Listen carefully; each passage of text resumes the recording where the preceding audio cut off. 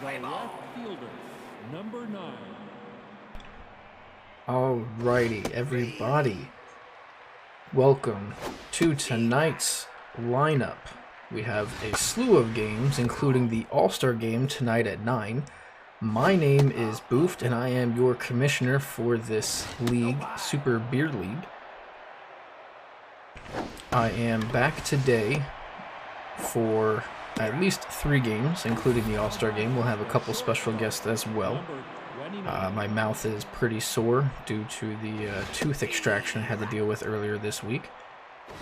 But I'm going to power through it as Caldwell dives and makes a great play for the second out.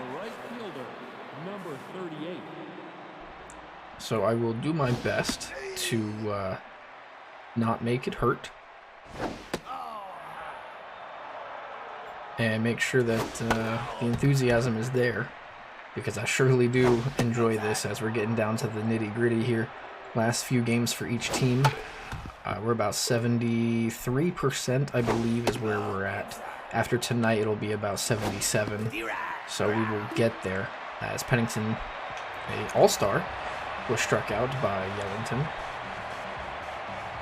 So here we have the Gators 1, 2, 3 coming up. It's Willie Mays Hayes leading things off, and he will be facing Edwin Floyd. Floyd for the defenders comes in with a 5.73 ERA, a 1.64 whip, and that's only going to go higher as Mays is going to hit this one to the gap. It gets all the way to the wall, and he will have himself a leadoff double for the Gators. Now it's going to be Isuro Tanaka, the left fielder.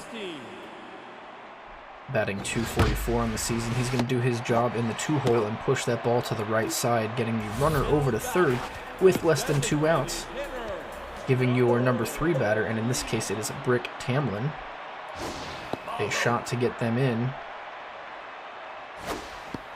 and 2 straight balls. Make it 3. Tamlin comes in today with 17 walks, make it 18. That is now the tied for the most in the league with Hemming Fields for Divine. So here's Pedro Serrano. Now the double play ball is in play, and that ball is going to be lined to right field. And even with the speed of Hayes, they're not going to test the arm in right field. Early in this game, you probably want to test it, but you are going to give Teal Bishop, the new signing today by the Gators, a chance to give the Gators an early lead. 2-1 count. The pitch by Floyd is up high for ball 3. Teal Bishop was cut earlier by the Monsters. I believe they were cut yesterday and picked up today by the Gators, and his first at bat is unfortunately a strikeout. So nothing for the Gators. It'll be the defenders sending 4, 5, 6, starting with Pansy Herrera. Number 17. Herrera is still looking for her first home run in the season. Mari Yellington is going to be the opposing pitcher. 4.91 ERA, 1.29 whip, and 17 strikeouts. He's also a free agent pickup by the Gators and will return back into the pool later this year. Now back, the third baseman, number 7. Now it's Levi Hugh, the third baseman.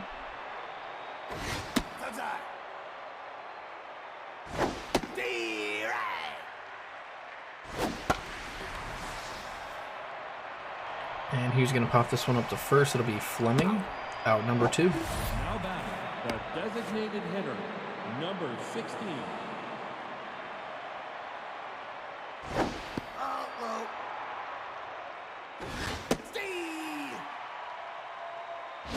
Inside.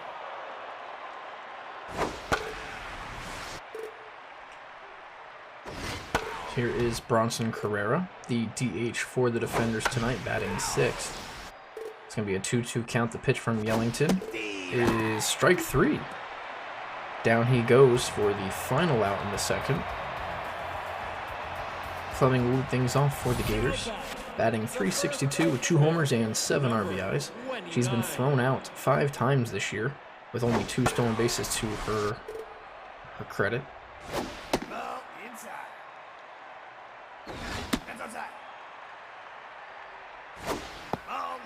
And a 3-1 count. She's going to be looking to drive this one. Instead, she's going to pop this one up. Will it stay fair? It will hit off the fence. So now it's a full count in the payoff pitch. She goes down swinging on an ugly swing. Great changeup there by the pitcher Floyd. And now it's going to be D.P. Turner, the shortstop, batting 7th.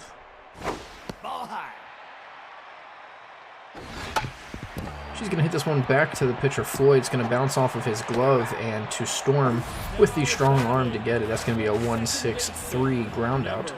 For scoring that, that's going to be an assist for the pitcher.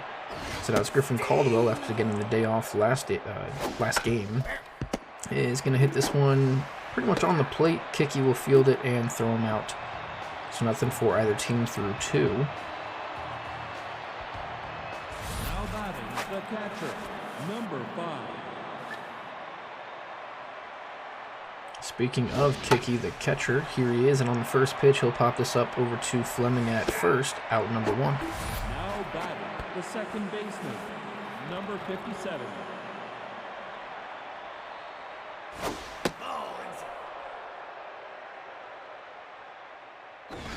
So now it's Navy Mathis, the second baseman, batting 8th for the defenders, and the 2-2 count by Yellington is going to be fouled back. And then a ball high, so we have a full count, and the payoff pitch to Mathis is down low, but he chases it anyway. That's going to be out number 2. To bring up the center fielder Ryan Lamb, who is not having the best of seasons. He's there more so for defensive purposes, as he's got a pretty good glove and a good arm, but the bat is a little lackluster. Sometimes you have an Ozzie Smith on your team, you know what I'm saying? But this time he will prove us wrong, and he's going to hit this ball in the gap. Hayes is going to track it down and lead him to just a double off the wall. So they will have their first hit. And here is Phineas Vo, the center fielder, playing left field today with 2 outs. He'll pop this one up. On the black for strike number 2, and then fouls one back. Going to pop this one up to the right side. It's going to be Teal Bishop calling for it, and he's going to get his first put out as a Gator there in right field. So they get a hit, but nothing doing. 9-1-2 do it for the Gators. The catcher, number 19. It's going to be the backup catcher Briggs Ochoa, who is in the game. Looks like Tamlin's DHing today. And Ochoa is going to hit this one down the left field line. That's going to get down. Does he have the speed for 2? He's going to try to test Vo's arm, and he's in there safely. So that's going to be a leadoff double, just like they did in the first with your man here, Willie Mays Hayes. Runner in scoring position. He's going to want to do his job and put it to the right side.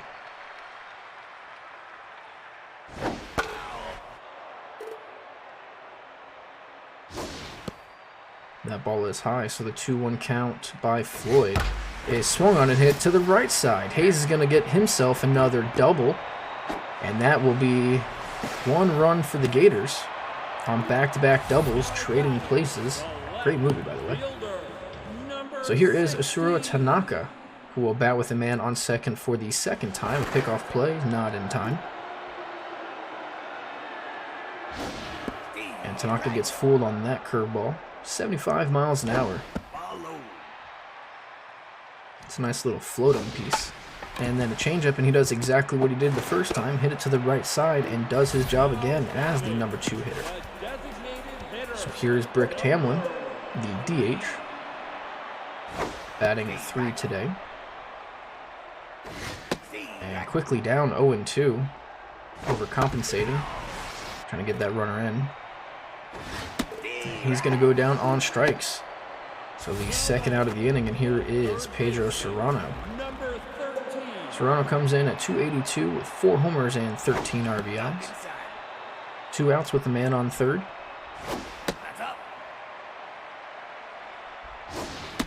.30 is your count. Let's see if they give him the green light.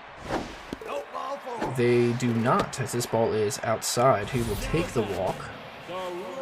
And now it's going to be Teal Bishop getting his second at-bat as a Gator.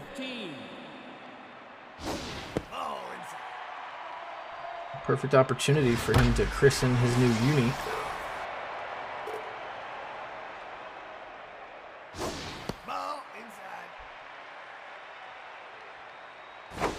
And he's going to swing over the top of this one. Floyd has an interesting curveball. And this ball's going to be hit up the middle, and that will get down. That's going to be a single for Bishop. He's going to have himself an RBI, making it 2-0 Gators. And now it'll be Fleming, the first baseman. Serrano at second, Bishop at first.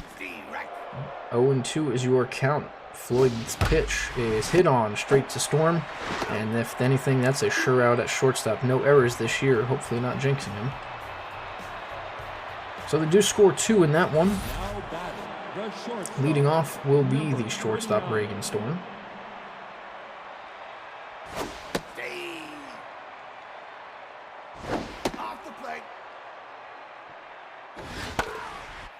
It's going to be foul. So here's the 50th pitch of the night by Yellington. It's going to be a nice curveball dropped in. Uncle Charles out number 1. So here is Braxton Pennington, an all-star. I forgot to mention Reagan Storm is also an all-star.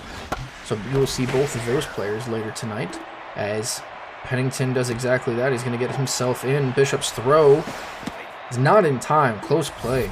But Pennington's speed beats it out barely. So he'll have himself a double for Herrera with a runner in scoring position. And she's going to hit this to the right side.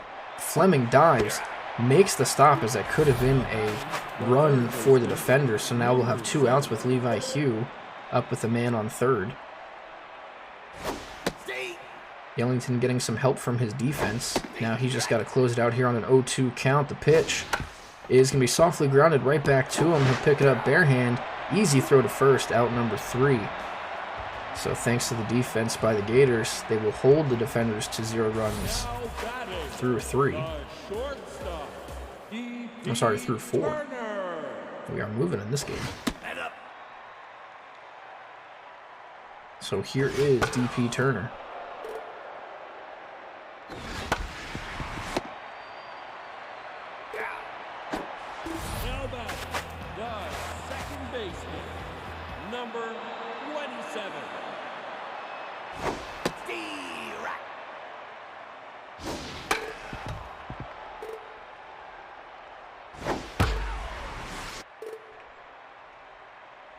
Here's Caldwell on an 0-2 count. He's going to foul this one back. And then grounded over to second for Mathis. Bare hand play, out number 2. Here is Ochoa, who got things started for the Gators last inning on back-to-back doubles. Here he's going to ground over to short, and Storm will throw him out. So nothing for them. Here are the defenders in the top of the 5th. Now batting, the designated hitter, number 16.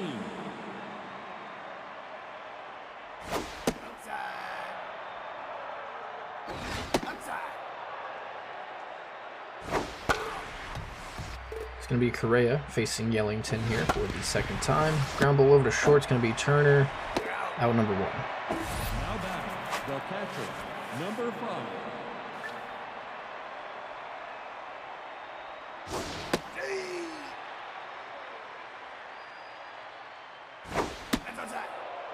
Here is the catcher, Gray Kicky, and he's going to hit himself into the hole, and that's going to be down for a base hit, and I'm not sure if that was a throw to first or an errant throw by Tanaka, but the ball does go to first. He does not advance to second. So now with the runner on first, you'll have Mathis batting, and double play ball is in order. And if you're Yellington, that's exactly what you want, and you'll get a line out instead of a ground out. So you'll take it, but here's Lamb, who has a double, in for his second at-bat against Yellington. 67 pitches through 4 2/3. And now here is your 69th pitch. It is swung on a hit right back to Yellington, Giggity, and that will be the final out through 5. Still 2-0 Gators. Now batting, the center fielder, number 00.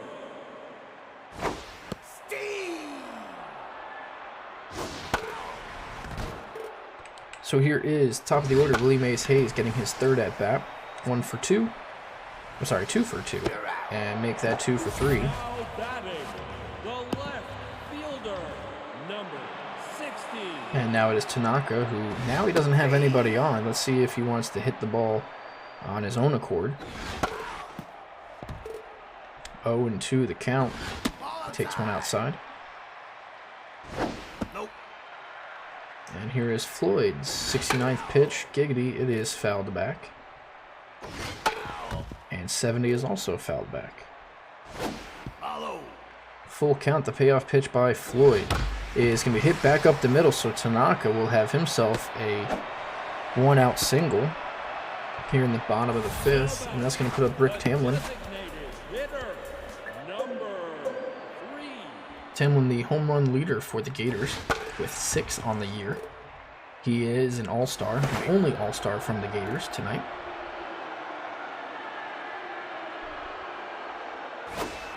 He's going to hit this one right back up the middle, same as Tanaka. This ball will be slowly fielded by Lamb. Tanaka thought about going to 3, but instead he'll stay on 2 wisely. So now we have runners in scoring position, well, a runner in scoring position for Pedro Serrano, the powerhouse. Looking for a little bit of Jobu luck. 1-1 count, the pitch is hit to the right side. Mathis makes a diving play. That definitely saved a run with the speed of Hayes. So now it's going to be 2 outs, and here is your newly acquired player, Bishop, who already has an RBI and a single. Looking to add 2 more RBIs to today in his debut for the Gators. He'll take that one low, good eye. Now the 2-2 count. He's going to swing on and miss. That's going to be his second strikeout of the game. So they don't get anything here through 5. Your score still 2-0 Gators. Now batting, the left fielder, number 9.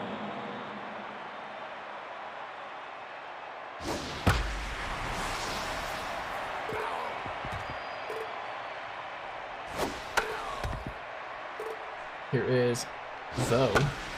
Hits this one to the right side. Fleming will step on the bag for the first out. Now batting, the shortstop. So here's one of the all-stars for the defenders. It's going to be Reagan Storm. Has been slowing down. Was batting around 500 until about a week ago. And now he's in the 384. And it's only going to go a little lower here as he grounds over to third, out number 2. And here is Pennington, the other all-star for the defenders. He has 24 RBIs, 7 home runs, batting .360. 24 is good for, I believe, second in the RBI category, as he's going to hit this one. Turner, great stop, but doesn't have the arm to get him out, so that'll be an infield single. So here is Herrera with Pennington on first. As I said earlier, the announcer's curse with me is pretty crazy. I was going to say Herrera hasn't had a home run, but she will hit the ball hard right to second base for the final out. So here will be Fleming, who's 0 for 2 with a strikeout.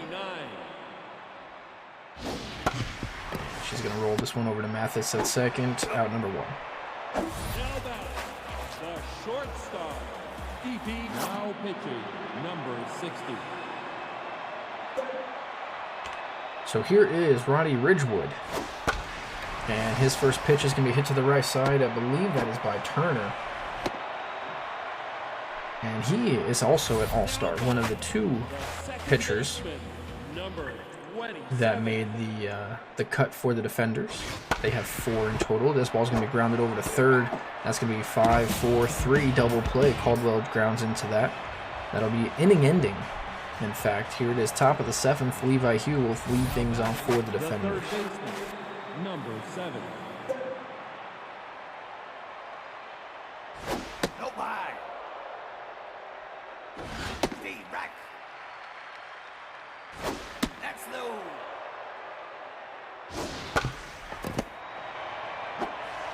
This ball's been grounded over to Yellington, out number 1. The designated hitter, number 16.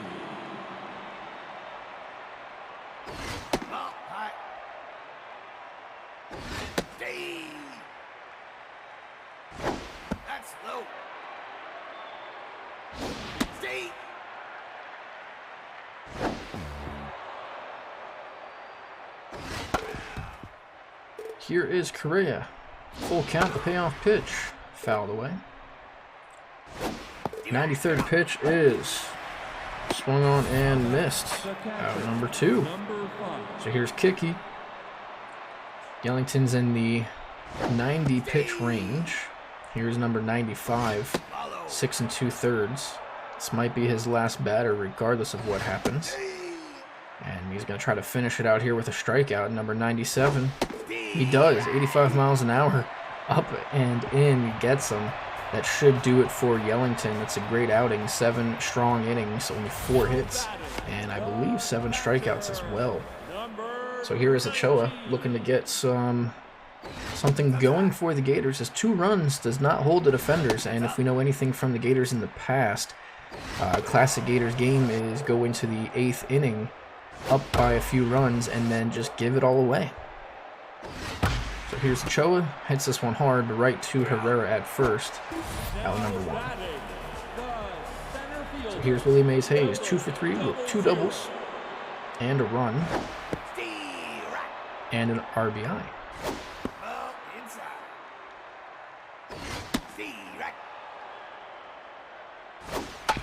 He's going to ground this one over to second. He has great speed. Are they going to get him? They are by a step. Ridgewood will catch the fielded ball. So now it's going to be Tanaka, who will have no one on again. See if he gets another single or more. Ridgewood 2-0 count. 3-1. This ball's going to be hit foul.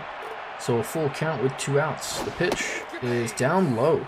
Tanaka's great eye, as that was a nice slider. So here's going to be Brick Tamlin with the runner on first. All-Star versus All-Star. We might see this later on tonight. As the defenders are in the heavy division. I'm sorry, the heavy conference, and the Gators are in the light conference. Instead, he's going to go down swinging, so we'll have to take a look at that later on. The second baseman, number 57. So Yellington is still in the game. They did not take him out. Here's his 100th pitch, the century mark. It's going to be ball. So I'm not sure why he's still out there. Here's the ball, grounded over to third. Serrano's throw, out number 1. So it's going to be Ryan Lamb, the last batter. Out is Yellington, and in comes the closer, the wild thing himself, Ricky Vaughn. In for maybe a 5-out save. Let's see what happens here.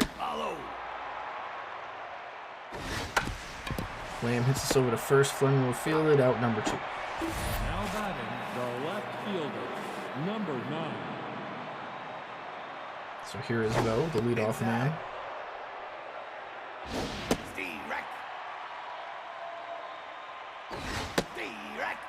Now it's a 2-1 count. The pitch by Vaughn swung on and fouled off. And down he goes, 94 miles an hour, right down the middle. He said, "Here you go, try to hit it." And Vo goes down empty. No, sorry, comes up empty, goes down swinging. So here is Pedro Serrano, 0 for 2 with a walk, leading things off against Roddy Ridgewood. First pitch is the ball. This is the inning where you need a run for either team. Well, technically, next inning will be the 9th, so the defenders obviously need that run. But Serrano is going to put a charge into this one. Deep to left field, this ball is barely gone.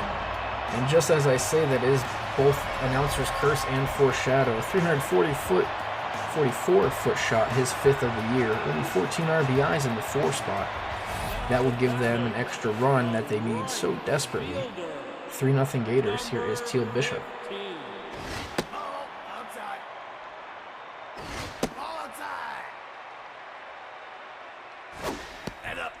And a 3-0 count, so maybe Ridgewood is a little rocked here. And he brings it back to the full count, the pitch. It fouled off. And then Teal Bishop. Have yourself a game, son. 2 hits today. I know he has 2 strikeouts, but Two-hit game coming in off the bench. Great performance. And here is your other all-star for the defenders. So we've seen all four today. It is Felipe Bravo. Has a 159 ERA with a 97 whip and 8 strikeouts. He'll be facing Fleming, turning her over to the right side. She's going to hit this one deep to center, but it's going to be Lamb who ranges out for the first out. So now it'll be DP Turner, 1 for 3 with a single today, batting .269, giggity, 3 homers and 16 RBIs on the season.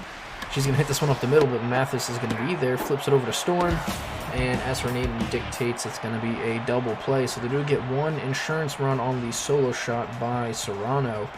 And here is your 2-3-4 for the defenders. Fleming is out and Logan is in. Defensive replacement. Serrano goes to first, Logan will go to third. Wise choice by the Gators manager. So it looks like Vaughn might be in for an entire 5-out save. A 1-2 count to Storm. Storm's going to hit this to the right side, and the ball will find you if you place differently. There is Serrano out number 1. The right fielder, number 38. So here is Pennington facing Vaughn.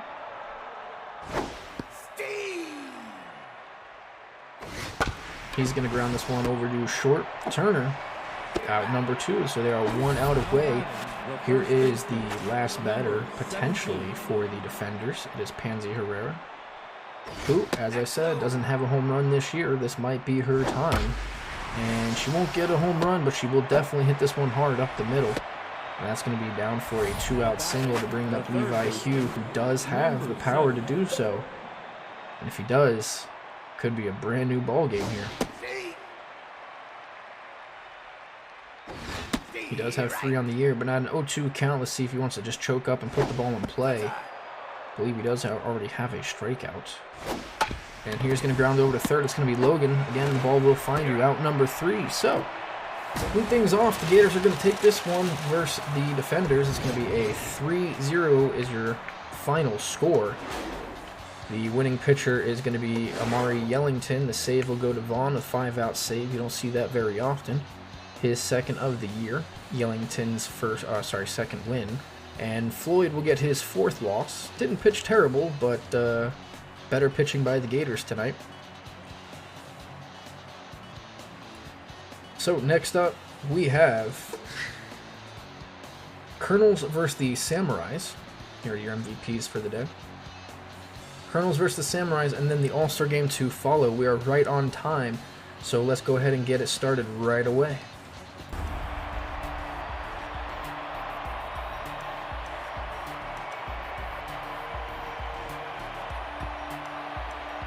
Alrighty, here we are in beautiful Sakura Hills.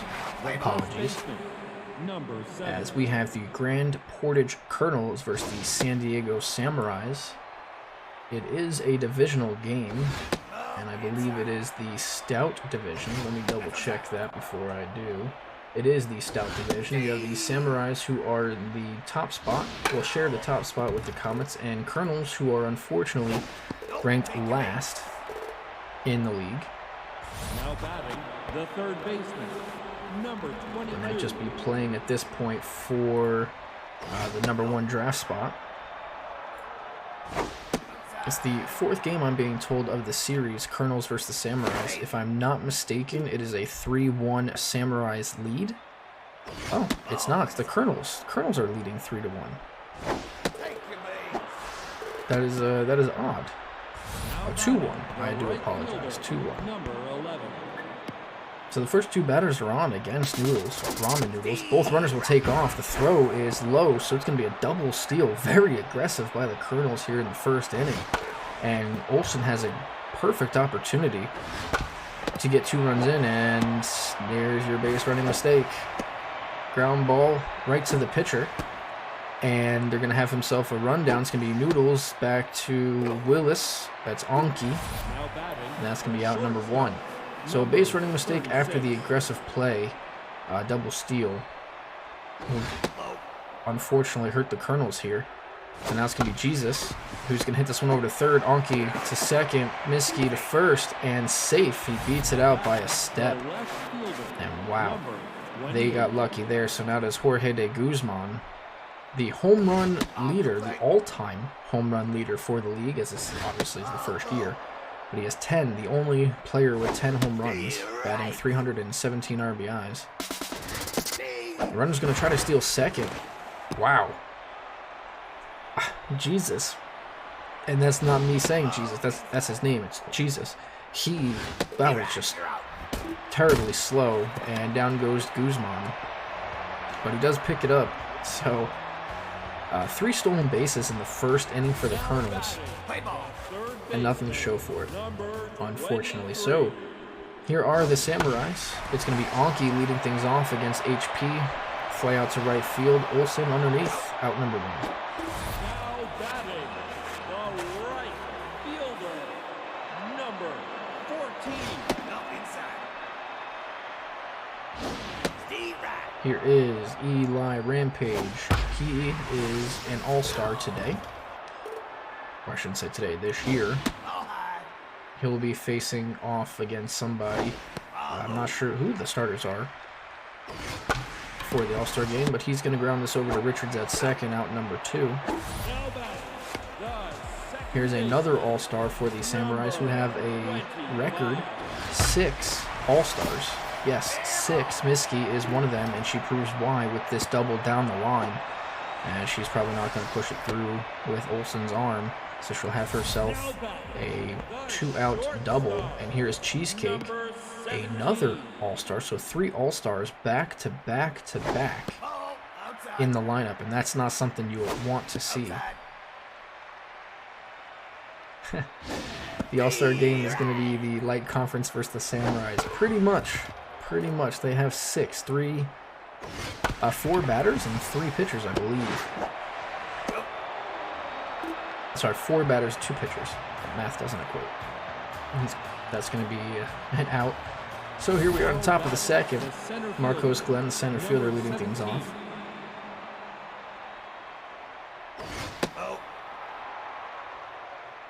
Ramen Noodles comes in with a 4.88 ERA, 123 whip, and 25 strikeouts. He is not one of your all-stars. Sorry. The all-stars for the pitching for the all-stars for Samurais are going to be Cam Newton and Sporkington Wallace. Here is Vern Bold, the 19-year-old rookie, DHing, batting 7th. Batting 204 with only 3 RBIs on the season, so he's got some learning to do. Nice play by Itachi, out number 2. Now batting, the second baseman, number 14.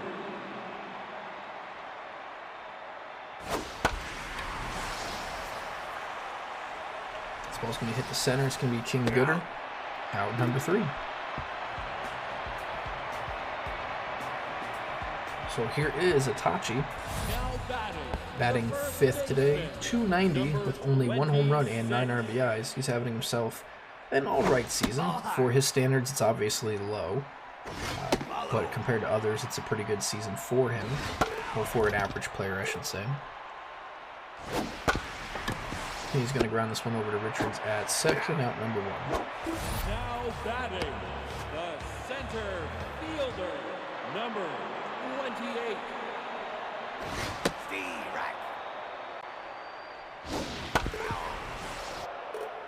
So now it's going to be King Gooder, who has taken things over in center field recently, moving Eli Rampage to the right side of the field. And here's your 4th and final batter for the Samurais who made the All-Star cut. It's going to be Ron Ramirez, a.k.a. R3, batting 326 with 2 homers and 12 RBIs. It's crazy that an All-Star is batting 7th in your lineup, and he goes down looking. So it looks like the Samurais are pretty deep in they have a chance to go to the playoffs and make a good run with 6 All-Stars, including 2 starters. I mean, yeah, let's just face fact, if 2 starting All-Stars, you're going to go pretty deep in playoffs most likely. This ball's grounded over to Cheesecake at short, out number 1. So here is the Kernels All-Star pick, Pablo Sanchez, one of 2 that made it. And Sanchez shows you why. He's going to hit this one deep to right field. And unfortunately, Rampage, the other All-Star, is going to track it down, showing you why he's in the outfield. So now it's going to be Steven Duke playing third.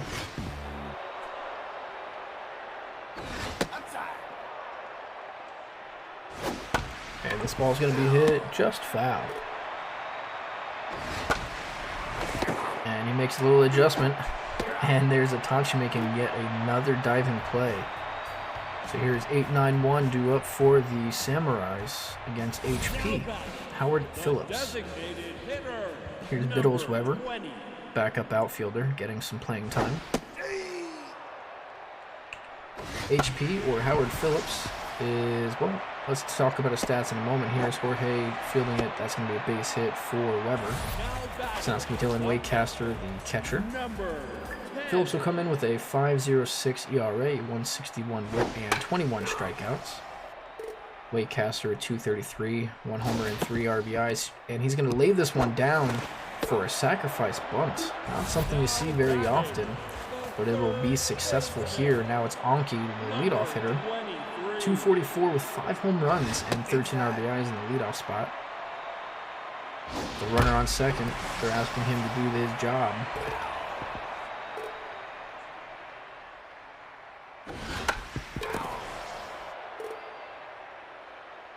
1-2 count, swing on, and hit on the chalk. You saw the chalk there. This ball is going to be down to Guzman, who's going to throw it home for the runner. Weber will be safe. It's going to be cut off by Jesus, and the Samurais will take a 1-0 lead. Here is Rampage.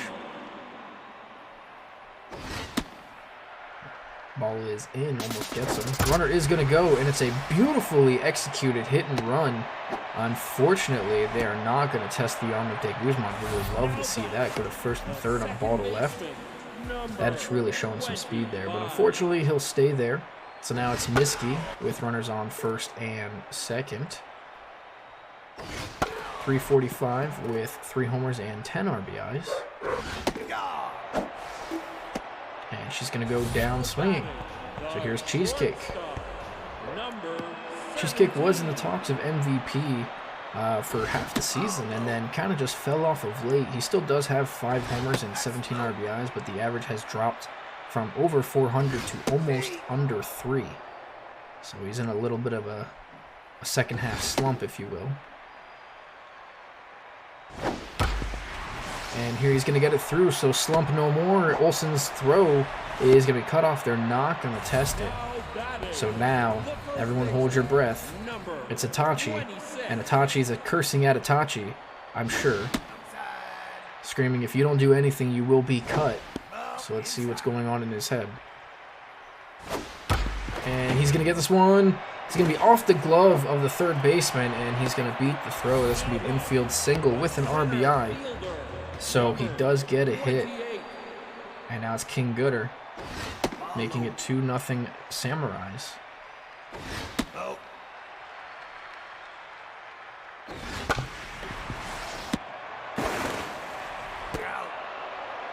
Apologies, that's going to be grounded over to short for the final out. So you score 2. Now batting, the right fielder, number 11.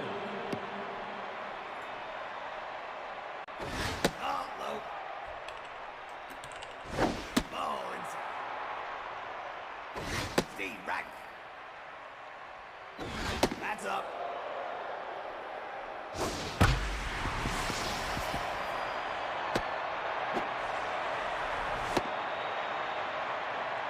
Now batting, the shortstop, number 36.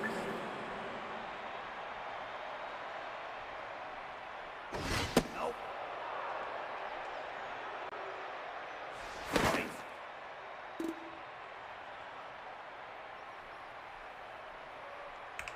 Here is Jesus, who's going to pop this one up to, looks like the pitcher, Noodles, out number 1. Now batting, the left fielder, number 28. So now here is the other All-Star for the Kernels. It's going to be Jorge de Guzman, and he's going to line this one to the right side, down for a hit, and the Kernels might have something brewing for him. Now batting, the Now it's center Marcos fielder, Glenn, number 0 for 1 17. today. And And he has a chance to give the Kernels a lead with one swing of the bat. Not known for his power, but he's going to hit this one to the right side, and Itachi making his third diving play in 4 innings. He's going to stop the run. Unfortunately, they're not going to get the double play, but now you have Glenn, who has great speed and knows how to steal. 13 on the year at first. Let's see if they want to send him against Noodles. And here's Vern Bull, the rookie, who's going to go down swinging for the second time. Actually, no, I believe he hit it to the first time, so I apologize. Now back, the left fielder, number 6. Follow.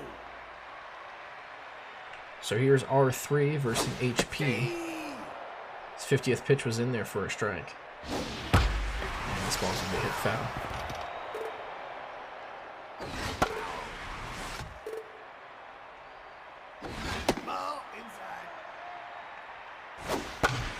And this ball's going to be lofted and down. That's going to be a base hit for R3.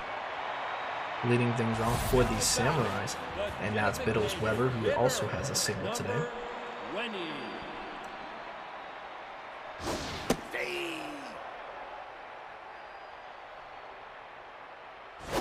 Outside. Nope. Inside. And he's going to take a walk. So now you have runners on first and second. Here is the catcher who had a sac bunt his first time. And now it's going to be fouled off. So runners at first and second. This actually would be not a bad time for another sac bunt. And this ball's going to hit to the right side. Sliding trap by Olsen. That's not a catch. That is a trap. That's going to be down. So you have bases loaded for Anki with no outs.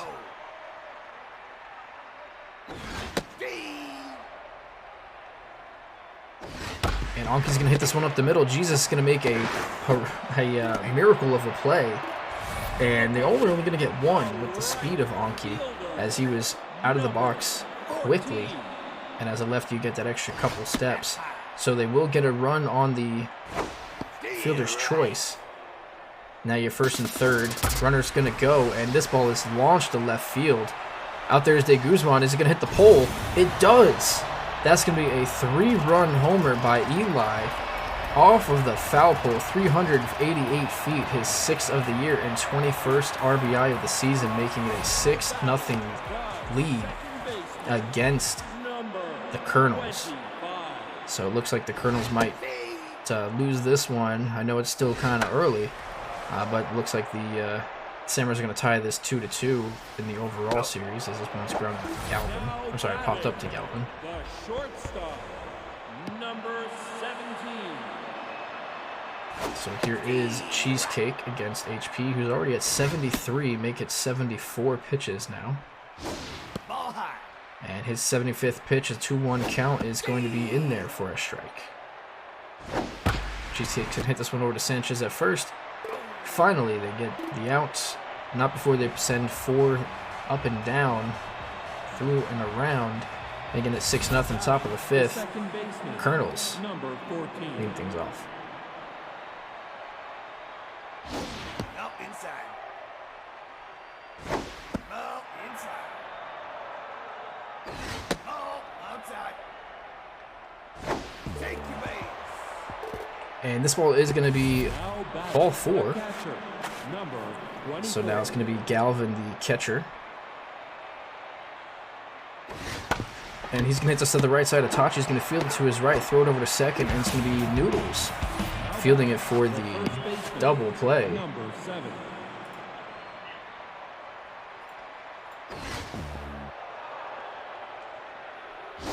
Stay. Low.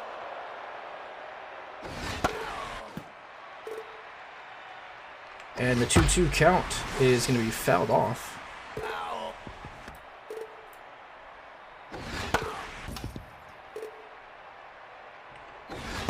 And this is going to be hit over to Watachi, who's been very busy over there at first base side, out number 3. So bottom of the 5th, you're going to have Watachi leading things off. Now batting, the first baseman, number 26.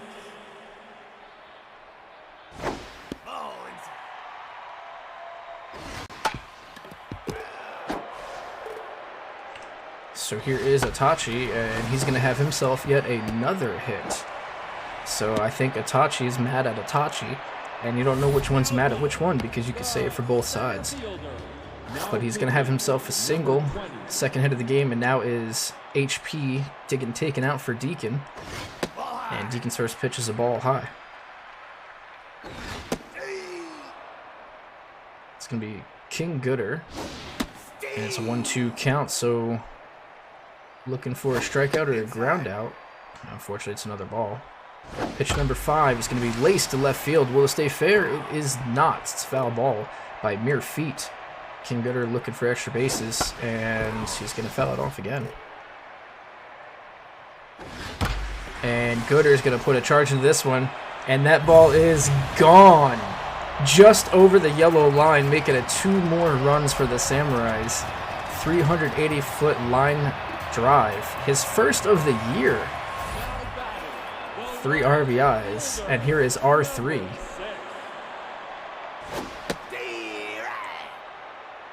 And that's going to be in for a strike.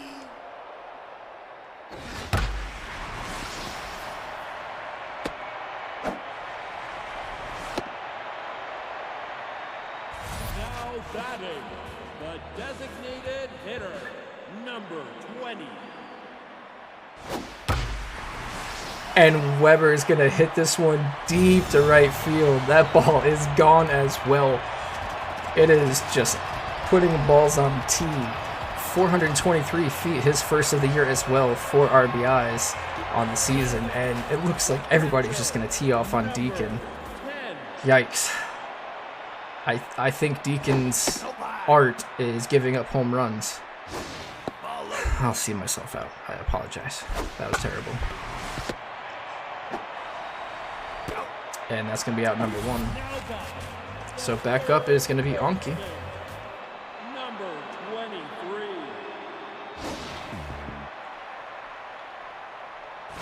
Ball inside. As this ball's grounded over to second base, and that's going to be his second out. So now it's going to be Eli, who had the 3-run home run last at bat, off of the foul pole in left field. We'll see what he does against Deacon.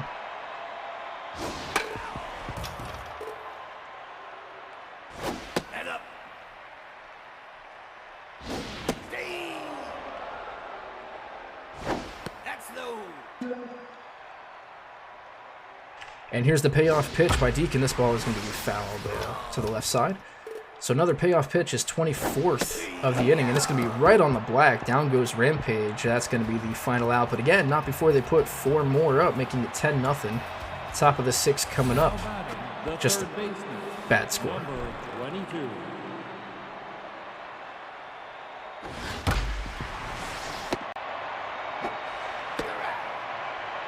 Now batting, the right fielder, number 11.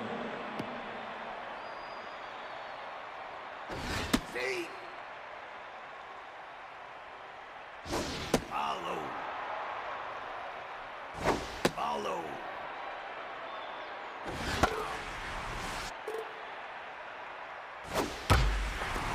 This ball's going to be put a charge into a deep center field. Does it have enough? It is. It's into the Zen Garden. That's going to be a solo shot by Olsen. His, was it 4th of the year? Oh, I apologize. 2nd home run, 5 RBIs on the season. And now it's going to be Jesus, the Messiah himself. 234, 7 home runs, and 12 RBIs. So maybe the charge by Olsen will get things going for the Kernels. We shall see. And down goes Jesus. So now it's going to be De Guzman looking for his 11th league-leading home run.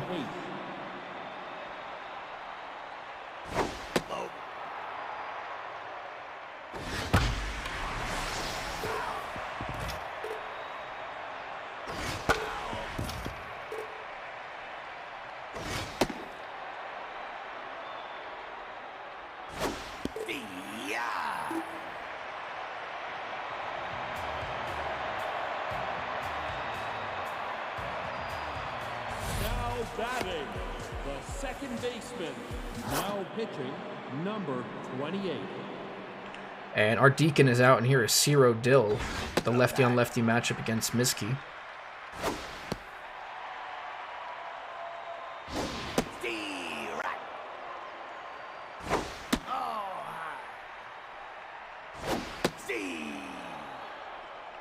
The payoff pitch is going to be hit to the right side.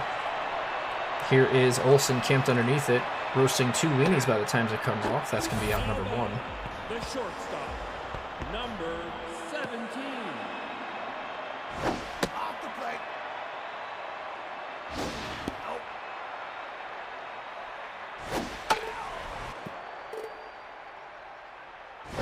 All low. Take your base. Now batting, the first baseman, number 26. Nope.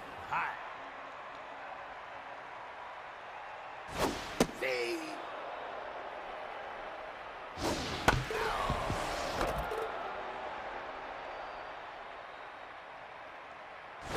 That's outside.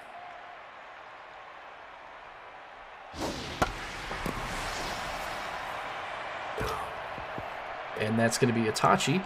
2-2 count, and this ball's going to be hit back up the middle, but Dill is going to field it cleanly.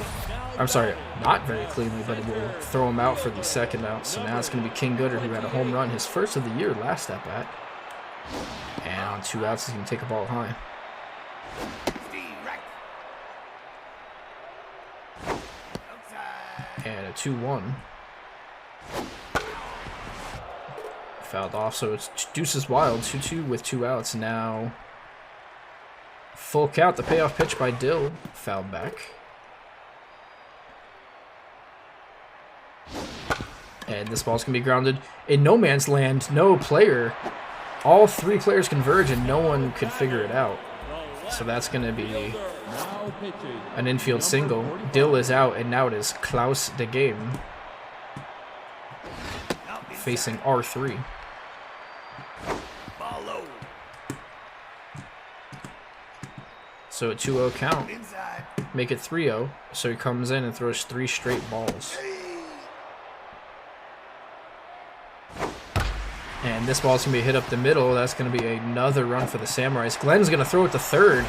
They're trying to go first to third there, and they will do successfully. So now it is Weber, 2 for 2 with a home run, a single, a walk, 2 RBIs.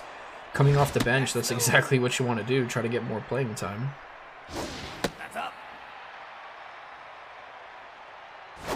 Ball low.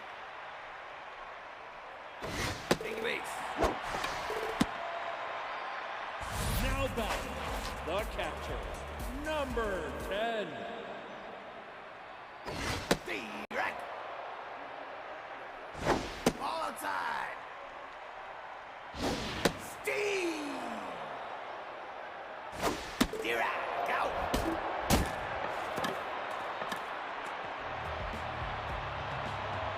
And that's going to be down for final out, but they do score another run, making it 11-1. So here is Marcos Glenn facing against Ramen Noodles, who's at 80 pitches through 6. Foul. Outside. Ball inside. 2-2.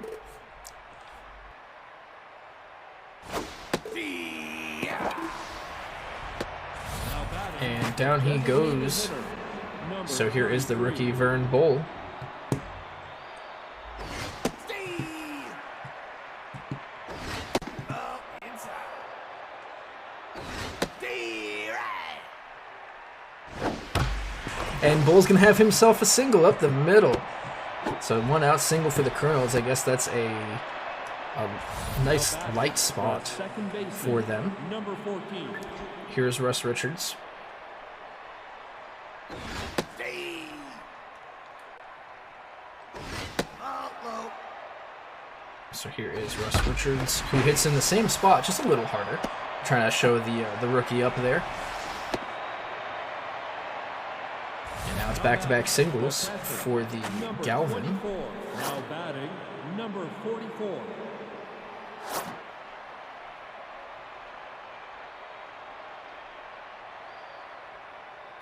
No bye.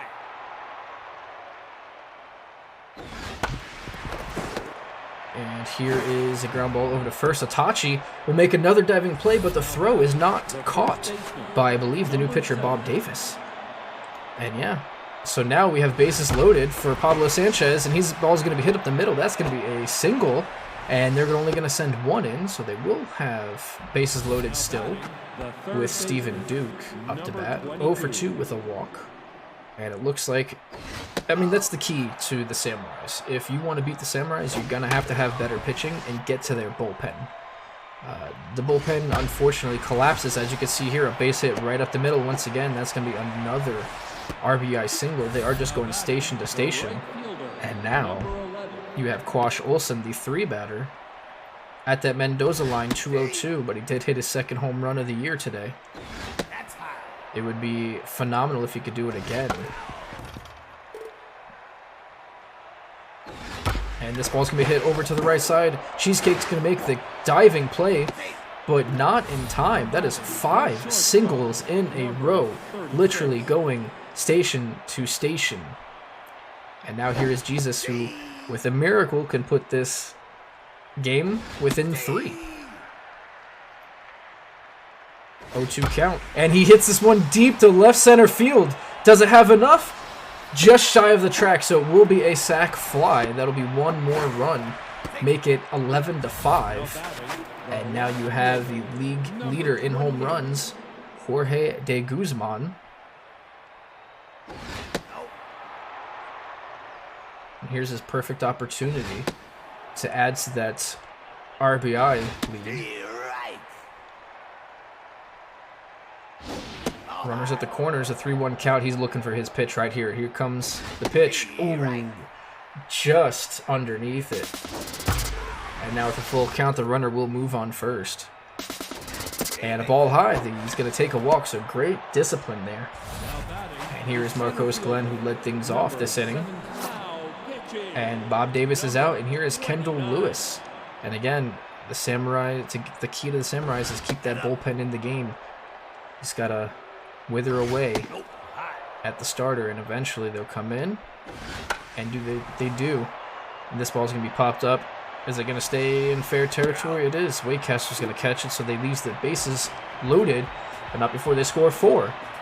So here is 11-5, stretch time going to the bottom of the 7th. Now in the game, number 8. Takovich is out, and O'Neal is in. Up inside. Outside.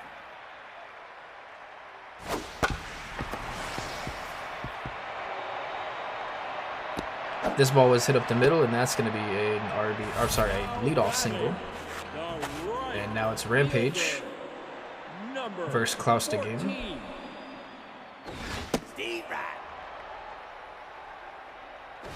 Steve right.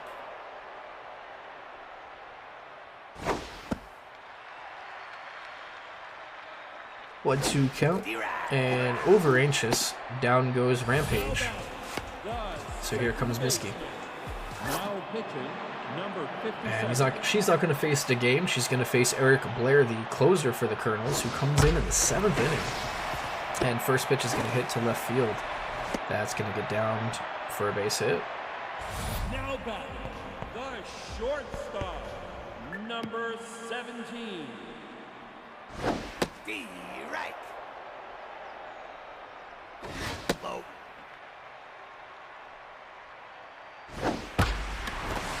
This ball's going to be hit up the middle, and that's going to be a base hit. They're going to send the runner, and that's going to be another run, make it 12-5 by the Samurais. Here is Itachi. Ball high. And this ball's going to be grounded over to first. Sanchez will step on the bag, out number 2. So it doesn't help really with 2 outs, but the runners do advance 90 feet. Runners at second and third for King Gooder. That's low. And this ball is going to be hit. What a play by Richards. That's going to be the final out. Definitely saved 2 runs there. So it could have been worse. They do only score 1. But here is Vern Bull, who gets switched over to the left side now.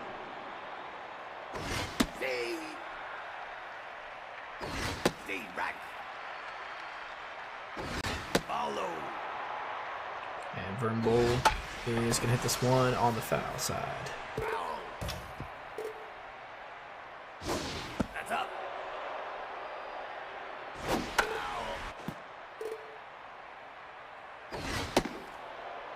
And here's a full count to payoff pitch. The Bull is inside for a walk. Bull's going to get on again. So here's Russ Richards, 1 for 2 with a single and a walk. That's up. Ball high. And that's going to be in there for a strike, so 2-1 count. Richards going to hit this one down the line. That's going to get through. And Vern Bull is going to stay at second. Wise choice. So here is first and second for the newly acquired catcher, Reef O'Neal. Off the plate.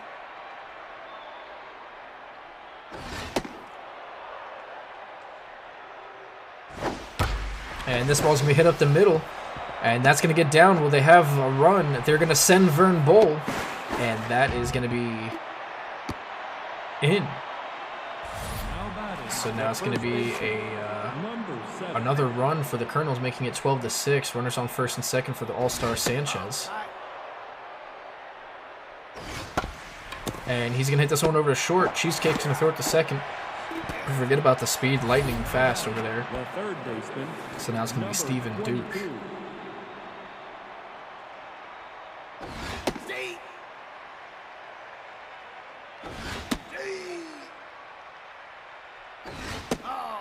So down 0-2, 1-2 now to Duke. And this ball's going to be hit up the middle, and that's going to get through. That's going to be another run.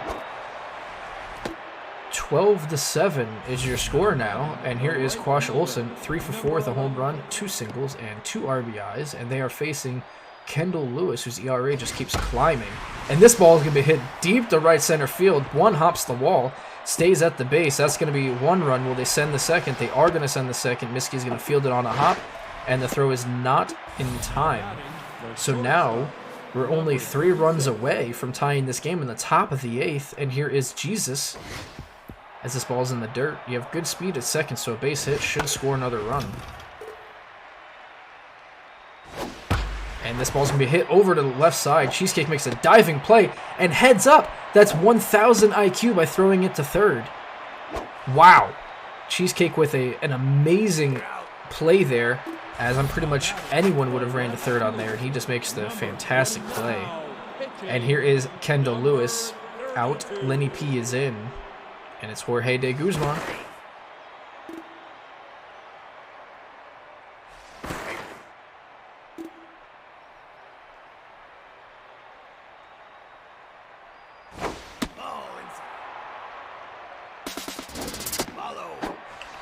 And this ball is going to be not in time. Jesus is going to steal second. So here we are. This ball is going to be hit over to third. De Guzman out number 3.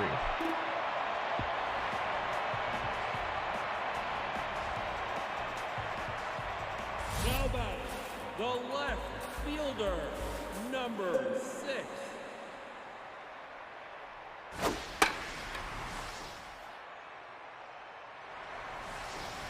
You're out. Now back, the designated hitter, number 20.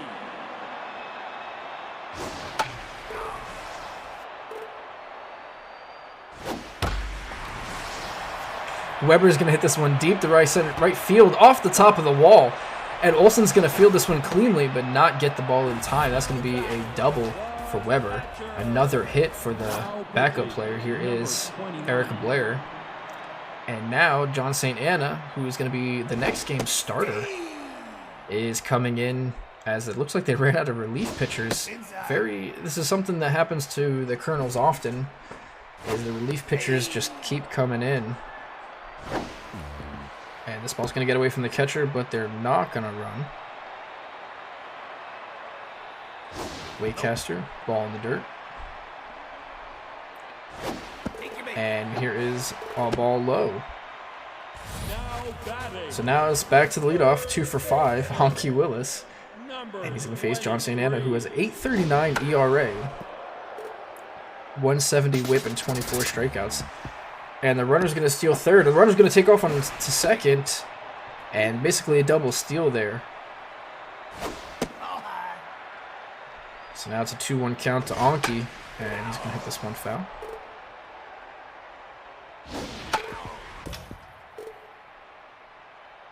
Two count. Another 2-2 count. Ball is fouled off for the 3rd time in a row.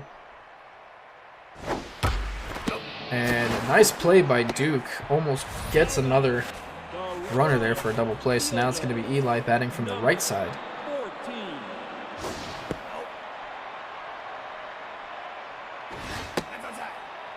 2-0 count. And in, a changeup down low. And now it's a 2-2 count. Deuces are wilds. And this ball is going to be hit to the right side gap. 2 runs will score on the RBI double. Sorry, 2-run double by Eli, making it a 14-9 game. 2 more insurance runs, as at this point you can take as many runs as you can. Looks like the Kernels are coming back. So now it's Miskey versus St. Anna.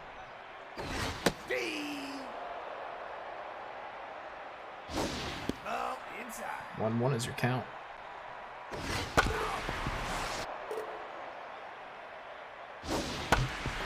And this ball is going to be grounded over to Jesus at short, out number 3. So here we go, top of the 9th, last at bats for the Kernels. They have scored 4 runs twice in a row. Let's see if they can score 6 to take the lead, or at least 5 to stay in. Lenny P's first pitch of the inning is going to be hit up the middle. Cheesecakes and range over to his left and throw him out. Wow. Great arm. Great play there by Cheese. And now it's Vern Bull with an out.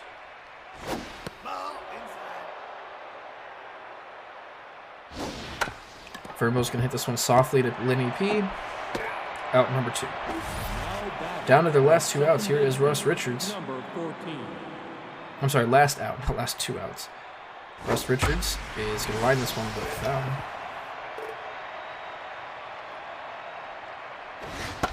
And he's going to send this one to center field. This looks like it's going to be the final out, and it is. So, an interesting one here. The Samurais will take the first game of 2 tonight with these 2 teams, evening the series on the season 2-2. 14-9 is your final score, with the Samurais being your victor. Slew of stats here. Your winning pitcher is going to go to Noodles, and the save will go to Linney. I'm not sure how the save goes to Linney, if it was a 5-run game, but HP will take the loss. His 5th of the year. MVPs, here you are.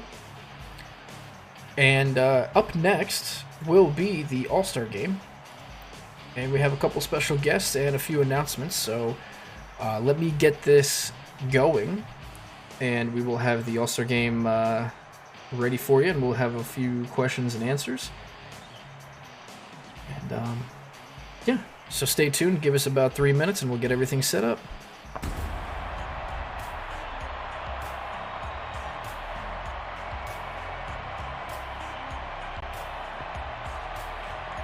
Alrighty, everybody.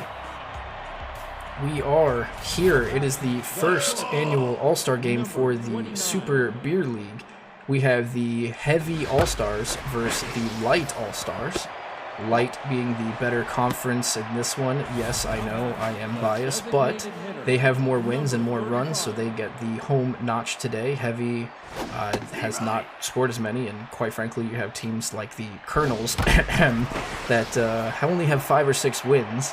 And speaking of Kernels, I do have 2 special guests, and we'll kind of let the game play out and talk about the game a little bit, but this is more about the league as you guys watch the gameplay.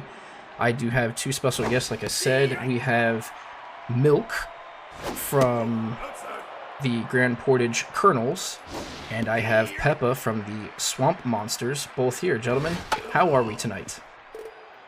Excited. Disappointed after the previous game we just watched, but I'm happy for the All-Star game. And my #1 overall pick. The second baseman, number Thank you for 16. having me. It's rough watching Judah give up 2 leadoff hits, or 2 hits to start the inning, but hopefully he pulls himself out of this one. Absolutely. For those of you who are not following, Judah is Peppa's man. This is the, well, as this ball's hit up the middle. Heavy scores! Heavy's going to score 2 on that single. But, yeah, Peppa's man is going to be Judah as the starting pitcher. And right now the front runner for the MVP. And right now he's not looking so hot. But, hey, it does happen. This ball's going to be grounded into double play. So, they just scored the 2. But, I mean, how do you feel about that? 2 runs in the first inning on your main guy?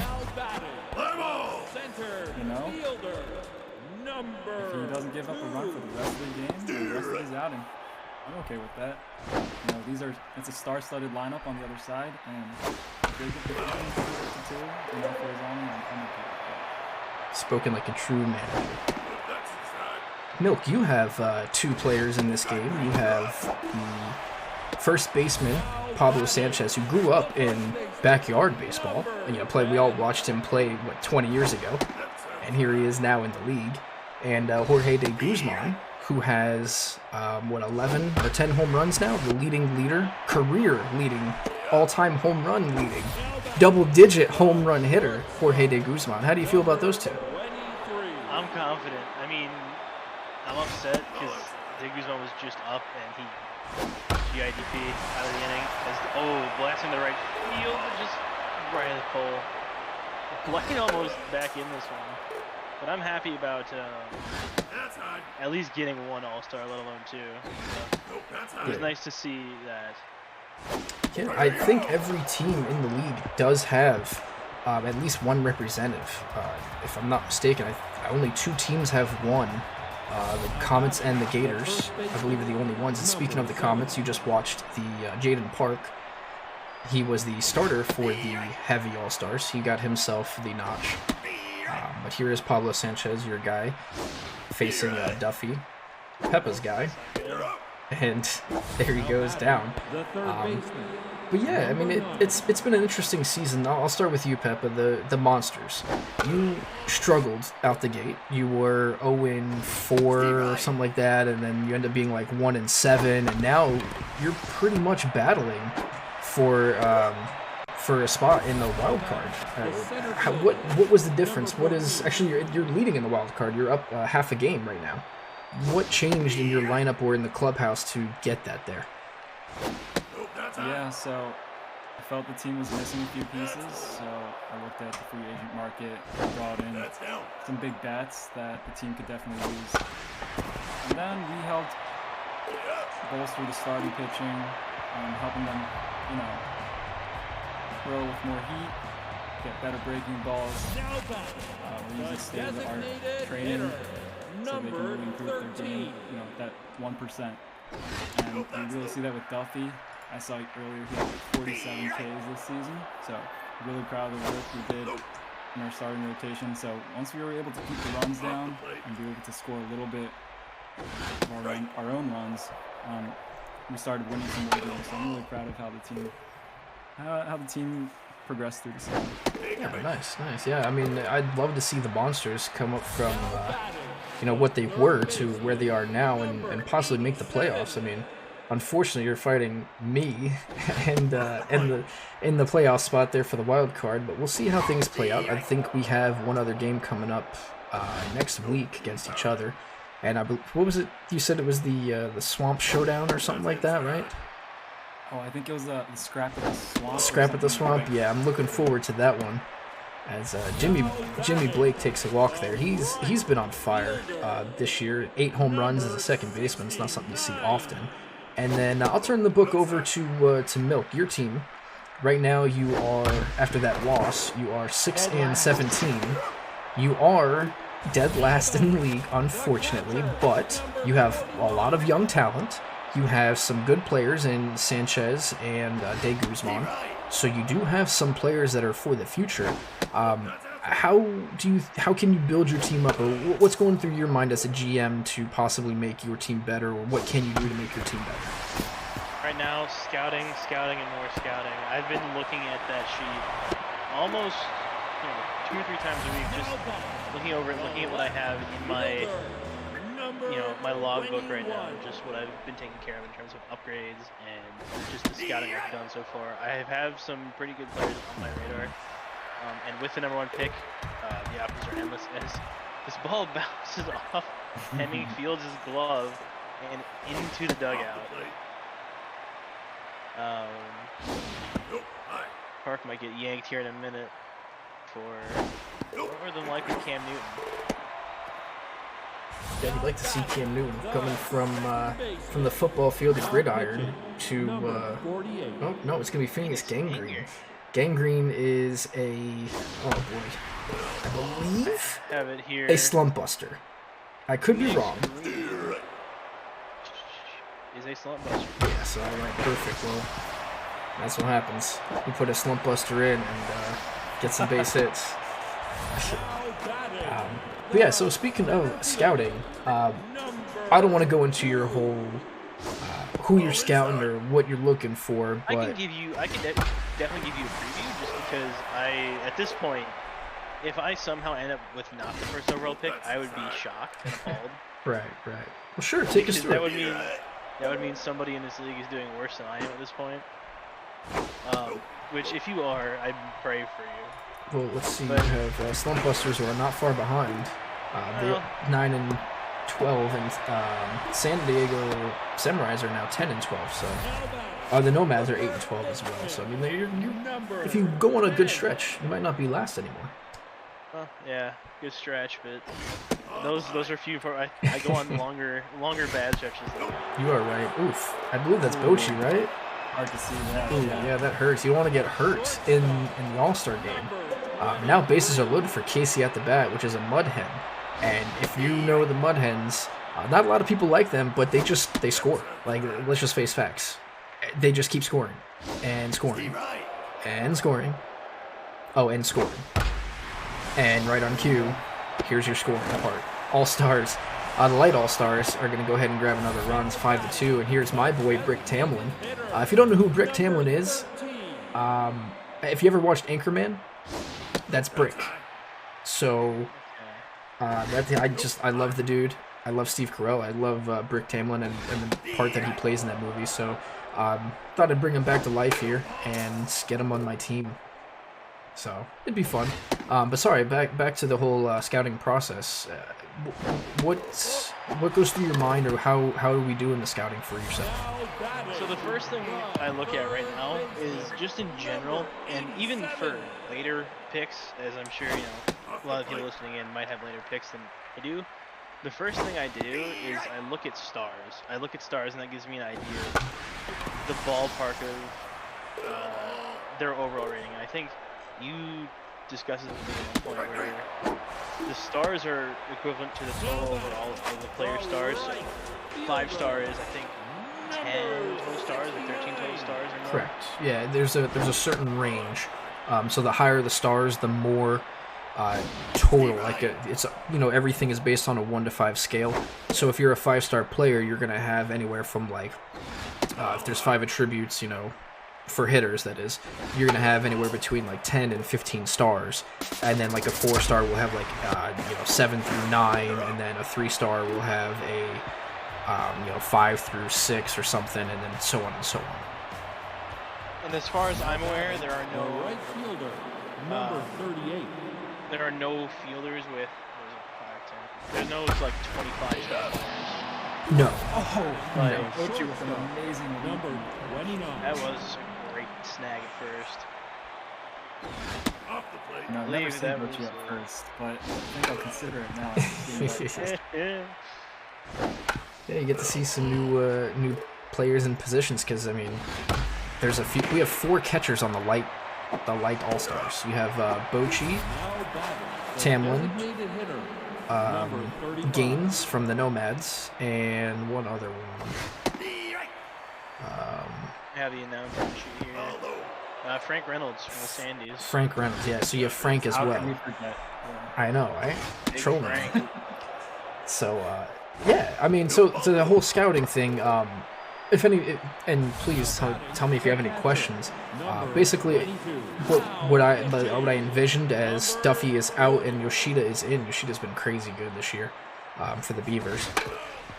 The whole purpose of the scouting thing is as you see somebody like, oh, this guy has really good speed, I want him as my leadoff hitter, I can develop his hitting later on. That's kind of how I put it, to where certain players have certain things. There's a couple balanced players, and each one of them are almost deliberately, it was a thought out process, deliberately put into where it's like, if this person has good speed, he's not going to be very powerful. If he has really good power, he's not going to be a good fielder. It's kind of like that, and then sometimes there's a balance between them all, and there's just so many different attributes that you can have, and I try to play it to everyone's strengths and everyone's weaknesses. So like if you need somebody on speed, for example, there's a couple guys in there that you are targeting specifically. If you need home run power, there are a couple guys that you can target specifically. If you just need somebody to balance your team out, boom, there's balanced people, and it goes for both sides, both pitching and hitting. So that's kind of like how I wanted it. It's always fun to find everybody who's like, oh, I found a gem, hopefully nobody sees him. Like, this guy has really good speed, and I can just develop his accuracy, whatever it may be, and then you develop him over the next 3 years, which would be really cool. I've definitely found a player that is in there that is definitely a power hitter, but the rest of his stars, if I'm allowed to give away what I've seen on my scouting report for him. That's up to you. I mean, you're the one that bought the scouting report. I'm not going to name the name. I'm just going to give you my star count is 1 contact, 1 speed, 2 fielding, 1 arm, 4 power, as this ball is hammered is deep center, but not long enough to get out.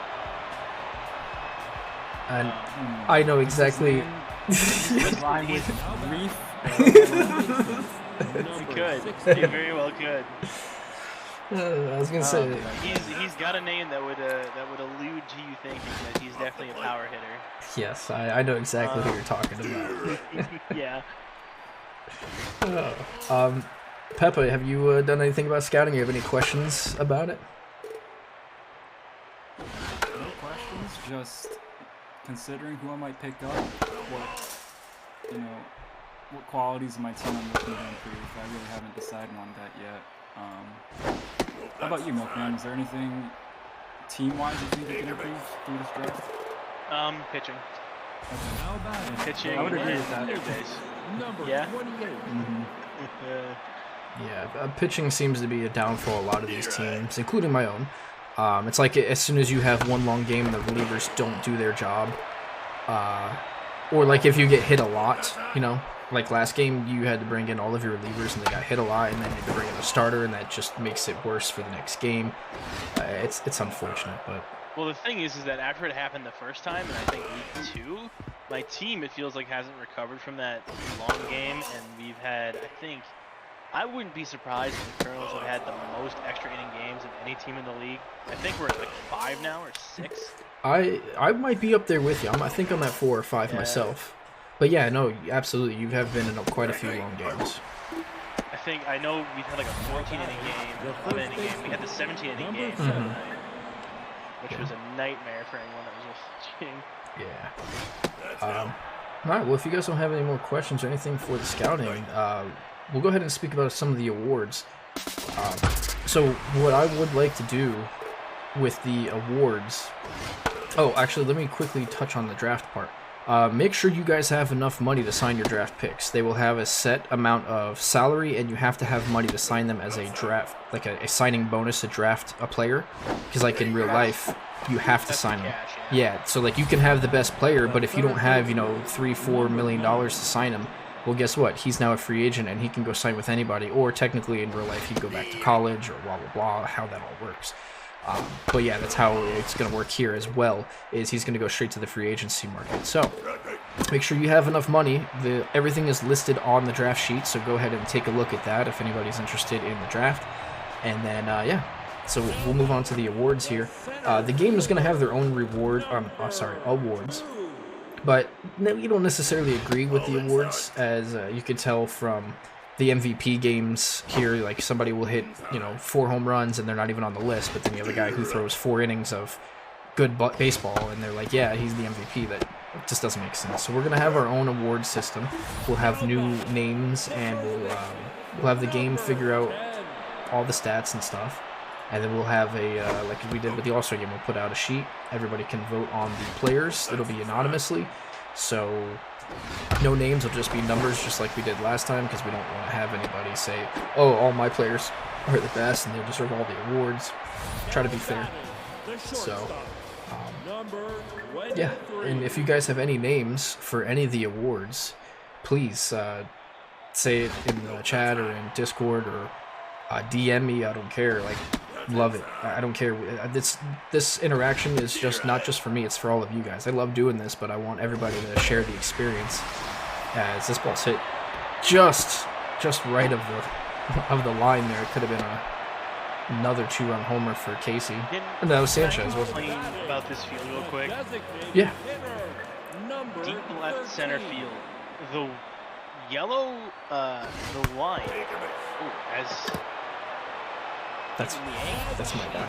That's my catcher. What the hell? Oh, that's Hamlin. Yeah. But the wall in deep in left center field, I'm sure you'll see it if he hits it out there. Yeah. You can kind of see it. The line, there's a concrete wall where the height of the yellow line is very low. So if you bounce it off that concrete wall in left center field, it's a home run. But it looks like it just bounces off the wall. It might not be deep left, but it's definitely interesting. We'll have to take a look at that then with the ball hitting over there. Yeah, it's like straight away left center, I think. You can kind of see it. It's one of my least favorite spots in this entire game for hitting, because it could be like, oh, this is just going to be a double. Yeah, you can see it out there. I see. Like, this is just going to be a double. But it bounces off and it's like, nope, home run because it went over the yellow. I see that there. Well, like I said, if anybody has awards, ideas or anything, please just go ahead and say it. Here is Harcourt Games. And he's going to go ahead and line this over to Storm at short. So through 4, 7-2, the light are winning, and that's good for us, right? Well, 2 of us are light, 1 is a heavy in this booth here. And that's not a fat joke.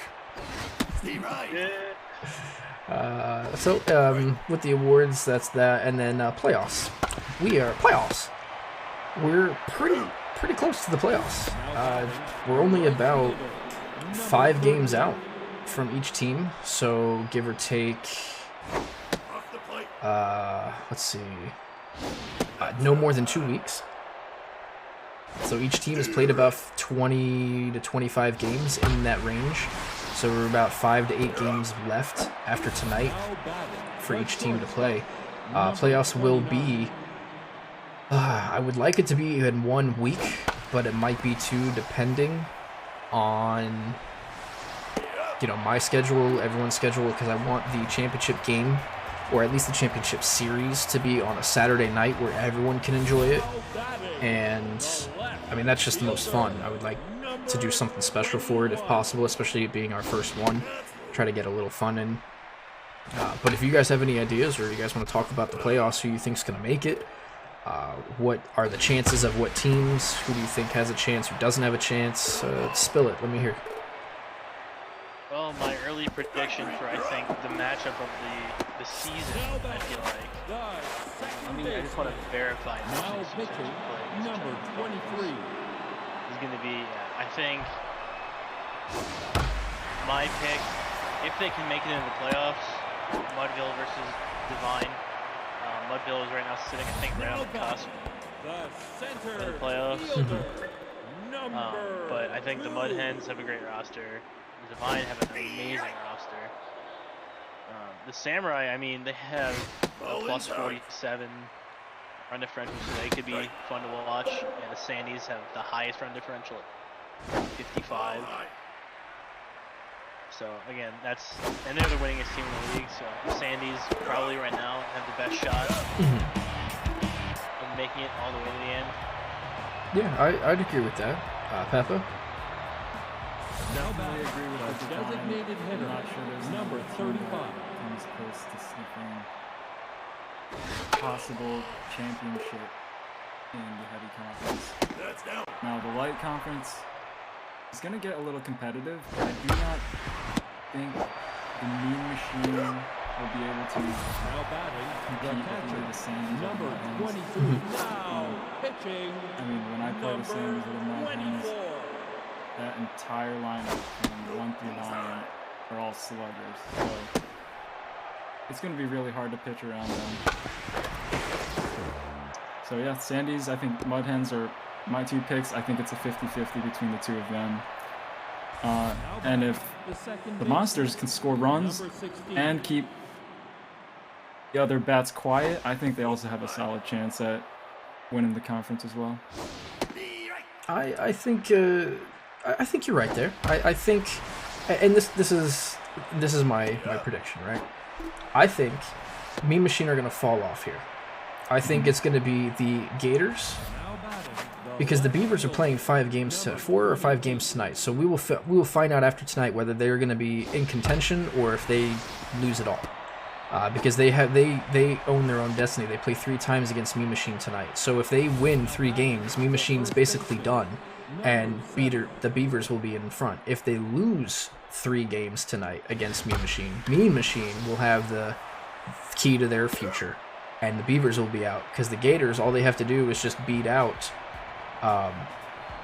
Mean Machine, and it's a possibility. I think they play 2 more times this year, so we'll see about that. Basically, it's going to come down to whoever wins against Mean Machine, the Beavers, and the Gators. Over the next tonight, will be the winner of that conference, but they're not going to make it past that, unfortunately. Then it'll be the Sandies, the Mud Hens, and the Monsters, I believe, are going to make it. Monsters, I don't think, are going to go past the Sandies or the Mud Hens, and it's just going to be they're going to beat each other to death, the Sandies and the Mud Hens. They really are. I don't know what it is. They score 20 runs a game. Like, it's ridiculous. And on the other side is Divine. I mean, yeah, we can all agree that Divine is just, they have a stacked team. They're hot right now, and they started the year 1-7, 1-8, and now they're 13-8 currently. So yeah, they're definitely hot and they're ready to go. But yeah, I think the playoffs are going to be fun. It'll be interesting to see how the Divine do next season. Do you think they'll continue to sign Hemming Fields, who I think may be the highest paid player in the league, right? I believe, absolutely. Yeah, I think he's got at $21.5 million contract. And after this year, yeah, he's definitely, that contract's going up, because I mean, it's only a 1-year contract as a free agent. So that, yeah, you can best believe that that contract's that going also up. begs the question: is how much are you going to have to pay the man? That's a great question. If I'm not mistaken, he's only 24 years old.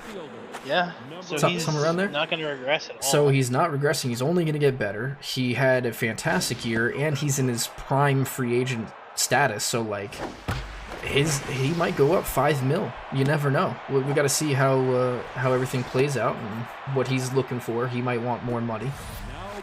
But Divine are going to have to definitely pay a lot to keep him. And Divine, I mean, half their roster is all free agents, so they are going to have to come up with something. And all their rostered free agents are good. So they're all going to progress. They're all going to want more money because they're all having a decent year.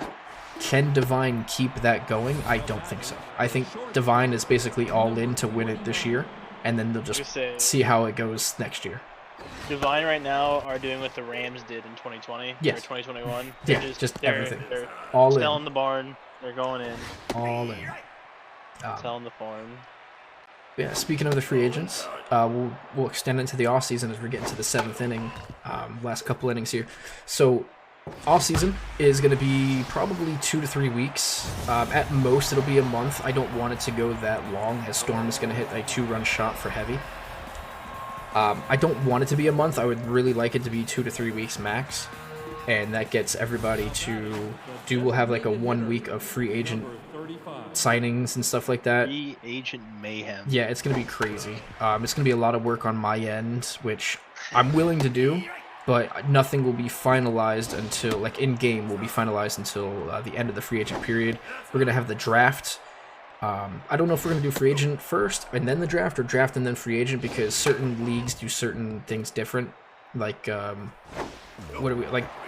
baseball does a draft mid-season, free agent at the end of the year. Then football does free agency, then the draft. So it's like, what do you want to do? And then you have basketball, who also has the draft and then free agency. So it's like, by the way, tying run at the plate. Is it really? Oh, wow. It is. And it's Hemming Fields, of course. And look at that. He's going to hit for a single. So, like, we're going to see how that goes. And, like I said, it'll be at least a week for free agency period, a couple days for the draft and to sign people, do some roster moves. I'm going to have... Oh, I don't even know if I mentioned it.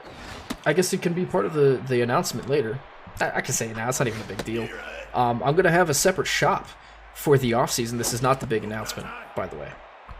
A separate shop to where you can switch your players Finally, all right, to different positions, but there will be a catch. Only catchers can be catchers. Once you move that player, their secondary spot goes away and their primary goes to their secondary. So if you have a second baseman and you want them to play short, and their secondary is like first base, they now will move to short, but their secondary will become second base because that was their primary. So it's going to be something like that. You will have to pay for each one. You can pay for infield and outfield, so you can have somebody play all positions. We'll do stuff like that. And again, it's all going to be money-based, not salary, but cash. So we will get through that, and that will be... That's not even the big announcement. No, that's not even the big announcement. That's just something I came up with not too long ago. I wanted to make sure, because like I know I want to move 1 or 2 players around, and I'm sure everyone else does.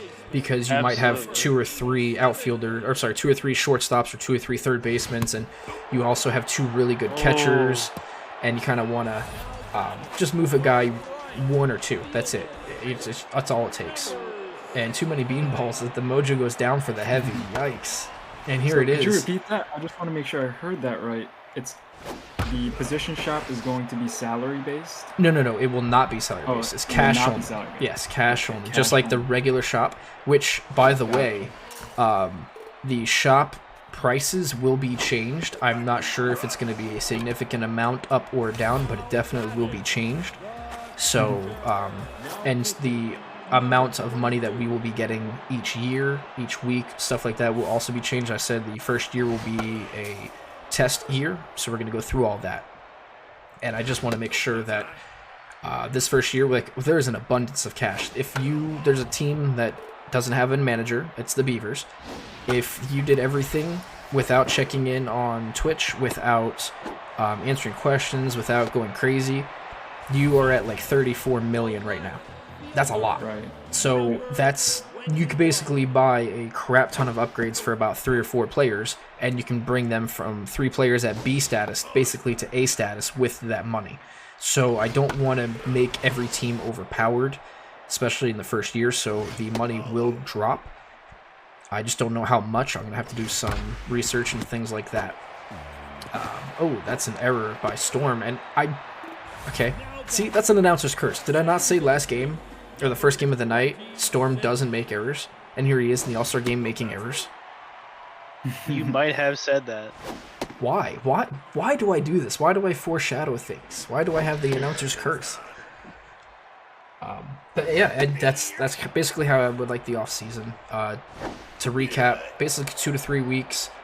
Draft, free agency period, at least a week, and that ball's going to go into the dugout. Goodbye. That's going to be 1 run. And then a new shop. So, any questions or comments, concerns from 2 GMs here? Obviously, I actually had a question about offer sheets. So, if you have a player who's got, a contract, let's say not necessarily identical, but one team's offering a shorter contract for more money, but one team's offering a longer contract for just a little bit less. How does the player decide? Like, what's the deciding factor for where this player goes? That's a great question. I would probably... I honestly haven't even thought about that. That's how good a question that is. Because of Hemming, I only thought about it because of Hemming Fields, and I am pretty sure every team in the league is probably going to put a bid in on him. Right.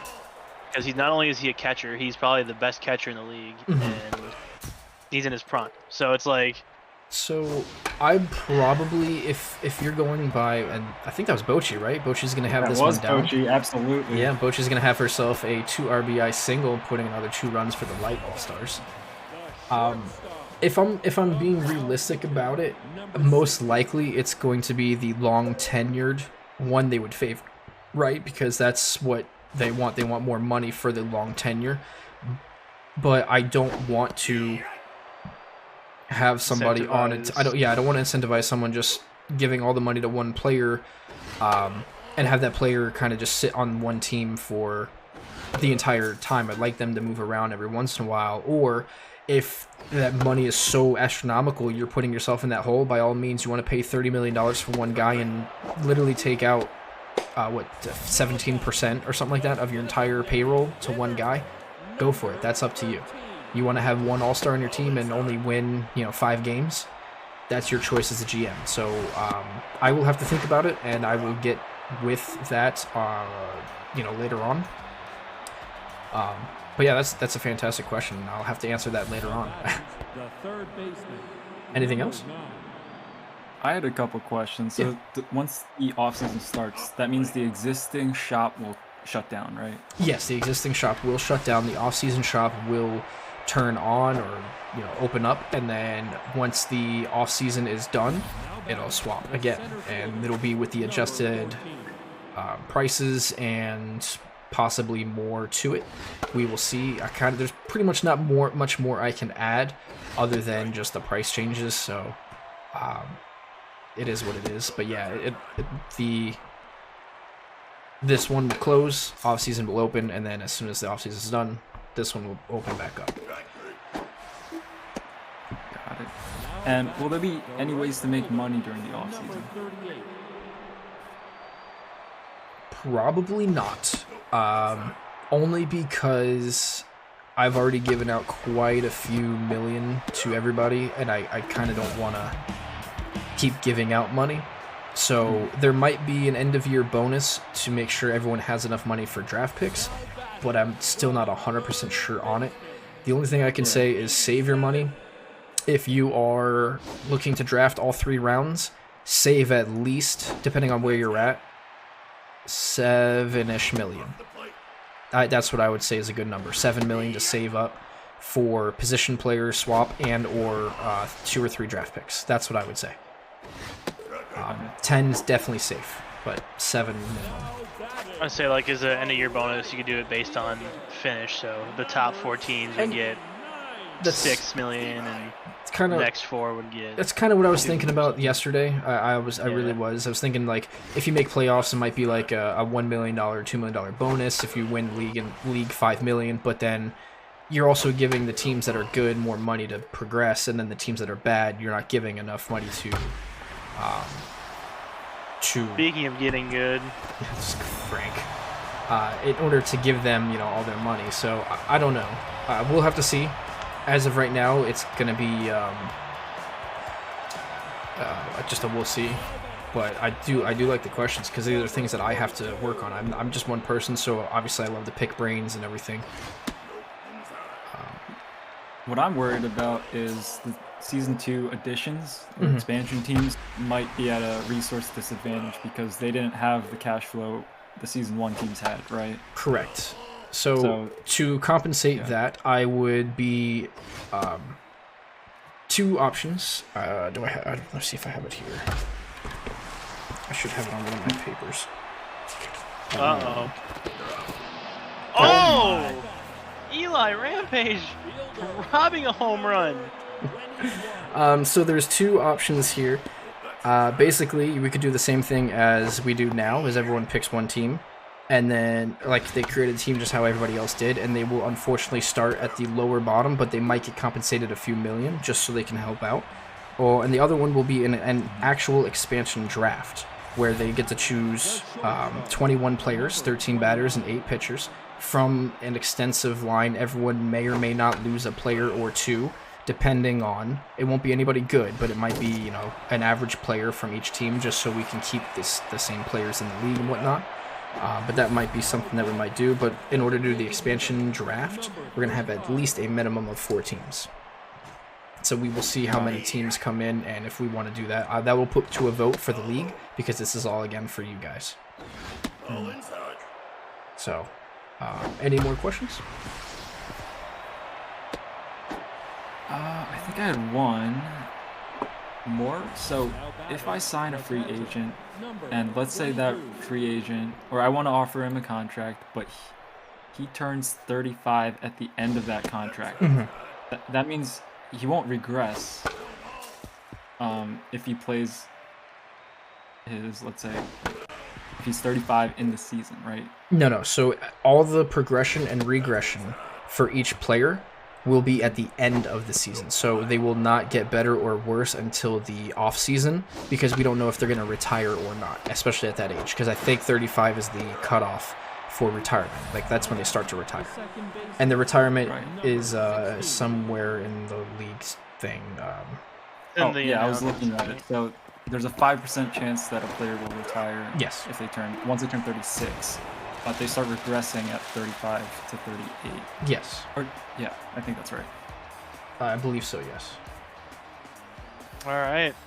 Well, we'll continue this into the next game, because there's a few more questions that I definitely could answer and go further. But as of right now, your winners will be the Light All-Stars. And we all kind of know that because, you know, lighter better. Come on now, it's yeah, I'm not surprised by this one. Yeah, me neither. Your final score is 12-6 by Light. Your batters here, not many actually no substitutions, it looks like. Wish I would have seen a couple more batters. Actually, my question too, realignment of the conferences when we get new teams, especially since it's uneven right now, since there are some divisions that only have 3 teams as opposed to 4 teams.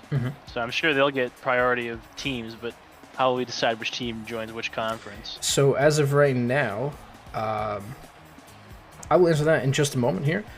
Yoshida's going to get the win. Shelly Kane is going to get the save, and Park, unfortunately, will take the loss.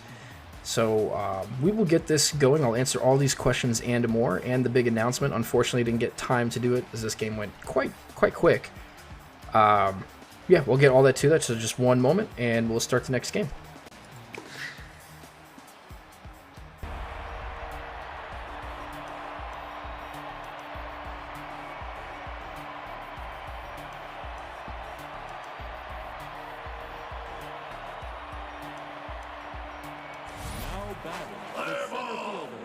Number 17.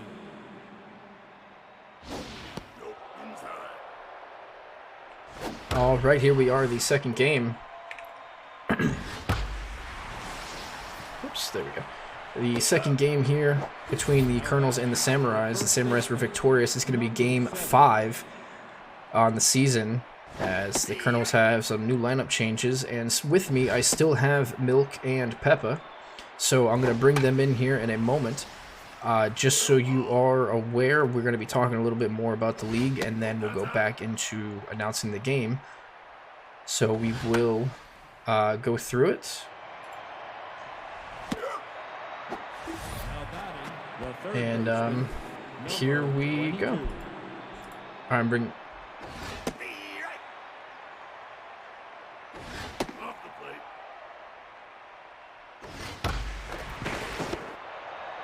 Alright, so with me again, continuing from the All-Star Game, as the Kernels don't get anything here, it's going to be Milk and Peppa. Milk is going to watch his team lose again, unfortunately. Yes, let's go. But we're going to continue with that conversation that we just had. So any more questions? I was trying to answer them. What was your question again, Milk? I apologize. It was something about the offseason. Was it about, I think... I did not answer. I was going to say, realignment. Realignment. Yeah, so the 2 divisions, I believe it's the Pale and the Porter, if I'm correct. They both have 3. They will get preference on the first team. and it's going to be Blonde randomized. and Porter. Blonde and Porter, thank you. It will be preferenced, but it's going to be completely random. And then if we have 2 to 4 more teams, it will just be randomly chosen. But the divisions, as of right now, will stay the same, and the conferences will stay the same for some time, unless there is a huge Influx of teams. Yeah, and the huge influx of teams, and maybe we'll change it up. Or if there's a like if Divine wins, the conference 3 years in a row and no one comes close, we might have to do some realignment that way. But I'm not going to change anything because I'm a person of loyalty, lore, and like history. So I would love to see like, oh hey, they've been in the national conference, like the Astros. I don't like that they went to the American League because they were in the National League for so long, and then they go to the American League and it changes all the records and teams and stuff like that. Like I understand why they did it. I just personally don't like it because it changes everything for them. So, and if there were ever to be expansion teams, it's gonna throw things off, blah blah blah. So it all depends. But as of right now, teams will stay where they're at, and any new teams, the preference will be the shorter divisions, and then it'll go straight to randomized. So, anything else you guys got? I'm curious for a lot of the teams, like the significance of why they picked their cities for that. And I was going to ask Peppa, because I looked up Krotz Springs, just a town in middle of nowhere, Louisiana, and I wondered what that had importance for the swamp monsters. If that's just a swamp town, bayou town. Yeah, the name was of minimal importance. I went on Google Maps and looked for places that might be near a swamp, and I picked a name that somewhat worked. I like it. I'd say, because for me, if you go on a map and you look up where Grand Portage is, it is extremely isolated from any nearby city of substantial size. It is in my home state of Minnesota. Probably it's a stone's throw from the Canadian border. It is probably 10 minutes walk into Canada. It is that close. Sounds like a cornfield ballpark. Oh yeah. We're moving back to Big Sky Park for our next home game, which is exciting. I think I intended to start the season there, but I think we got Bengata Bowl, which it might have been affecting my players just because the climate's not used to what they do for spring training. Maybe they're not used to the warm tropical weather of Japan, and just throwing them off their game. Yeah, if anybody wants to change their what's it called? City name? There's not the city name, the stadium. The stadium, yeah. Just let me know, because I really just did random ones because I haven't played much of. I actually really haven't played the game a lot. I just sim a lot and I manage a lot, so I haven't really played the game. So I don't really know every stadium by heart, and I don't know the dimensions and stuff. So I just kind of throw in where they were at the beginning of the season. If anybody wants to change it, by all means, let me know. I already changed three people's, so yeah, please let me know. Will do. I'm pretty happy where I am. Perfect. I would say I think the worst ballpark, in my opinion, I think is Liberty Plaza. I think is what it's called. It's the Puerto Rican or Cuban map, one of the two.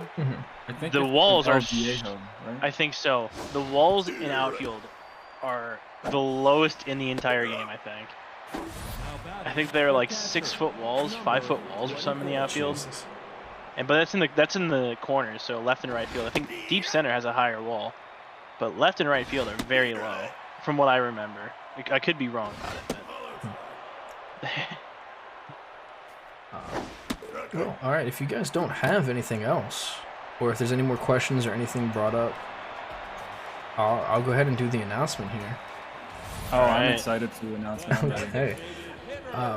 Well, here is again this idea that I came up with earlier this year, but I haven't really put pen to paper, just a little bit, so nothing crazy, nothing thought out tremendously, but definitely structured enough to where it can happen.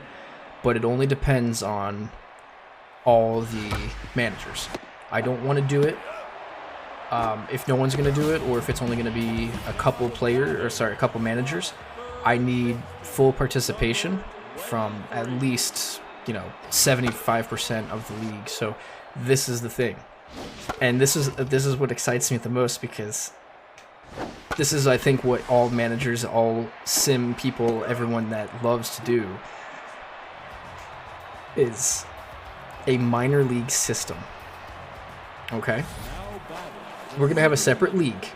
It's going to be a minor league system to where you are in control of not only your major league team here in the Super Beer League, but you're also going to have a minor league team that you can separately train players, young players, between the ages of 18 and, let's say, 21, 22, give or take, depending on the draft and stuff. Your drafted players will go straight there. You can separately train them. You can groom them for what you want your team to be. And each week we will sim a couple games from there, specific games, and you can bring up and down those players at any point to play in a game. If like, hey, your starters are hurt, your relievers are hurt, you can bring up a starter. If you have a player that your team's not going anywhere, you want to bring them up later in the year, you can bring them up later in the year. You could bring them back down, and then you can extend them for the season and stuff. So I feel like if we had enough players to do this, that's going to be so much fun to develop your own players instead of just, sign a free agent here, sign a free agent there. It's like, we don't do free agents as much. You develop your own team, and after 2-3 years of the minor league system, boom, you have your entire team that you grew up with, that you groomed, that you have in the major leagues, and you grow attached to them. How does that sound? I think it's going to be amazing. Awesome. Right? And It gives me a chance to make more uniforms. more uniforms. I mean, I feel as if, like, that is going to be so much fun for everybody. Not just me, because, like, I'm a baseball nerd and I love all this stuff, but anybody who's interested in simming and building the future, like, that is so much fun to do that it's... You literally make your own team from the ground up twice. Like, like for you, Milk, your team is not doing good. Let's face facts. Now you have something to look forward to, where it's like, all right, I have Vern Bull. I can go ahead and throw him in the minors at the end of this year, or he would start in the minors this year, right, at 19 years old. Then after he hits 300, you're like, all right, well, hey, maybe let's give him a chance in the majors because we're not doing so hot. And boom, now he's in the majors and he lights it. He's just on fire. And then boom, now next year he's a rookie, because he only played a few games or so. And then he wins Rookie of the Year because he's done so well because he was in the minors learning and getting better. And it's a separate system. So like I feel like it'd be a lot more fun and keep the lore and the players and everything for you.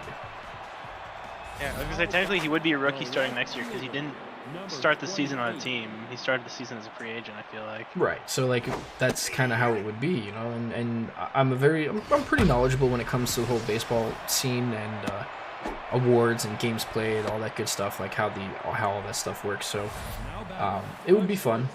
It'd be fun. But basically the whole minor league system is the same as right now, your teams right now. It's just a separate league. That's it. That's the only difference. Is you get to create your own team, like your own minor league team. You get to create the uniforms again. You get to create everything except for the players. The players will be pre-made already, and the only thing that you can do is when they come up to the major leagues, you can customize how they look, because that's when I'll actually put the people in the game. You can customize how they look, and then from there on, like their numbers, their all that good stuff, and then they can go up and down. So, yeah, I feel like that's a lot of fun. And what we'll do is, like, I have some notes on it, is we'll have minor league Mondays where we'll point out 2 or 3 games at most. Probably 2 because we really want to get the season done, not so much the minors. And that way we showcase a couple players and a couple teams here and there. Nothing crazy. The entire season will be simmed. It'll probably be a longer game, or longer season for them, so we can see, like, more and more of them. You can promote and demote players throughout the year, but you can only do once a week. So like if you pick somebody up for the you know, for an extra game, they can only go up and down once. They can't go back and forth, back and forth, back and forth as you need them. It's just boom, they're up for the week, and then they go back down. I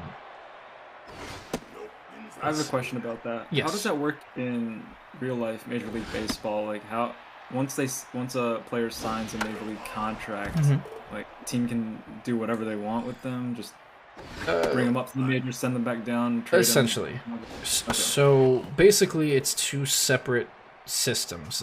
Minor League Baseball and Major League Baseball are two separate corporations, if you will. Yeah, you're affiliated with them. That's why they're called affiliates. They're not. Oh. It's not called Major League Baseball in the minors. It's a minor league affiliate team. Those minor league teams are actually not part of the major league like bubble per se. It's its own separate thing. You have MLB, and then you have MILB, which is minor league baseball. And the minor league baseball has all the minor leagues under them. Major League Baseball has just the major leagues. Now, the teams that are in the minors are purchased by the major league teams. So that, like, this is my team. I like the team. I like where it's at, and I like these players, or not necessarily the players, but like I like this town. I like these teams, and you can purchase those places. So, for example, the Rays have like the Durham Bulls out in South Carolina, North Carolina, I think it is. So, like, it's out there, and at any one point, they can say, well, we don't want this field anymore, we're going to go and get something else, and they would trade it out or change it out or whatever, because there's plenty of minor league stadiums out, especially down here in the Southeast. But either way, it's a whole different story. You are a minor league player. You have a contract of, let's just say, I think the minimum is $30,000 for minor leaguers. Your contract will be purchased. Now you are in the major league team, and you will be the league minimum of, I think it's $750 now, or $800,000, something like that. And once you're purchased, they now own you for the next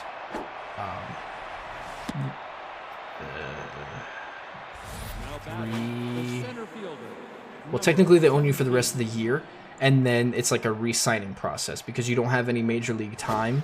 They now can give you an option. Like, it's a huge thing for somebody who may not know baseball. It's like, that's a great play by Itachi. Just put his face into the cement. Basically, like, every year you're gonna get your contract renewed, and it has to be 20% or more than what you are. So, like, if you get the league minimum of $800,000, you need at least 20% more the next year until you reach a certain status. Once you reach that certain status, you now are arbitrational. Once you reach the arbitrational, it's like they take all the people of your position and they filter out a specific number. You should be paid $1 million at this position, and because you did so well, you should actually be paid $1.5 million. The team will give you 1.2, but you may win 1.5 if you go to the arbitration hearings. Just go through a whole court, blah, blah, blah. There's a lot to it. So is arbitration the word used to describe, like, that salary adjustment? Or... In a way, yeah. In a way, yes. Okay. And again, it's so much. Baseball is so crazy because there's so many different things about it. It's not like football. It's not like basketball. It's basically, because it's uncapped. There's no a salary cap. It's like you can make as much money as you want, guaranteed, no matter what, in certain ways. Like, once you become a free agent, all that money is to you. But before you're a free agent, kind of like how in football and basketball, your rookie contracts, those are shit. Like, they own you for 5 years at a specific number. There's nothing you could do about it. But in baseball, that's not all the case. It's basically the league tells you how much you're making for the first couple of years until you make a certain status, which is usually 2.5 to 3 years of major league status. Then you become arbitration eligible, which then means that you can make more money. And then once your arbitration is up after 4 years of service, 5 years of service, then you become an unrestricted free agent. Okay. So that's how I'm trying to implement it into this game, but obviously it's a game versus real life, and we're not going way into depth with that. We're just, hey, it's a little bit here, a little bit there, by a couple million. Just make it easy. And what allows a player to be major league, or like what would you say, major league status? What makes them a major league player, basically? It's just the contract, or they have to have some just the playing contract. time, or... Just the contract. Once you're purchased, you are now a Major League Baseball player, and you get and in real life you would get perks. So like you get food, you get hotel, you get insurance, all that good stuff. But until you make it, you don't even have to play a game. You just have to have your contract purchased. Once it's purchased, then you get all the benefits. Gotcha. So, I think the Phillies, they're the Lehigh Valley Iron Pace or something. There was an article recently in like the last 5 years saying that the Phillies are notoriously cheap with their minor league teams. I'm sure. Yeah. So, why wouldn't teams invest more into their minor league teams? Because you are a dime a dozen. Everyone wants to play baseball, right? Everyone wants to play Major League Baseball, right? Only a select number can, and unless you are God's gift, what's the point? I can find 10 of you tomorrow if I really wanted to. And that's kind of how they see it. It's more of a... And I should say that's how I see how they see it. I mean, there are teams that do spend money on the minor league system, but it's not their job to upkeep the stadium. It's not their job to upkeep everything. It's basically just to make sure that they have enough money for the minor leagues and their players to be purchased and transportation and stuff like that. Other than that, they don't do anything else. So like they don't have to pay for everything else. It's just contract and transportation essentially. And they do get money, so they get X amount of money. Like it's $1,000 a month. So you get paid $30,000 a year to play. And then you also get like a $1,000 a month. I don't know what they call it, but it's like a home and board type deal. Kind of like if you're in college, you get X amount of money, so you go through it. You get paid like $1,000 a month. That's it, to purchase hotel rooms or Airbnbs or transportation or food. So a lot of guys who are they run 4 or 5 guys houses. A lot of these minor leaguers live together, 4 or 5 people deep in a 3-bedroom home because they can't afford to live on their own. So that's how they do it. So how much coordination is there between, because obviously major league teams invest in their scouting, but once they scout the players, they're sent through the farm system. But it seems like some teams might not care about the farm system. Like that seems kind of odd to me. Like how much coordination is there between the scouting department and minor league teams? That I'm not entirely sure, I'll be honest with you, but from knowing a little bit about, like, cause I wouldn't say I went through scouting school, but I had a scout who I was very close with. He was a scout for the Yankees. His name is Jack Hubbard. He's scouted for the Yankees for 30, 40 years, and he basically told me how it kind of works is like once they find the talent, you say, all right, you're going to draft them. Once they draft them, that's it. They're done. They don't have to do anything. They have specific scouts and they have specific people for specific things. So like once, like he was like a travel scout. So he would go out to colleges and high schools and find these kids in a specific region. Once he turns in his scouting report, he's done with them. They can draft him or not. That's on the team. Then once they go into the minor league system, each minor league system will have their own scouting and player development where it's like, hey, they just keep track of data. He's been hitting curveballs 50% of the time. He swings and misses on fastballs high 80% of the time, but he hits the balls that are low. And then it's like, all right, well, we need to develop on that. And that's the scouting report that they'll send to the majors. And then a lot of it also is just, I see him, I know he has something. Oh boy. I know he has that special something or something like that, It's a lot of visual testing more than data for old guys. But a lot of the newcomers is a lot of data. So it kind of just depends on who's running the show on what front. Thanks. Yeah, not a problem. Because I could talk about baseball for hours. I could literally talk, like if I had a job in some kind of baseball, anything, I would do it all day, every day. Like that's how much I love baseball. I live, breathe, eat, sleep, anything to do with baseball. I can tell. I watched actually some of your other videos in the amateur baseball league. Oh, They're pretty interesting. yeah. Every Sunday we play games, and I just film it for fun, and yeah, I record us and watch it back. Were It's you kinda always fun. a catcher? No. I actually grew up a third baseman, and then once our shortstop got hurt, I had to go to shortstop, and then once he came back, our catcher got hurt, so I had to go to catcher. So I don't want to brag or anything, but I was always the best, if not, top 3 on every team I've ever played on, and I was always the one who was able to play every position. Not everyone can.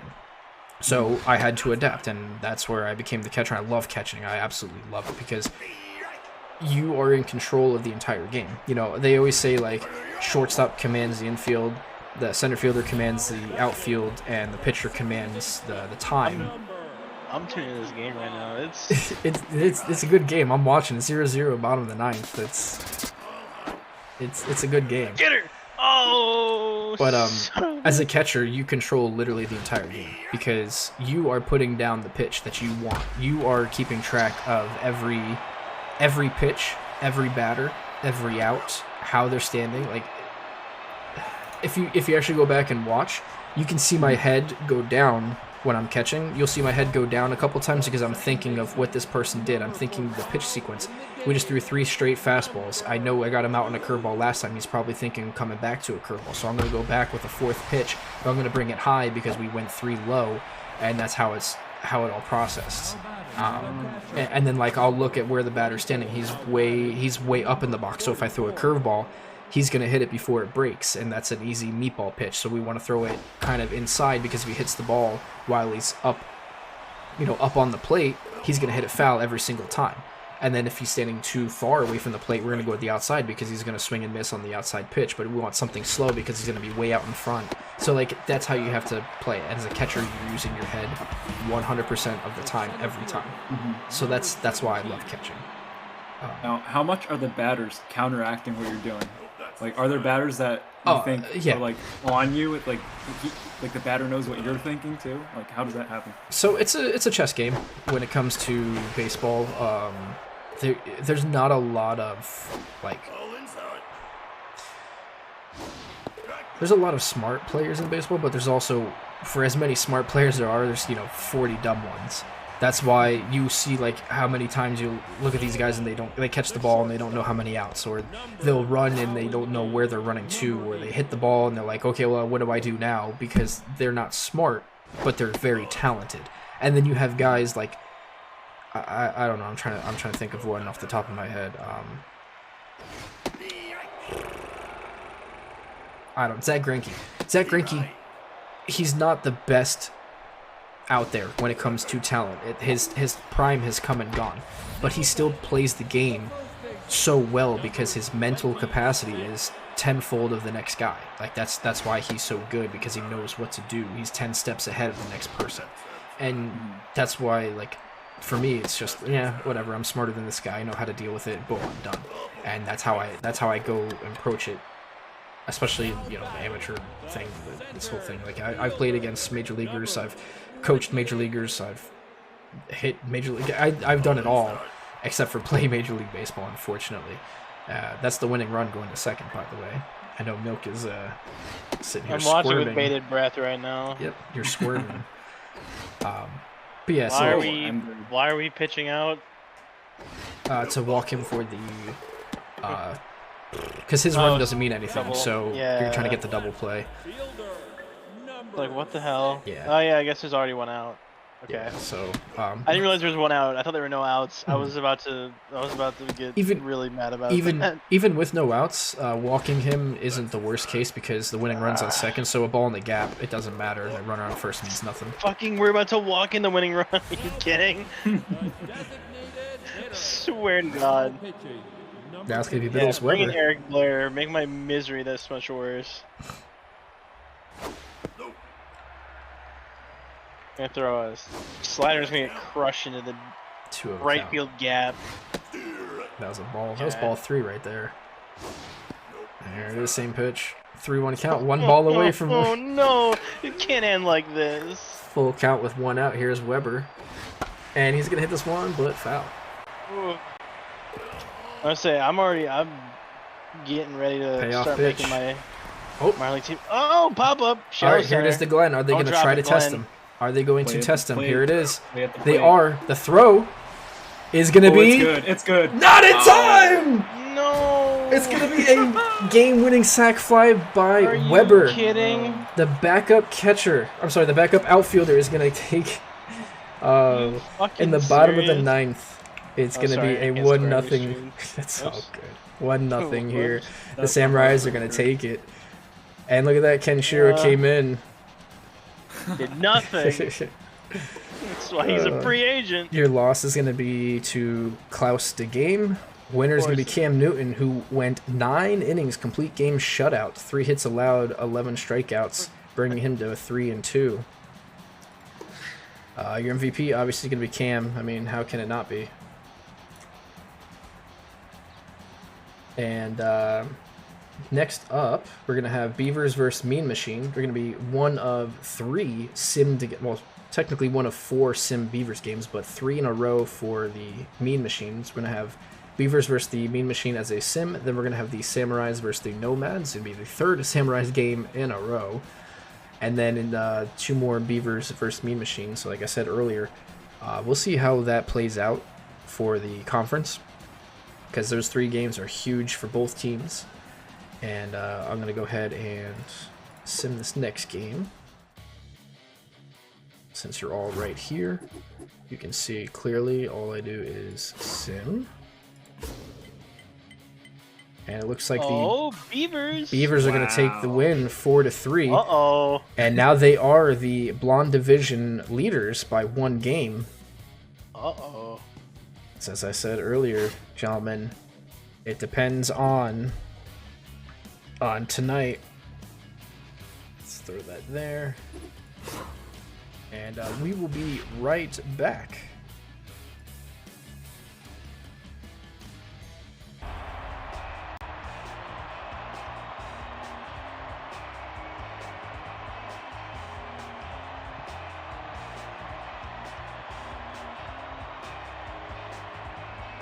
Now batting, the third baseman, number 23.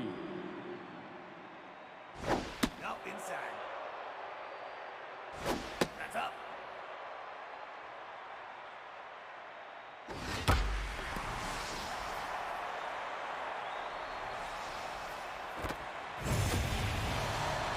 It's this ball by Anki is going to be a home run, 352 feet. I think it was the second pitch, his 6th of the year, making it 1-0 Samurais already. Let's see, what was that second pitch? The right fielder. Here's Eli. Number 14. Third pitch. It was the 3rd pitch of the game. So a leadoff home run for Anki, 1-0 Samurais.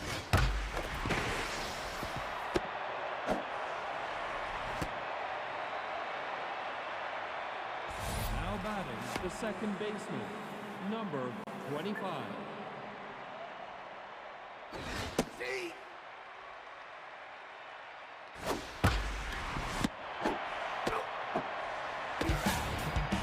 Now batting, the shortstop, number 17.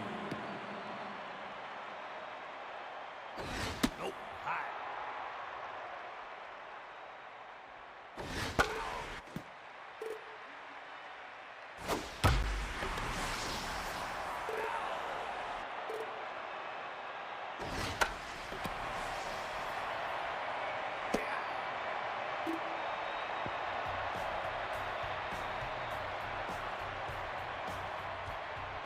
Now batting, Play ball. the left fielder, number 25.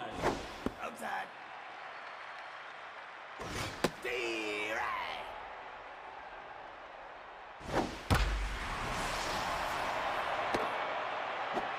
Now batting, the second baseman, number 26. Steve. Oh, outside. Inside. D-right.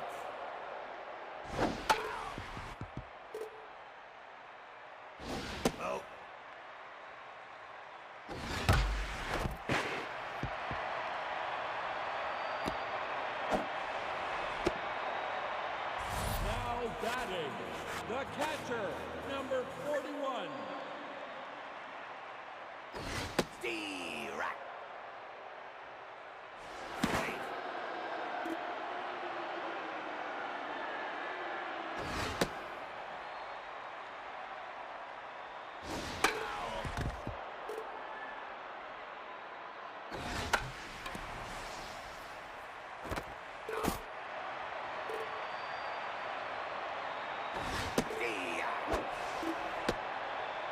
Now batting, the center fielder, number 43.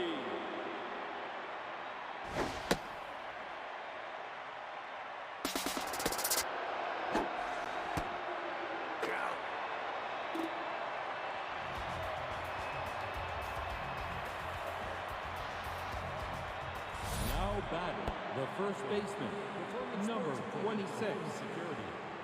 Join the club.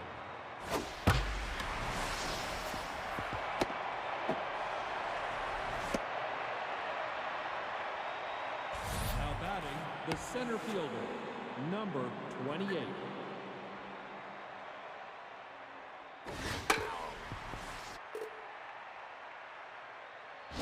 No pie.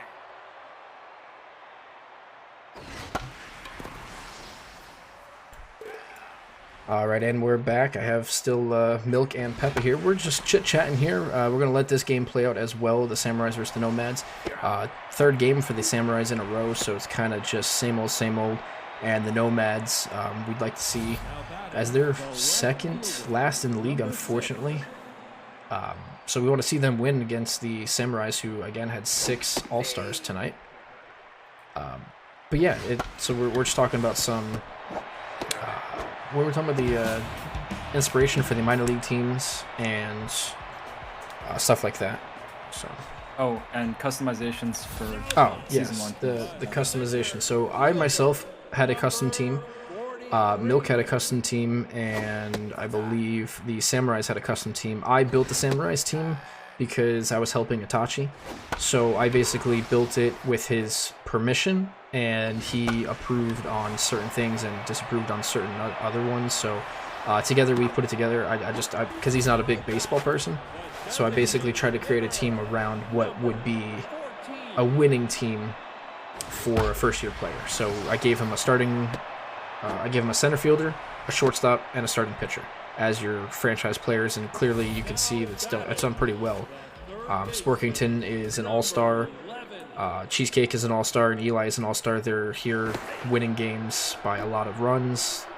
They're not losing many games here, but it worked for them and for myself. I'm a 500 team. I did basically the same thing. I have a catcher, starter, and I think a closer.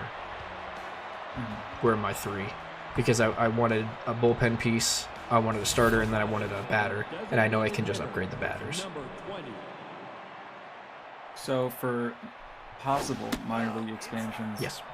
there are no franchise players, correct? So There will everyone's be. just Yep. gonna be okay. They're gonna be shit. Let's face facts. I mean, in the I'm minor excited leagues, to see it. they are garbage. They will have basically no one's gonna have more than a 50 stat essentially. Like you are going to be pouring. And you could buy. I'm not sure if we're gonna be able to buy things, or if you're gonna have a separate like cash thing for a shop for the minors, or if you're just gonna use your major league money. I don't know yet. We'll have to figure out how that works. But basically, you're gonna develop those players the way you want to. Each player will have a few years to develop themselves over the course of 18 to 23 years old, because 23 will be the cutoff for the minors. If you don't bring them up, they're going to go straight to free agency. Just because I want turnover, but I don't want to have someone stick in the minor leagues for 18 years. Like, that's just not fun for anybody. Even though unfortunately there are people in real life. There's a guy, I think one of the home run leaders in the minor leagues is like 600 home runs in the minors. Never played in the majors, or if he did, it was only for like half a year. But he has 600 home runs in 18 years in the minors. Like, that's awesome. But I don't really want that. I'd rather have them in the major. I'd rather have them playing on the Super Beer League teams instead of just sit there. So the turnover will be a little higher for the minor leagues, but that's okay because I don't have to customize every single person. But yeah, so it'll be separate. You do your own thing, and customization will have the same thing. Probably each team will be the same way we started this year. is you could pick a power team, you could pick the contact team, you can customize the team to have whatever it is. This ball's gone by the Nomads. 2-run shot there by Frank Moon, if I'm not mistaken. His third, maybe fourth. 366 shot. Oh, it's only his second. Okay, I see you, Moon. But yeah, so then we'll go from there, and that way you can develop your players the way you want. Like if you have a bunch of home run hitters, like if you, I believe you started as a relief team, right? I think I was. Yeah, I think I was a relief team. Let me check. It's been a while. I can find out right now. Teams. Your focus was an ace, so your starters. Your second was on the bullpen, and then you did not put anything on speed. That was your weakness. So if you would like to focus on specifically for minor leagues speedy players, you absolutely could do that. And then you can just put all your points into 1 or 2 players and have them as a bunch of speed guys or girls, depending on how you want them. And then they would come up in the minor leagues and they can pinch run for you. They can be your outfield starters. They can be whatever you want. That way you can mix in, speed with your lesser players. And then, but they're also going to suffer from fielding. They're going to suffer from hitting. They're going to suffer from power. But they're going to be focusing on speed, and that's what you designed those players to be. Yeah, I think that's the route I'm going to go, actually. Yeah, I mean, I think that's going to be a lot of fun for a lot of these players and a lot of us to develop, because that's literally how you do it. You draft what you need in the majors.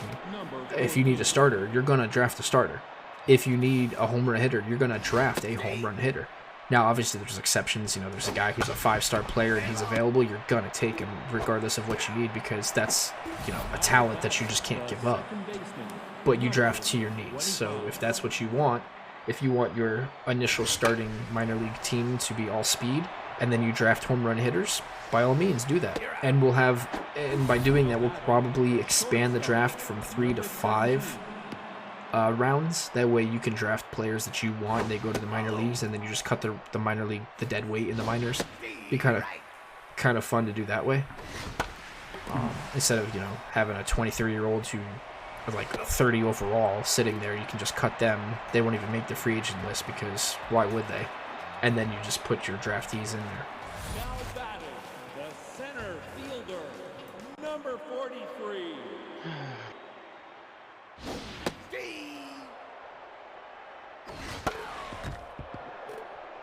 So here's Colin Kennedy versus Sean Wazania. And Kennedy's going to have himself a hit. He's having kind of a down year for his stats. Should be doing a lot better.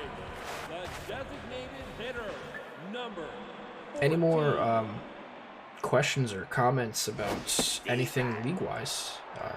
Open book, question and answers tonight. Getting down to the nitty-gritty here. Last few weeks. I got all my questions answered. Good. I hope I know I tend to go on certain rants because I over-explain a lot of things. We're passionate about it, though. It's not a bad thing. Yeah. It's good that the commissioner is passionate about the league that he's made, Yeah, I would love to expand. I'm in the process of trying to get more and more people every day, if I can do it. If I can grab 2-3 people a week, I'd gladly take it. Because my goal here at the end of the day is make this league to be one of two things. Let's just say the end goal. End goal is every person in the Discord is a player. You control your own player. You make your own choices. What team you want to sign for, how much money you want to sign for, how you want to spend your points, your attributes. Like if you want to be a speedster and steal every base, by all means, you're going to be that team. But you also can get into fits with other players, other managers. Managers can bench you. Managers can say, well, I don't want you. I want you cut. I don't want to deal with your attitude anymore. Out of nowhere. Like it could be in the lore. It could be for fun. It could be in Discord, whatever it means. Like, you feel as if you are the fastest guy in the league, you should be leading off, but you can't hit for crap. Like, you just keep popping up. You belong up top, so you get into the argument with your manager, like, hey, I should be on top, I should be batting number 1. And then he's like, you know what? I don't need you.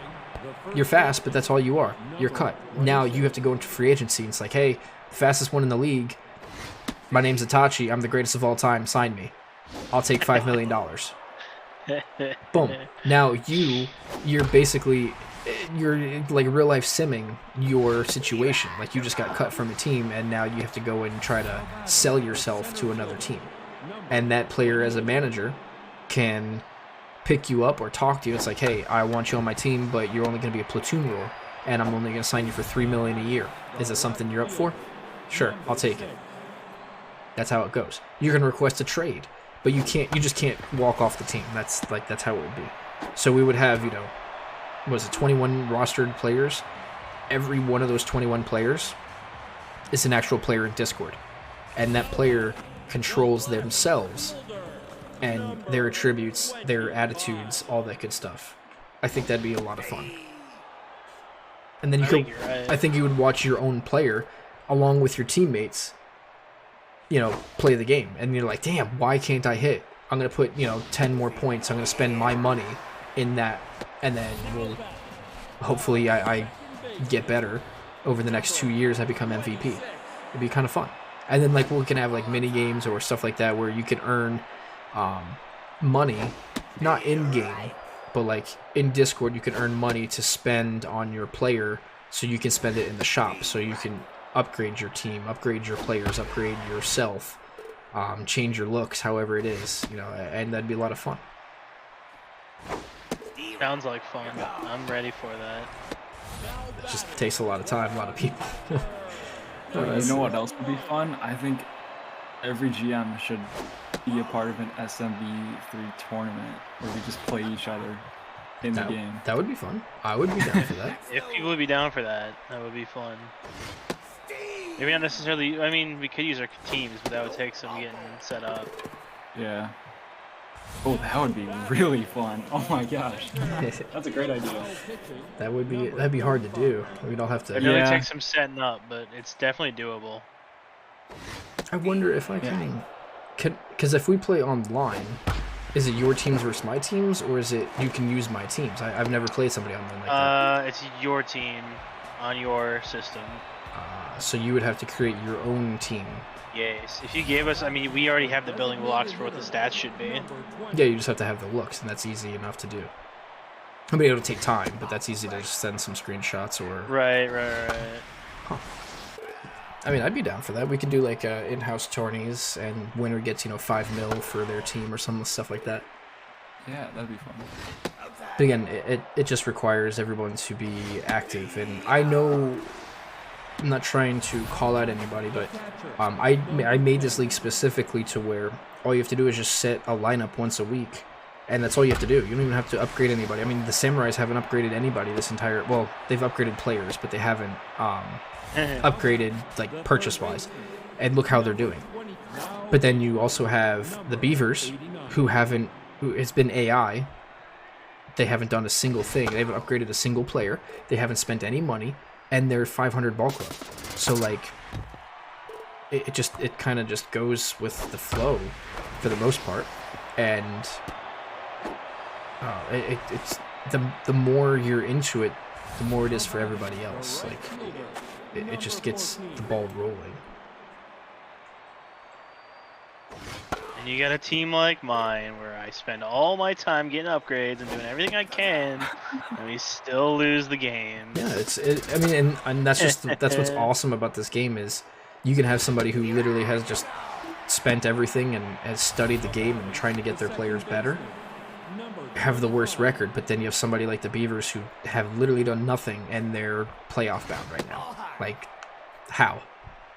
It's just the way the game works, man. That's what's crazy about it. And this is real life too. Look at it. Who was it last year? The White Sox, right? The White Sox were a complete ass, but they were so close to the playoffs, and or the year before, I can't remember. It was like, and the Marlins came out of nowhere 3 years ago. They were like the worst team in the league, and then had like 2 months of winning 25 games out of the 30, and they were playoff bound. They made it to the playoffs. So it's like at any point, any team can just go up and down, and doesn't really matter about the stats. It's like all team mojo and players having the right mojo and stuff like that. So here's a big chance here with Cheesecake. 2-2 count. Foul balls. Bases loaded with 2 outs. Pressure is on Shelly Kane. And down he goes. She gets him.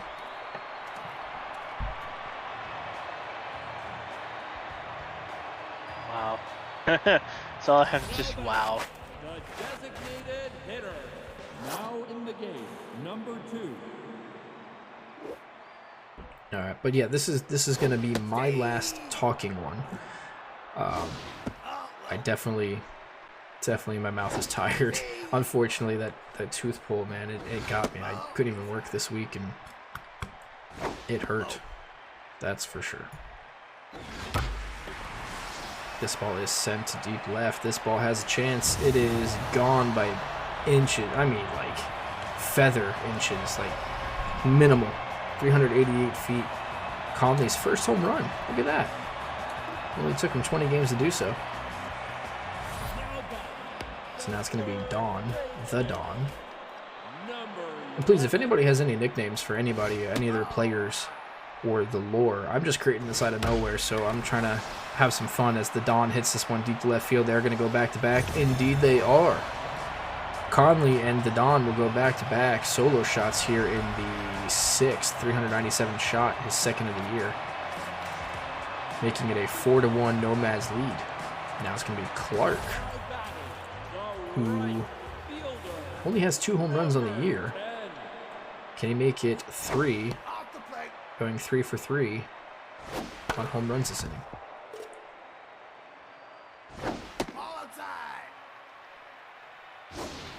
You know, I didn't even think about it.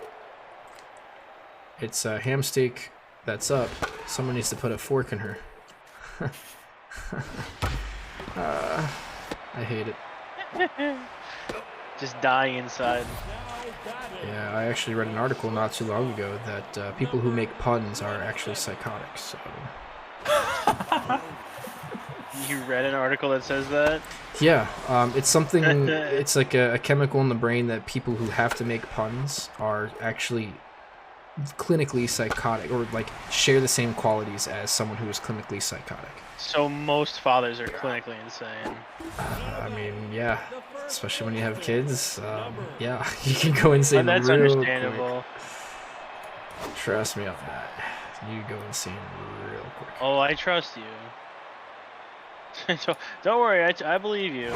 I have, I have 2 now. 13-year-old and a 6-month, well, no, 5-month-old. So,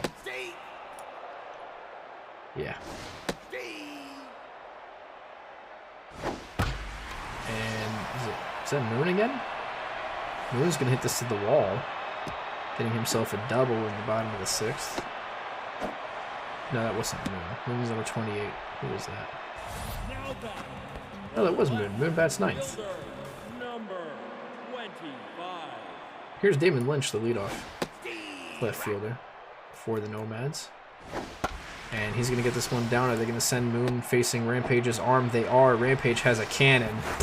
Oh! Oh, but guess who it is? It is Shiro. Shiro makes the error, and the run will score. And I am unbiased, but there's somebody in the booth that is very biased, and he is laughing and pointing with a gin in his hand. Thank you, Reef O'Neal. See, I like Kenshiro. I made him specifically because he's a reference to one of my favorite media series of all time, Fist of the North Star. Unfortunately, I forgot to make him a star and a starter. So he sort of just rode my bench and it was not great, and I just didn't end up upgrading him. It pained me to let him go. Ooh, what a cannon. But I'm glad he's causing my, at this point, my biggest rival suffering. My biggest rival that's not my own front office actively screwing me over. which the front office is me, myself, and I. So we have some things to sort out. But for right now, I'm happy with what just transpired because it makes me smile. And for those of you who don't know, Milk and Itachi do go way back. Wait, what team was it? Was it the Gators? Sewer Gators. Yep. It was the Gators, the original Gators. We recruited Milk to. I formed the Sewer Gators with quite a few talented folk, and we recruited Milk to hop in and be a lineman, and then all hell broke loose, and Gridiron is no more. I wouldn't say that me and Itachi are rivals in the classical sense, like blood feud, whatever, like Ohio State, Michigan, or something like that. It's just like a friendly rivalry. Yeah, absolutely. Like absolutely. we throw jabs at each other, but it's like at the end of the day, it's all in good fun. Absolutely. Number 43. In fact, I was wondering.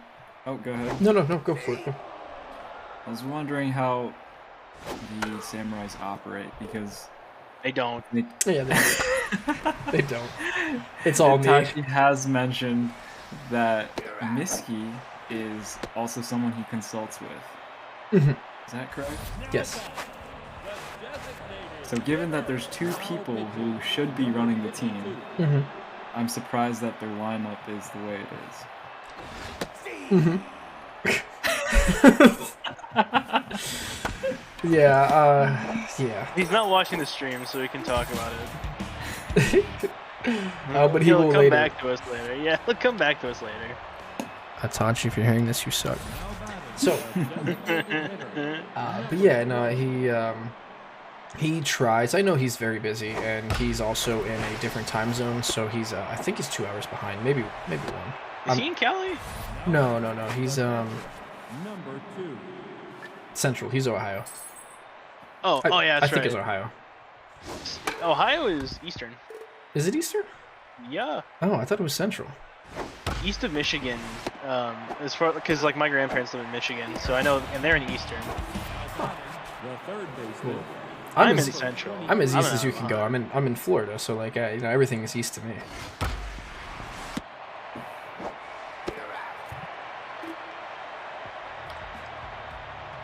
Bottom of the 8th, 5-1 is your score for the Nomads. Trying to get their last at bats on the insurance runs. Here's the Dawn, who put a hit on Hamsteak last time with that homer. God, I hate myself. What? I didn't even hear what you said, but I know it was a pun just based on how you reacted there. I said the Dawn put a hit out on Hamsteak with the home run last time. I thought you made another ham steak pun. I was like, I didn't hear it, so it must not have been that bad. No, but No, it was bad. no, he put a hit out on her and left some grill marks. The shortstop. Number 27. Yeah. No, it isn't. Actually, You're not wrong. Milkman. It is all. Yes. I was wondering if you could create either a logo and or uniform for a possible minor league team. I would love to, as long as you give me a city, and a team name, and maybe a color scheme. I would love to do that. I am doing nothing Okay. for the next 2 days. Alright, so the good thing is I have thought about this a little bit. So I think they're going to be called the Atlantic City Gamblers. The right fielder. The good And news is I that there's nice logos in the game already that I think I can use for that. Yeah. That will give me a little bit of a heads up, so I don't have to slave away making a custom logo. Because I think there's dice in the game that I can Dice, yeah. use. Or just like a angry, slimy looking dude. I And could probably find that. There's plenty of the resources in this game are vast. Let me see. Can I just say that Shelly Kane is still in this game at only 80 pitches through 9 2/3, or sorry, 8 2/3. God. Number 17. Are we gonna have another complete game? Two back-to-backs? Here, I guess I a think back-to-back. I think this is her second complete game if she gets this last out here against Cheesecake. So Atlantic City Gamblers. Well, good news is that there's a team called the Jacks, so I can use that asset for a card face and throw some dice on there. yeah. I was going for. Wow, she did it. Yes, she did. She got the complete game. The Nomads are going to take the W here, and that's going to be it for this one. Nomads will take 5-1 victory. Let me screenshot that. Versus the Samurais. Your winning pitcher will be Kane, who went all 9. Did give up 1 run, but, I mean, he went all 9, so can't really complain there. 3rd win of the year, and it's going to be the loss to Wazania, making his first loss. Wow, his first loss of the year. So, your MVP's here, and that's going to do it for me. We're going to continue these streams, or sorry, the next couple of games, but I'm going to stop talking, and I'm sure Milk and Peppa will join me in thanking all of you for such a fantastic night. And we will, like I said, continue the stream, but we are going to stop announcing because my jaw is tired and it's already 11 o'clock. Oh, wow. So any last words of wisdom for you two? Enjoy the playoffs. I know I'll be watching from my penthouse suite here at the Big Sky Stadium. We'll be watching with bated breath and checking the scouting reports for free agency. So keep your good players close and your prospects closer because the Kernels are coming. And Peppa. Well, hopefully I'll be a little busier towards the end of the season. And if that doesn't work out, I'll join Milkman in his penthouse and we'll plot out how we're gonna take our revenge against the league. All right, sounds good. I look forward to seeing both of you in the draft later this year and competing with you guys for some free agents. And if anytime you guys want to hop in, then just let me know. We'll get to this. So this is your commish. I'll be signing out, but again, the stream will continue. I'm just hopping off for my voice, my jaw, my tooth pain, and yeah, see you guys.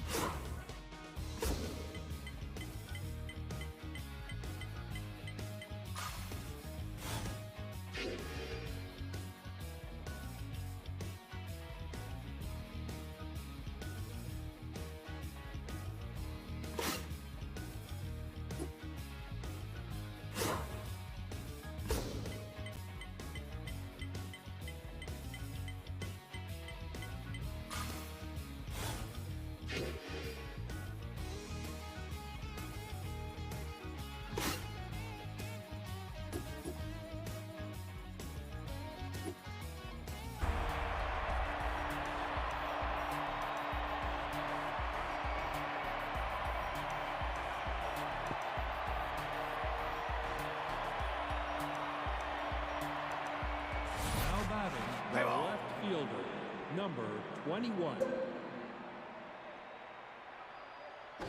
Steve right. That's outside. Oh, hi.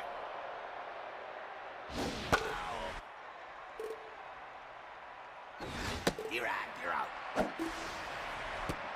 Now batting, the catcher, number 69. Steve.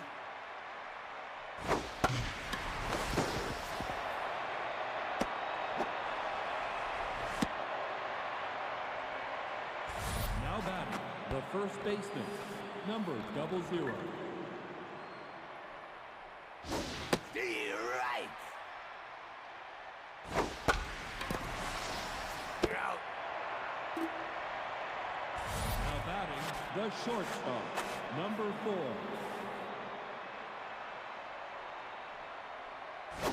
Steve right.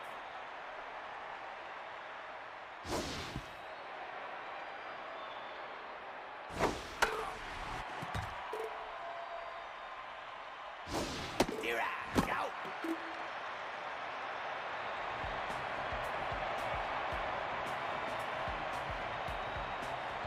Now batting, Play ball. the left fielder, number 15. Oh, inside.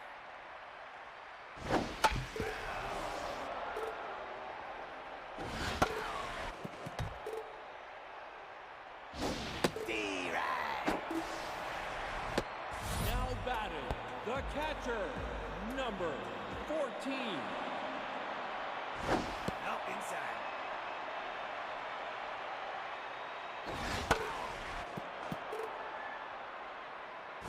Nope.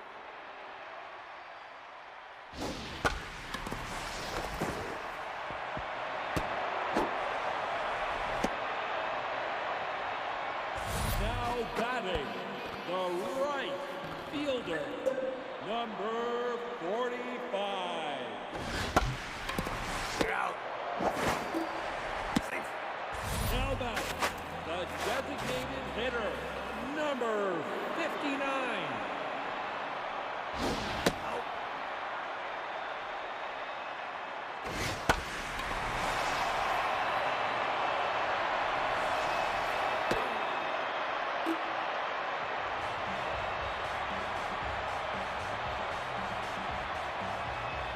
Now batting, the designated hitter, number 26.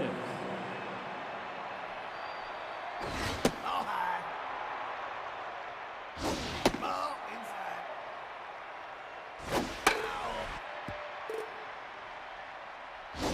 Inside. Ball four, take the base. Now batting, the right fielder, number 15.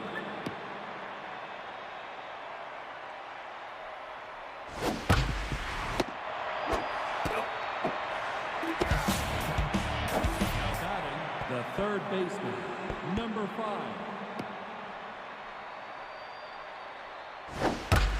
Out.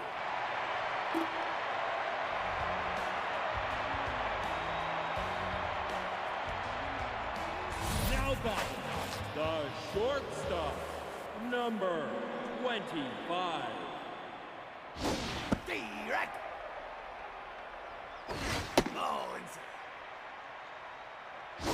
Ball outside.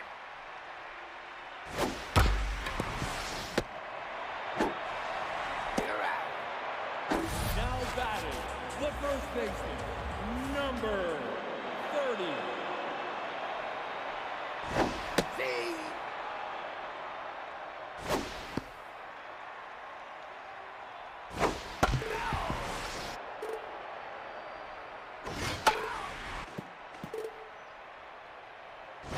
See. Now batting, the second baseman, number 27.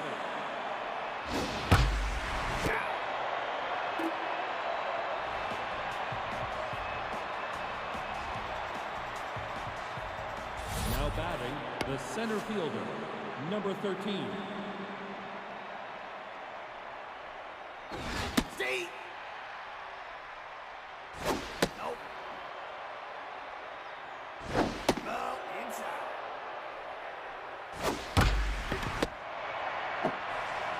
You're out. Now batting, the second baseman, number 6.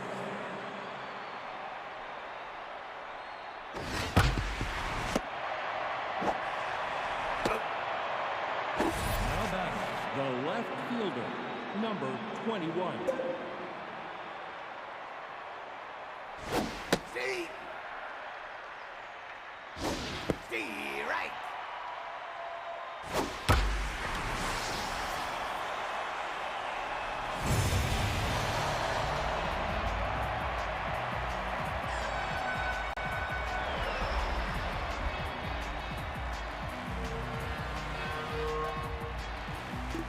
Now batting, the catcher, number 69. Nope high. Steve right.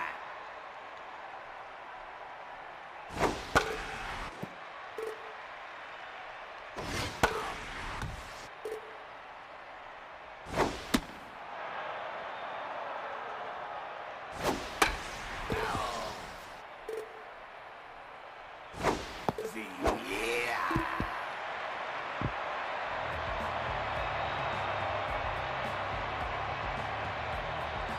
Now batting, the center fielder, number 7. Steve. Ball low.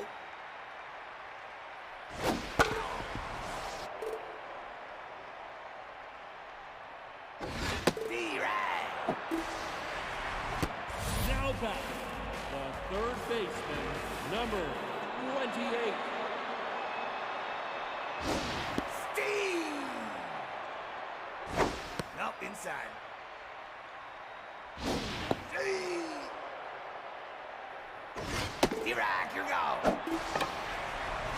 Now batting, the left fielder, number 15.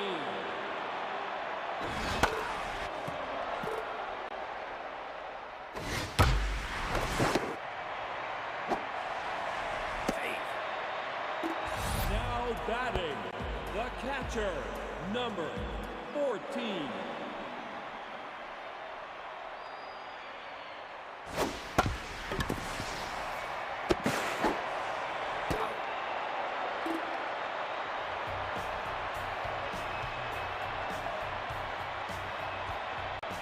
Now batting, the first baseman, number 00.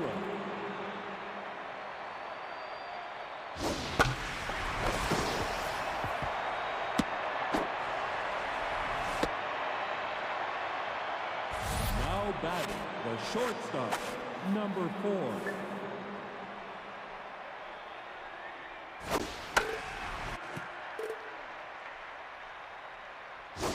Inside. Follow.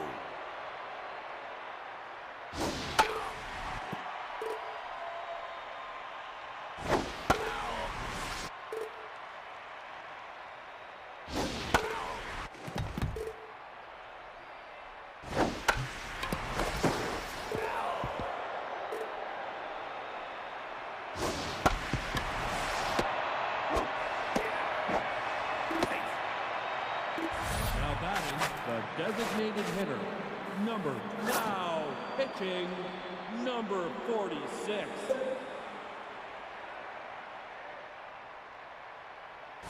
Ball high. Steve!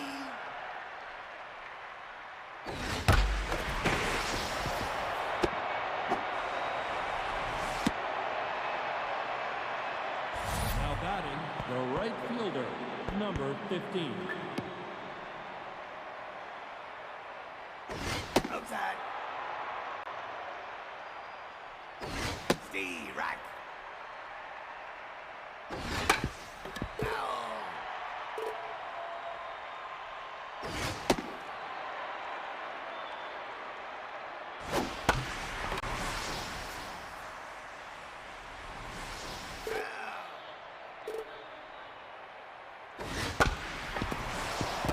You're out.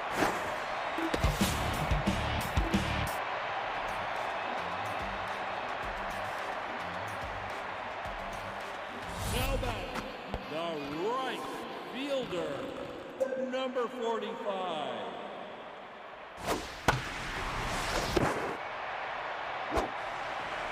Hey.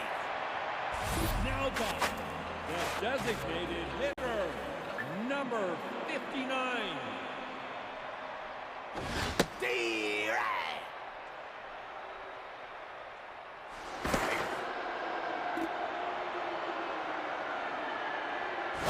Follow.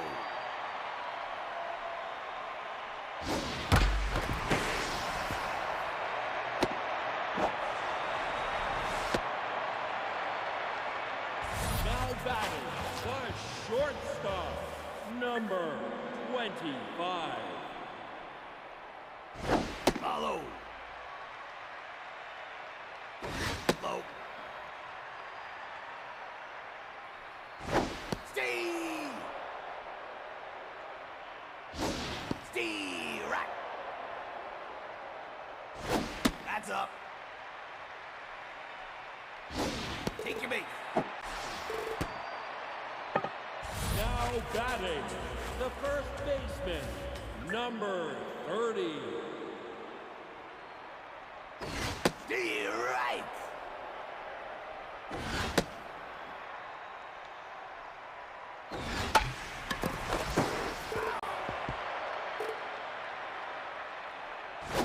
Follow. Steve, right.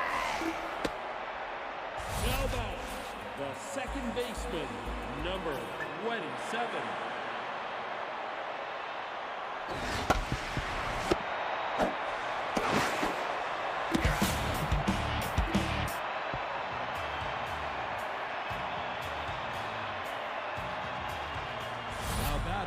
the third baseman, number 5. Ball low. See. Steve. Ball inside.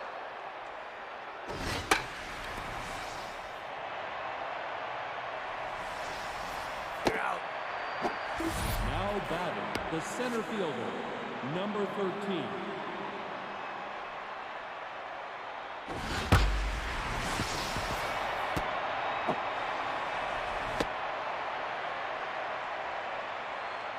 Now batting, the second baseman, number 6.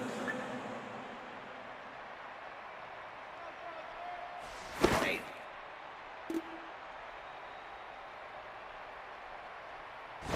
Ball low.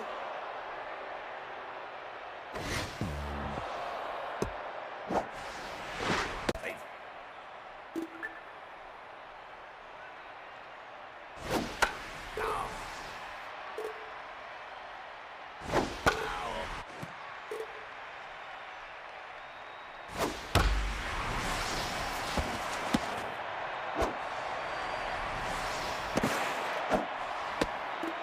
Now batting, the left fielder, number 21. Nope. Nope. High. Ball low. Nope. Ball low. Now batting, the catcher, number 69.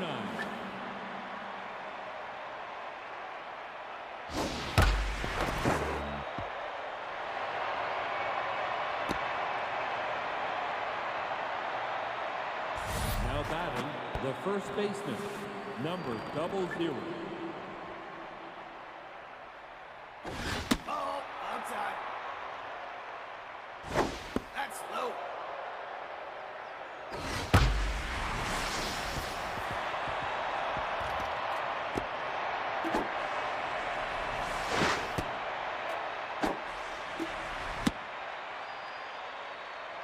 Now batting, the shortstop, number 4. Now pitching, number 84. Nope. That's up.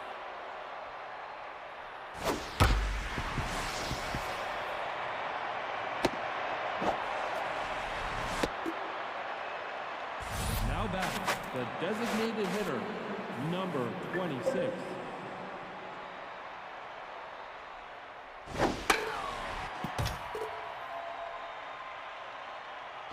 That's high.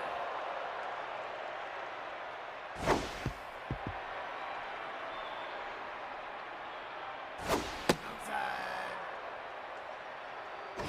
Nope. Take your base.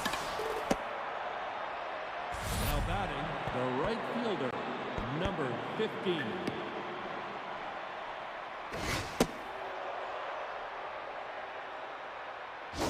See.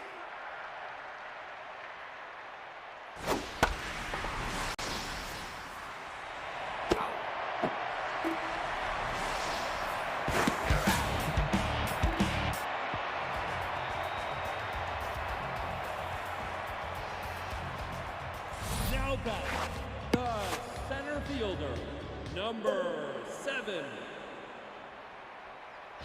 Ball high.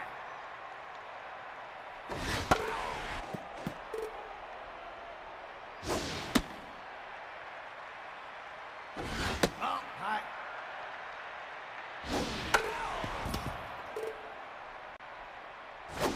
D-Ray. Now batting, the third baseman, number 28.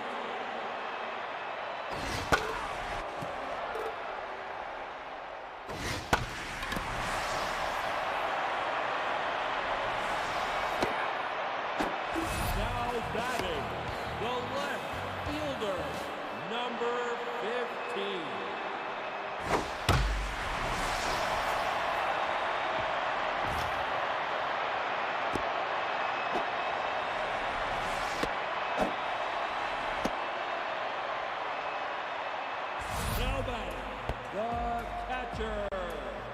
number 14.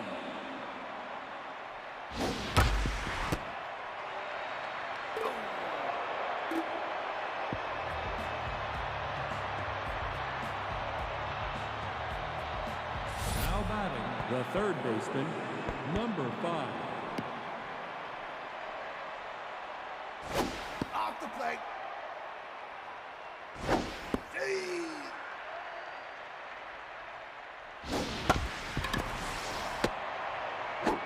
You're out. Now batting, the center fielder, number 13. See.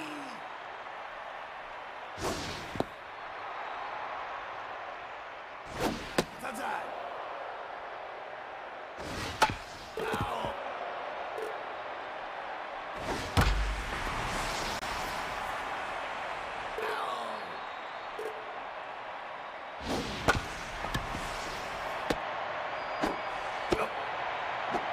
Now batting, the second baseman, number 6.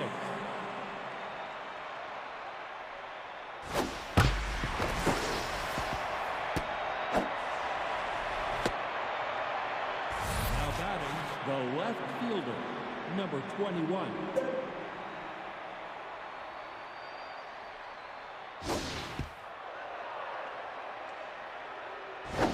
Steve. Outside.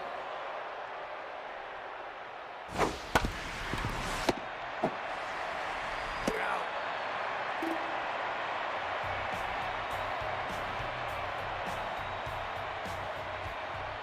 Now batting, the right fielder, number 45.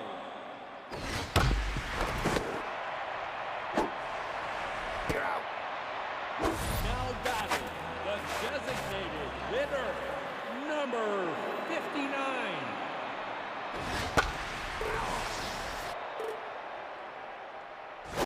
Head up.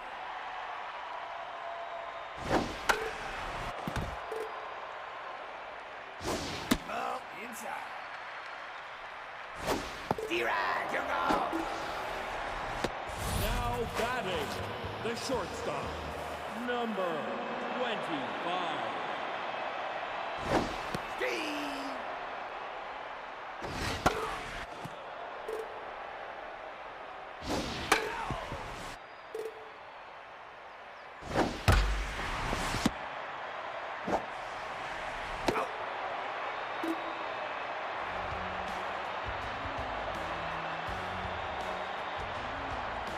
Now batting, the catcher, number 69.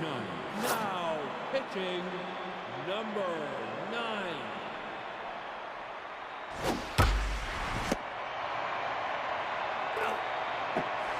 Now batting, the first baseman, number 00. Steve. That's outside.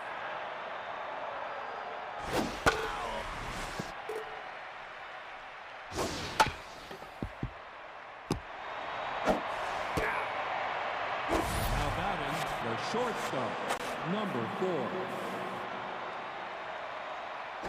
That's low. Outside.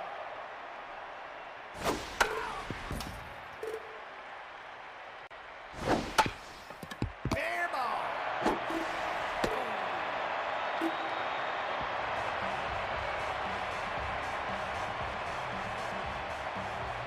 Now batting, the first baseman, number 30. Steve. Steve right.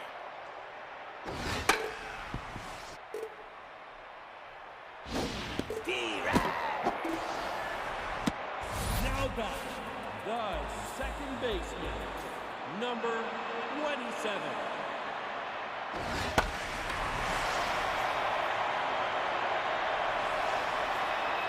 You're out. Now batting, the center fielder, number 7.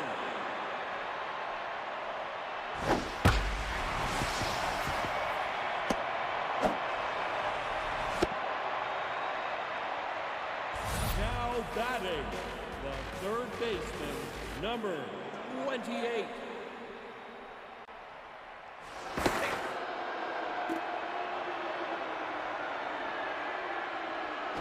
Ball outside.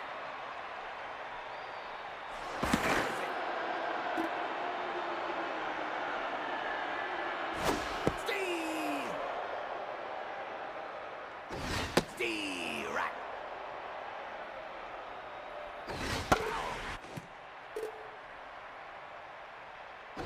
Oh.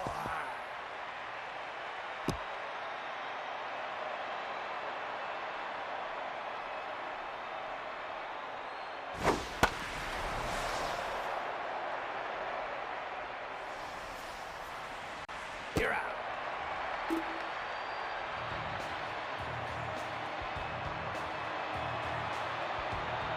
Now batting, the designated hitter, number 26. Inside.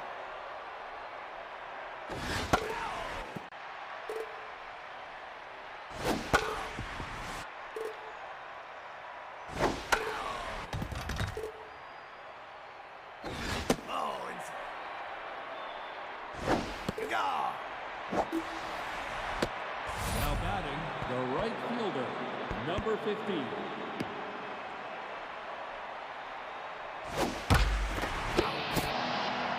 Now batting, the third baseman, number 5.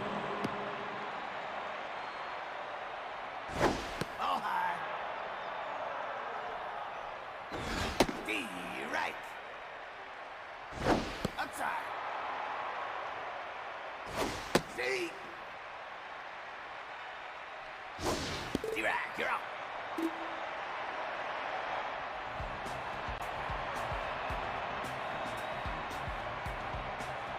Now batting, the left fielder, now in the game, number 39. D right.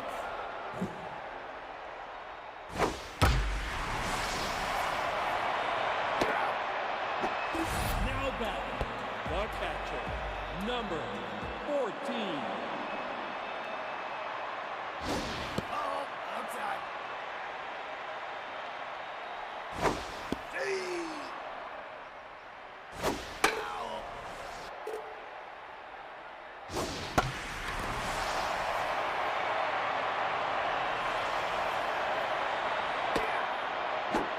Now batting, the right fielder, number 45.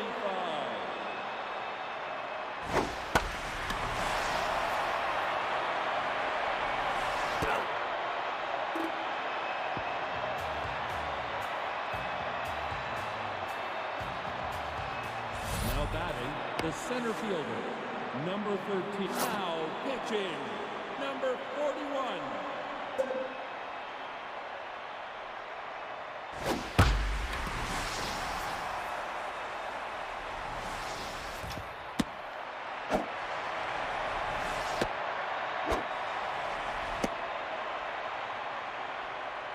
Now batting, the second baseman, number 6. Steve. Steve right. Outside.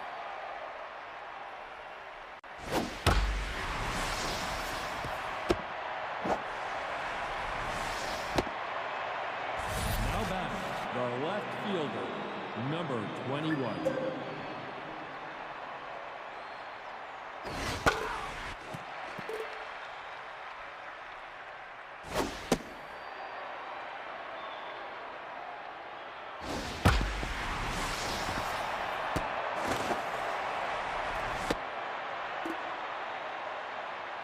Now batting, the catcher, number 69. Now pitching, number 26.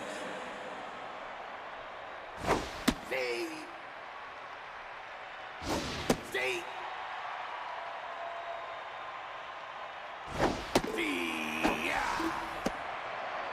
Now batting, the first baseman, number 00. Steve.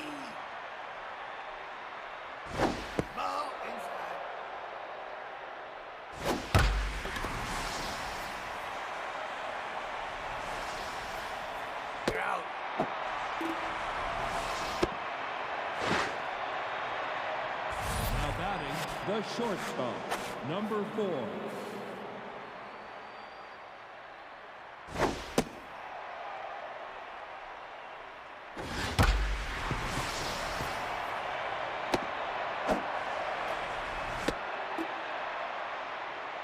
Now batting, the designated hitter, number 26.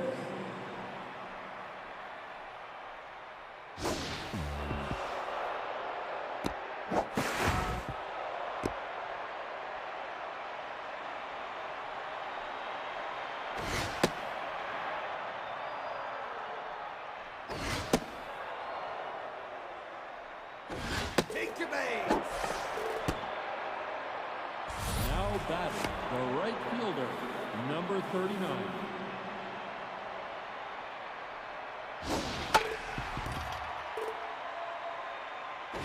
That's up. Up inside.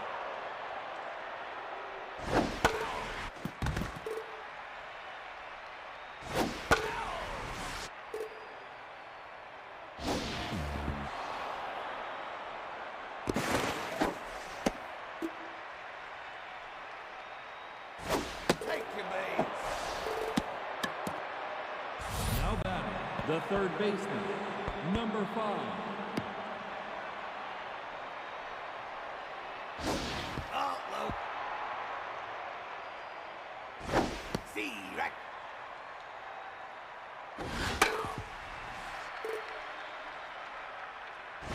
Ski right. You're gone.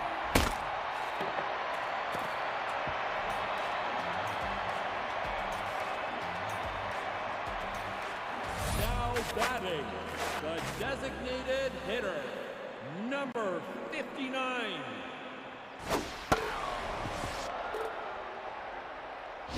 Follow. Inside.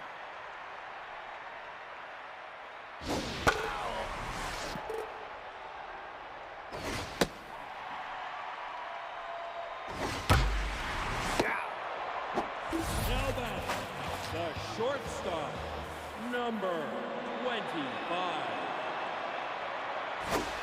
Steve. Follow.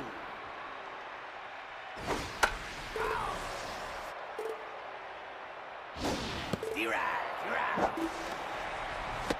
Now batting, the first baseman, number 30.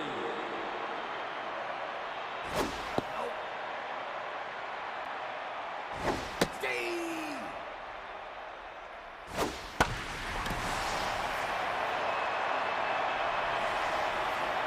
You're out.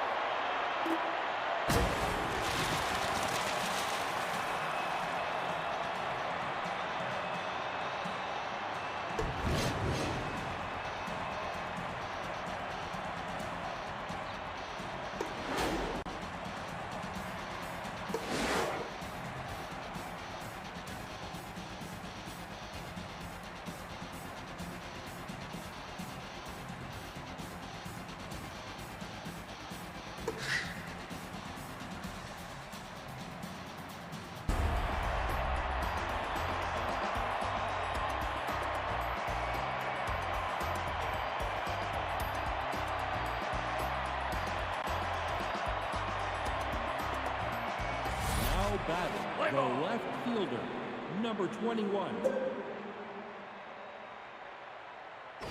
Bullet. Bullet time. Here. Oh. Let's go.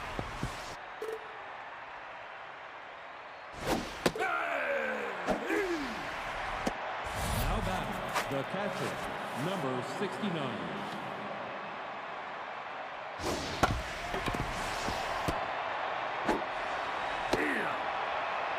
Now batting, the first baseman, number 00. Inside. Inside. Here. Ball. Oh, take it back. Now batting, the shortstop, number 4.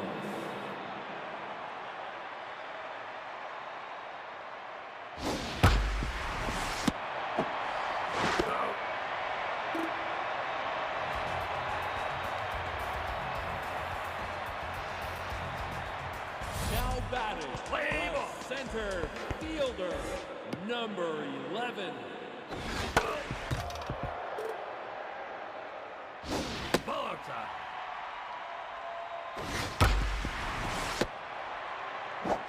Throw. Now batting, the designated hitter, number 23.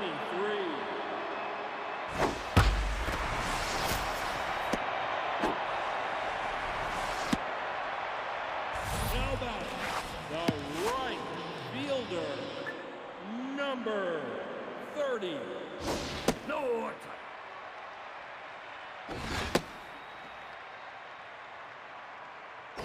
No. No ball. Take it big. Now batting, the first baseman, number 29. That's low.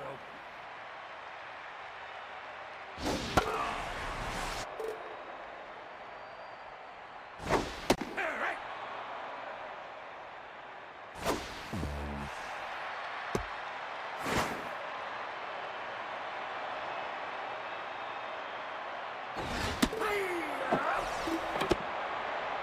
Now batting, the shortstop, number 33.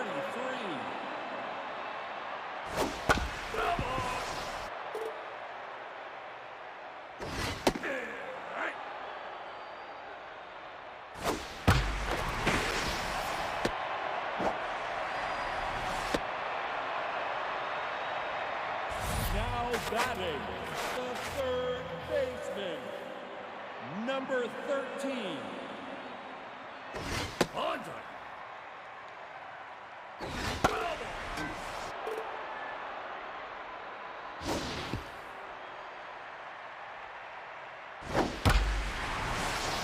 You're out.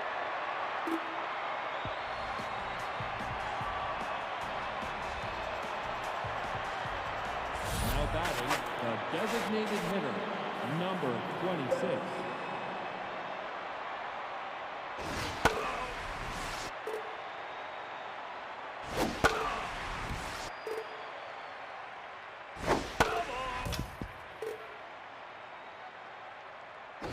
Right. Out. Now batting, the right fielder, number 15.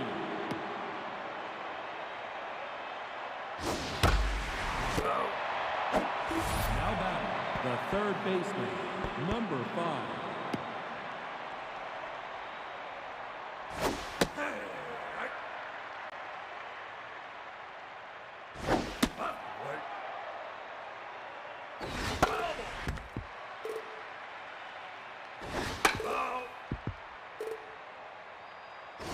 Inside.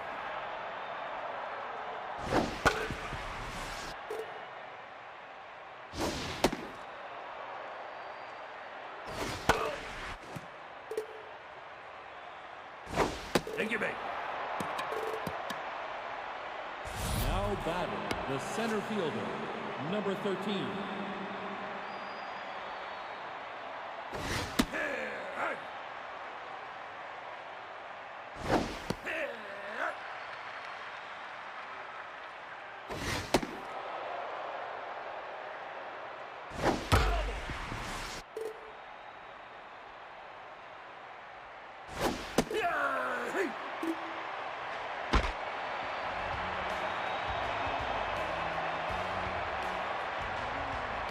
Now batting, the second baseman, number 16.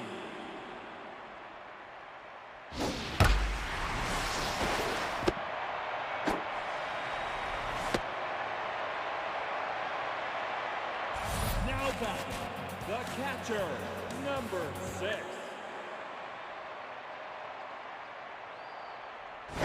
All low.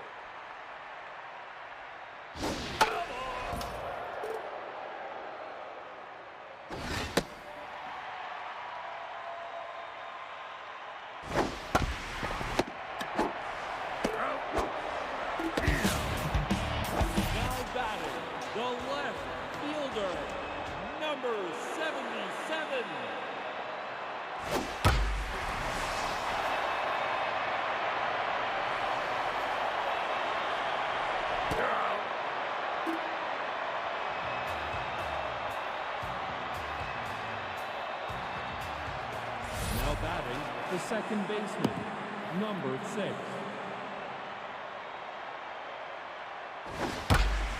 Now batting, the left fielder, number 21.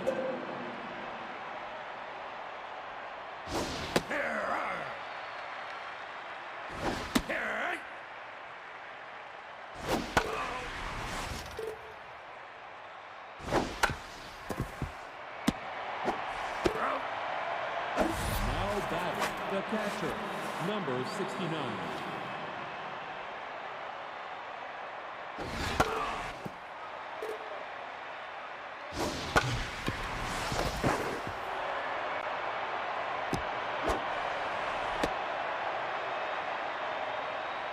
Now batting, the first baseman, number 00.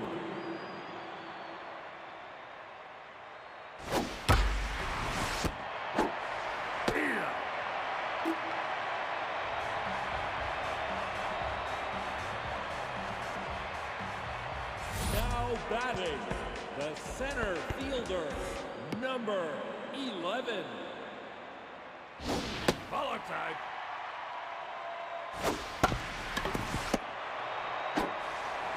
You're out. Now batting, the designated hitter, number 23. Here. Outside. Let up.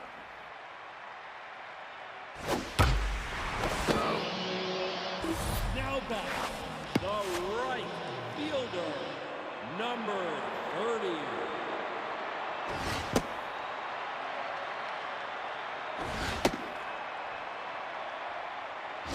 Hey.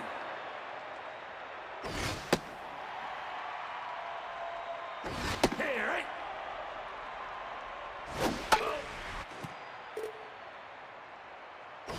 Here I.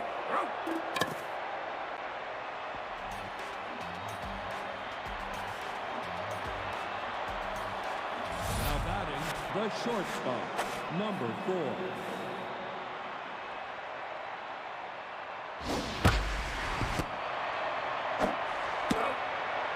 Now batting, the designated hitter, number 26.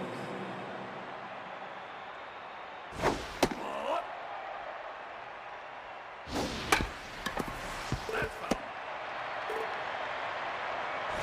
Outside.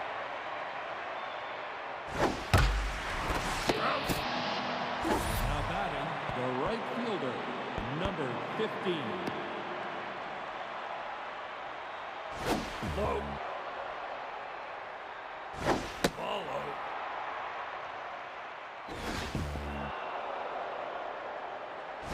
Hey.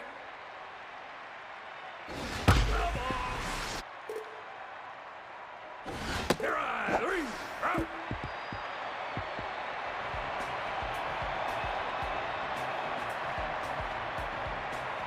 Now batting, the first baseman, number 29.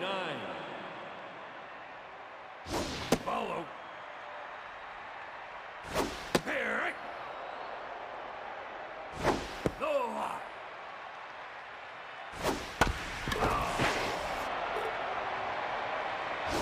No. Take your base. Now batting, the shortstop, number 33.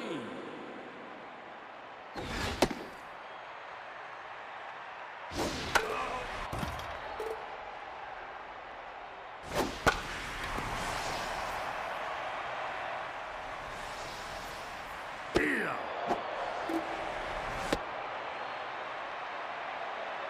Now batting, the third baseman, number 13.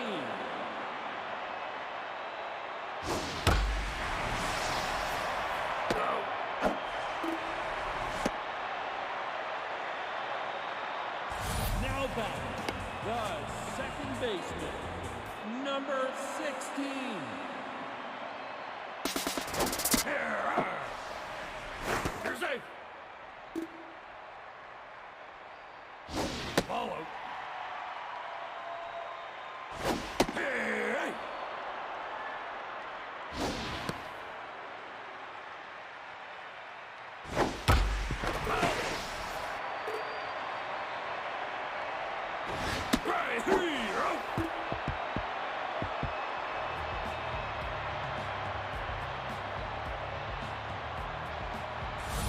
batting, the third baseman, number 5.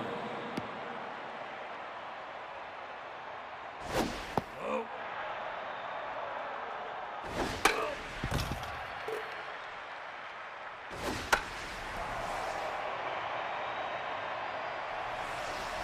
You're out. Now batting, the center fielder, number 13. Here.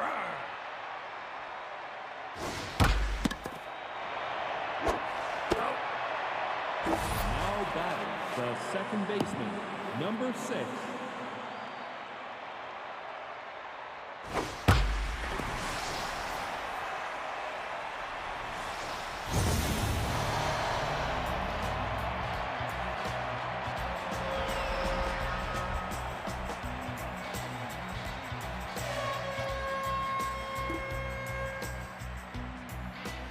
Now batting, the left fielder, number 21.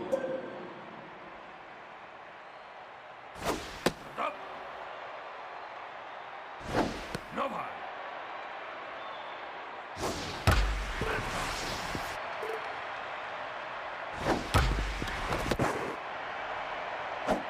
Out.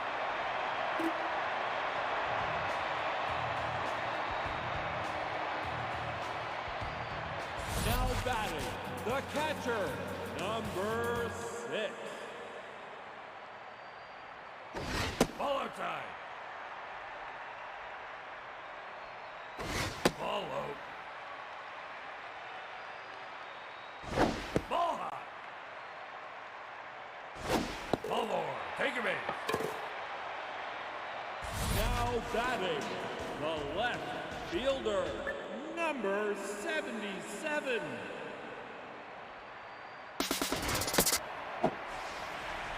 Yeah.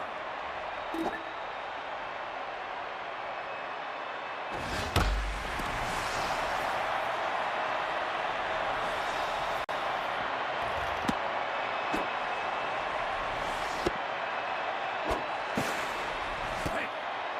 Now batting, the center fielder, number 11. Follow.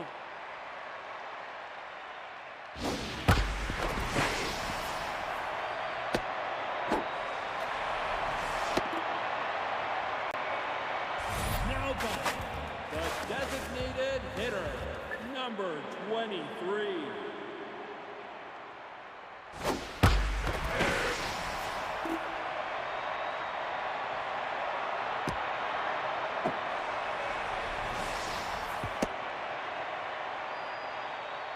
Now batting, the right fielder. Now pitching, number 18. Air ball. You're out. Now batting, the first baseman, number 29. No line. Here, right. Ball up. Here, right.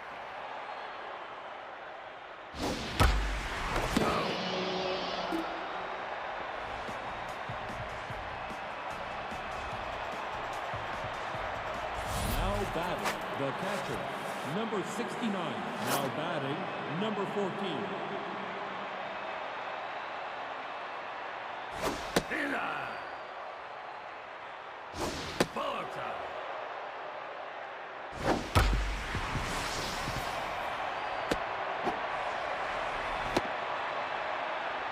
Now batting, the first baseman, number 00.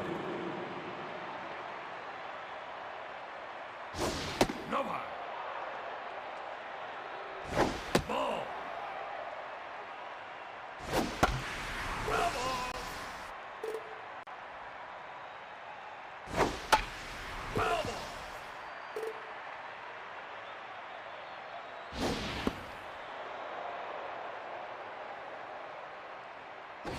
Ball. Now batting, the shortstop, number 4.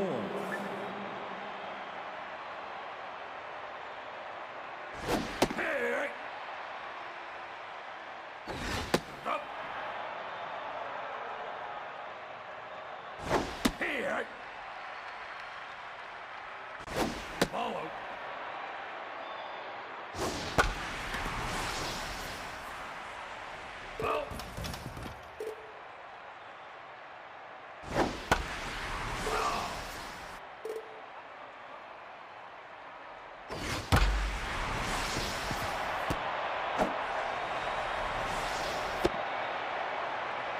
Now batting, the designated hitter, number now pitching, number 39.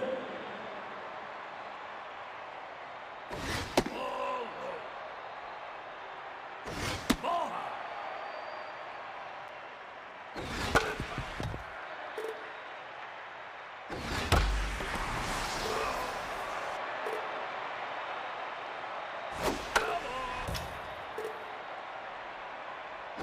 Here I read. Now batting, the right fielder, number 15.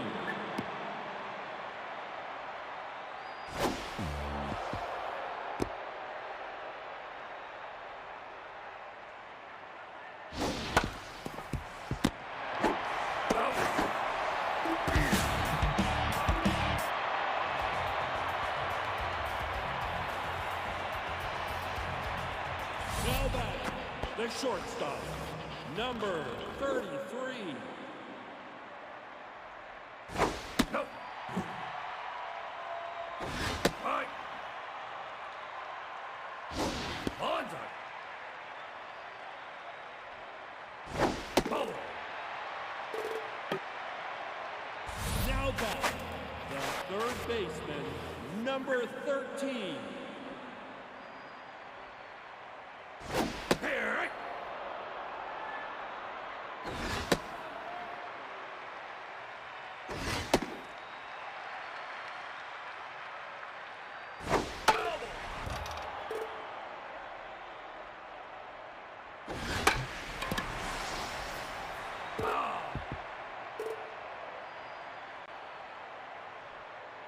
That's all. Take a base. Now batting, the second baseman, number 16. Inside. Ball.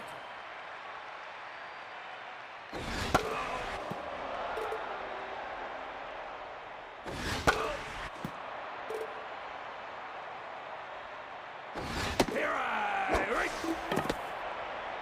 Now batting, the catcher, number 6.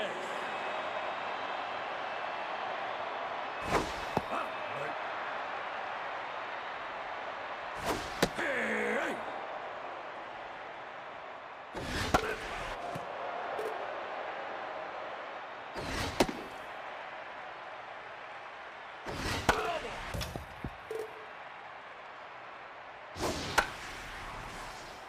Double!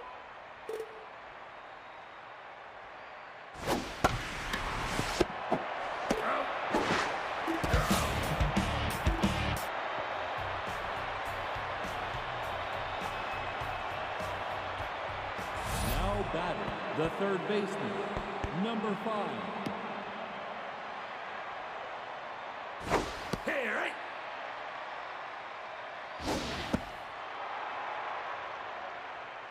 Let it up.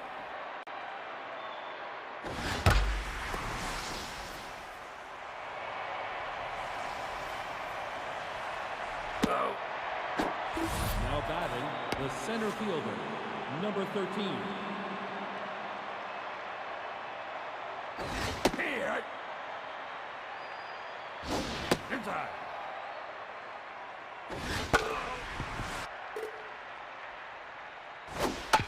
Oh. That's foul.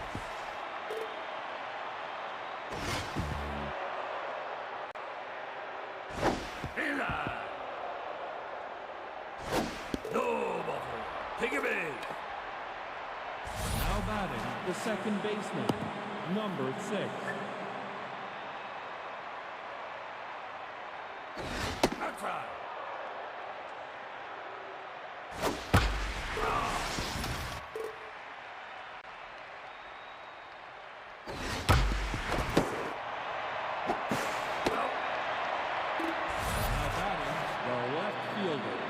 number 21. Outside.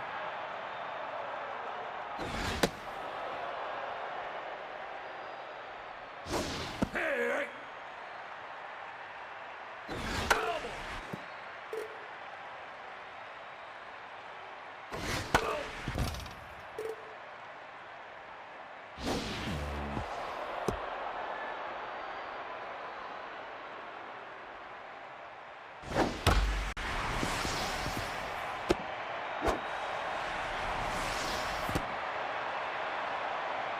Now batting, the catcher, number 14.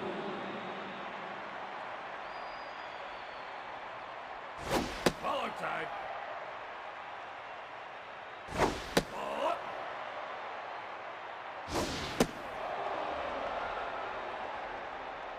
Here.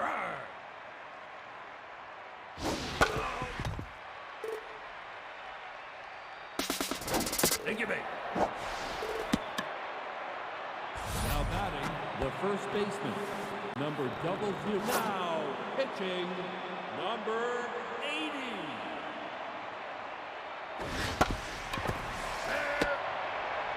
Out.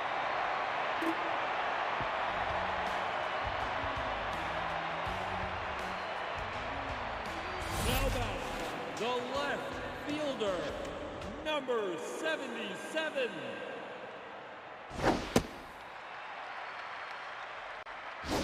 Low.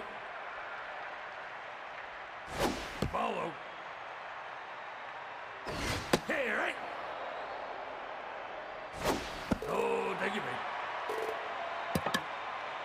Now batting, the center fielder, number 11. Hey, right. Oh. Easy.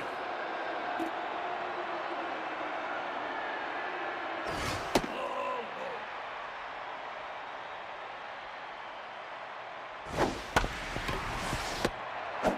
you're out. Now batting, the designated hitter, number 23. Hey, right. No attack. That's all.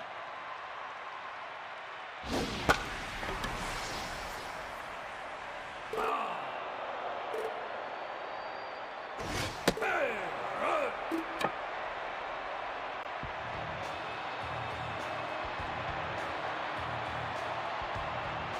Now batting, the shortstop, number 4. Follow. Here I. Ball outside.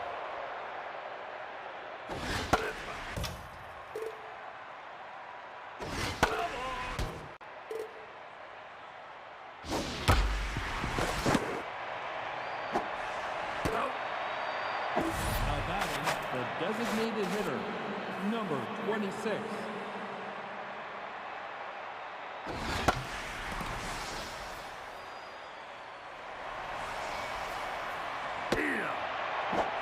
Now batting, the right fielder, number 15. Here I. Hey.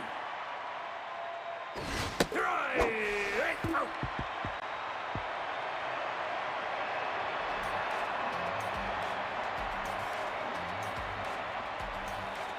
Now batting, the right fielder. Now pitching, number 27.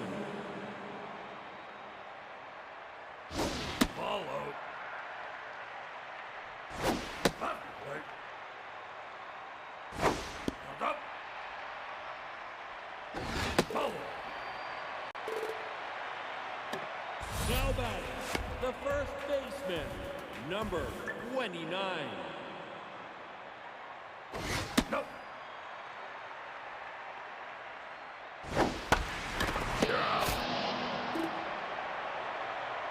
Now batting, the shortstop, number 33.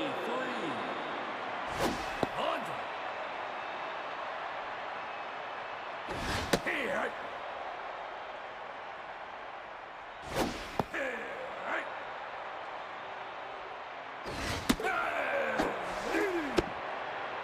Now batting the third baseman, number 13.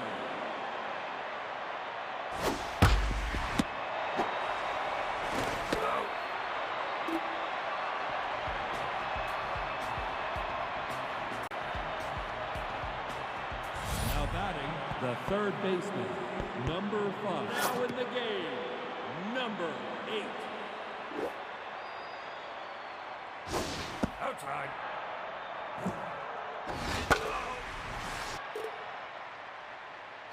Here.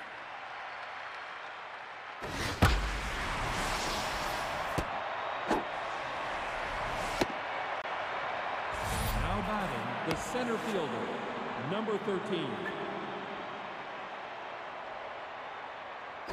Here. Low.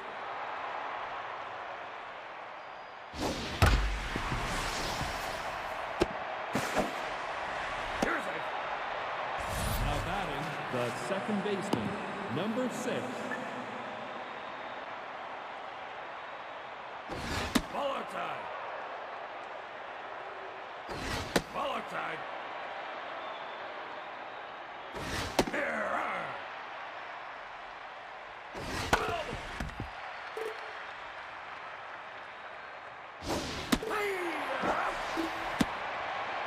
Now batting the left fielder, number 21.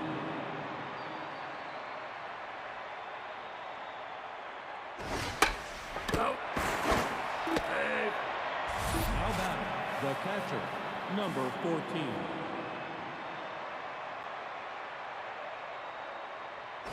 Ball low. Ball high. Inside. Hey.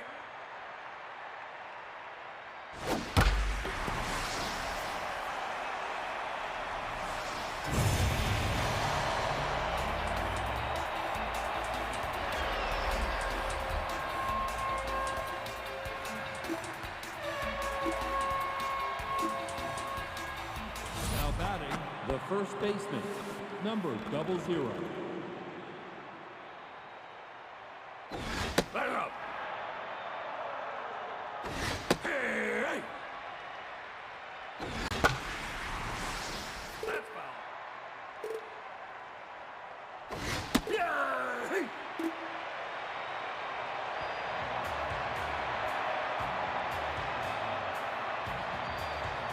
Now batting the second baseman. Now in the game, number 39. Ball.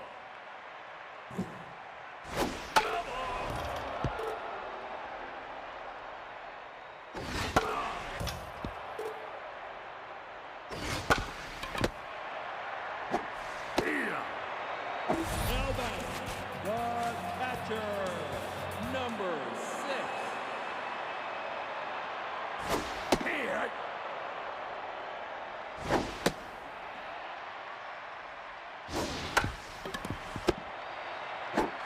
Out. Now batting the left fielder, number 77. Here.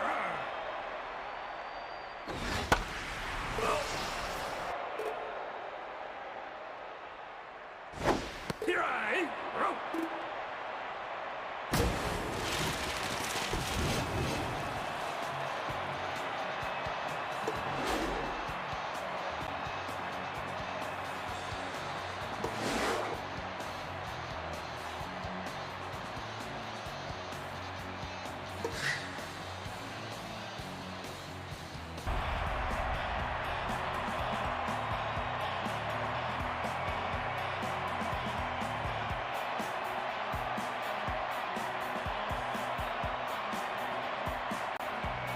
Now batting the left fielder, number 25.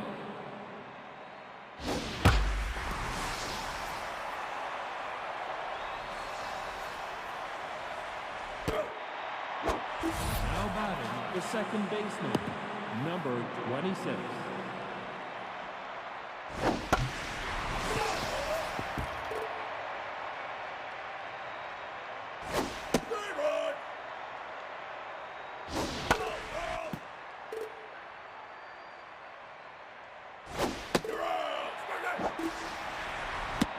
Now batting, the catcher, number 41.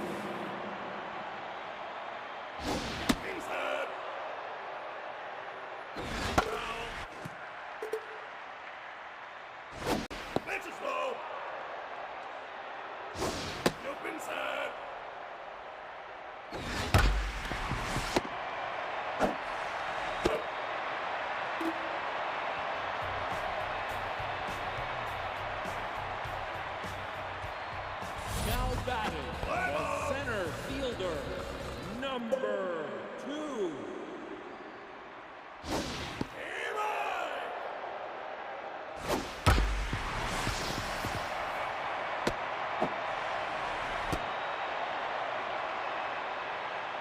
Now batting, the shortstop, number 23.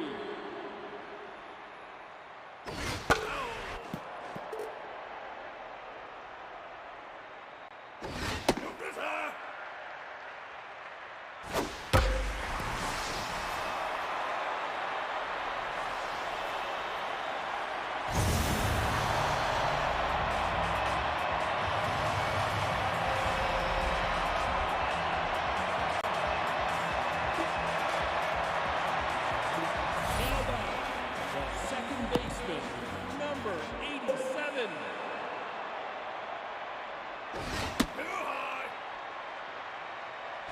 That's low.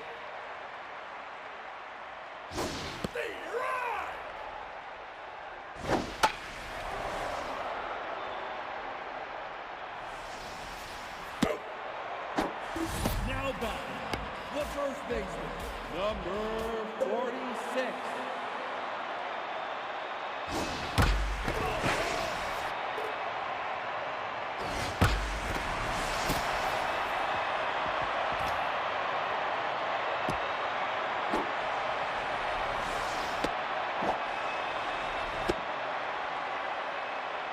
Now batting, the designated hitter, number 55.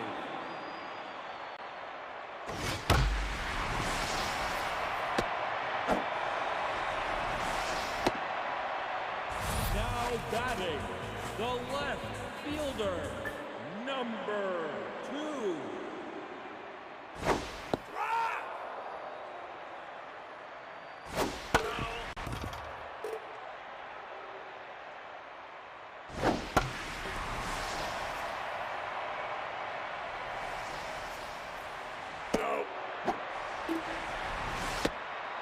Now batting, the catcher, number 13.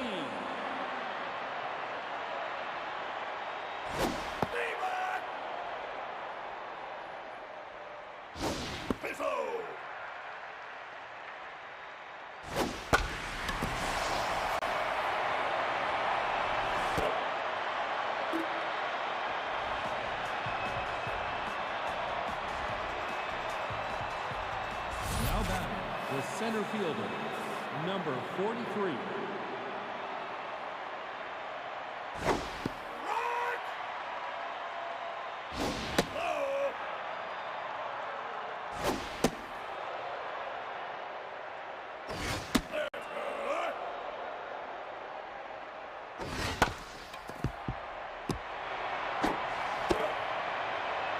Now batting, the designated hitter, number 14.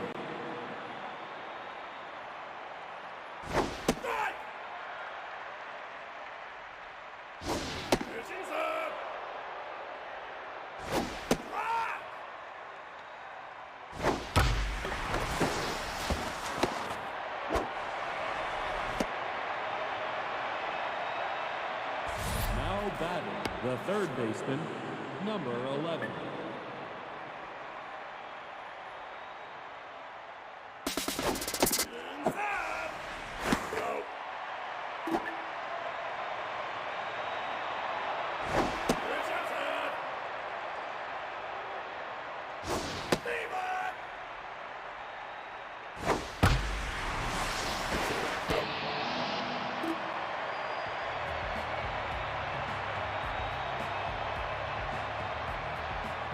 Now back, the right fielder, number 29.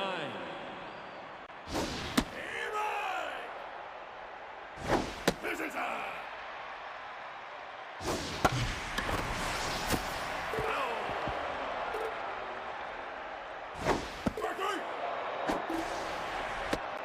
Now batting, the third baseman, number 10.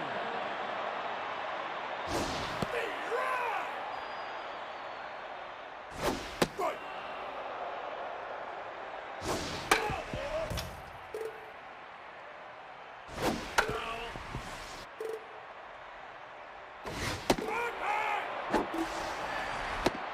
Now batting, the center fielder, number 2.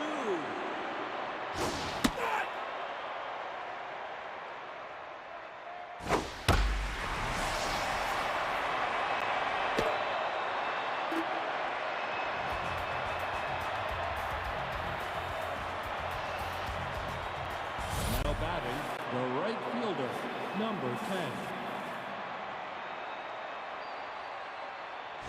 Too low! Inside! Go high! Rock! Stay back! Burgers! Now batting, the shortstop, number 27.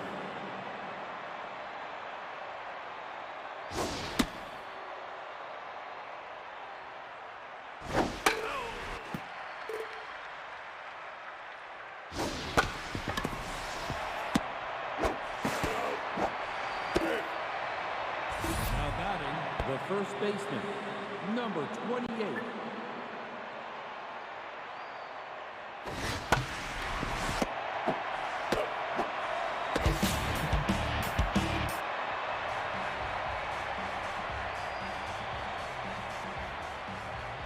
Now batting, the shortstop, number 23.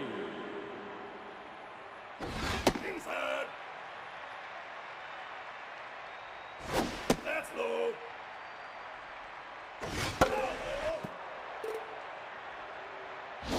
Too high!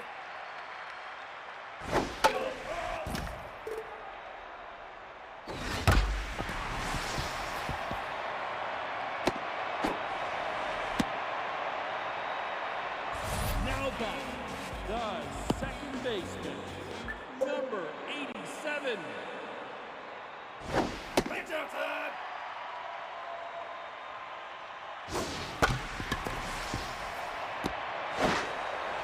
You're safe! Now batting, the first baseman, number 46.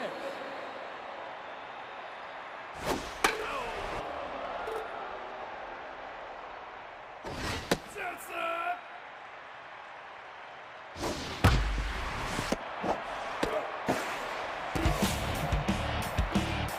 Now batting, the designated hitter, number 55.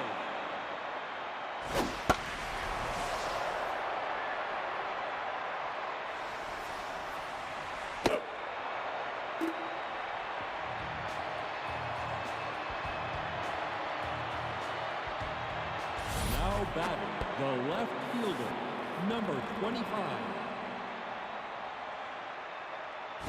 Whistle!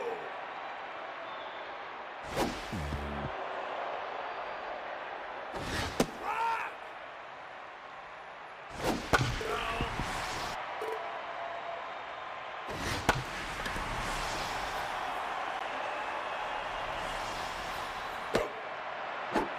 Now batting, the second baseman, number 26.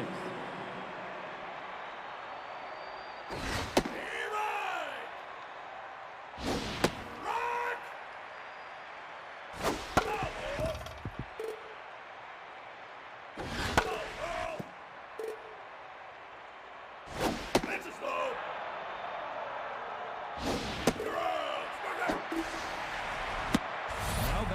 the catcher, number 41.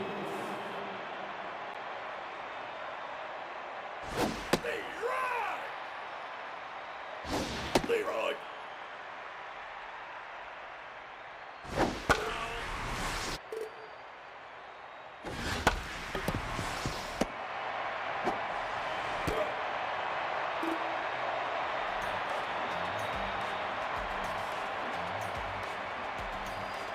Now batting, the left fielder, number 2.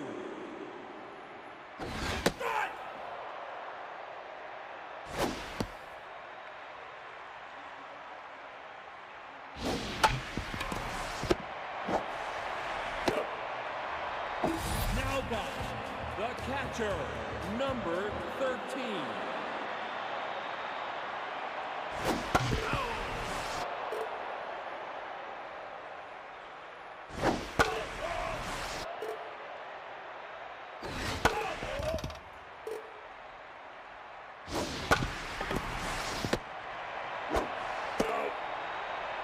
Now batting, the right fielder, number 29.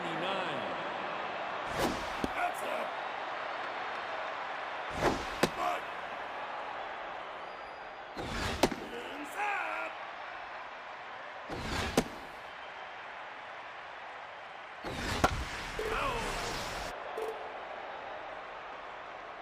Take your base! Now batting, the third baseman, number 10.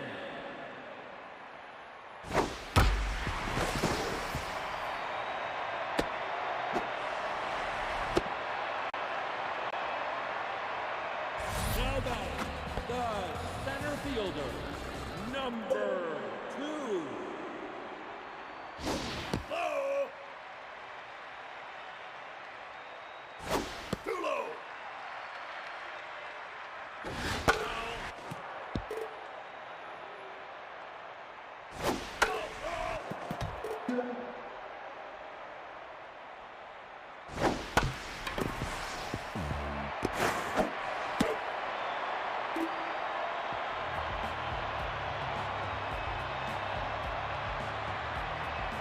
Now batting, the center fielder, number 43. Leroy!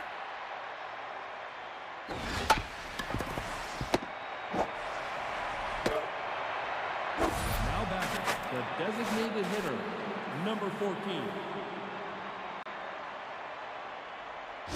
Pitch inside! Right! Foul ball!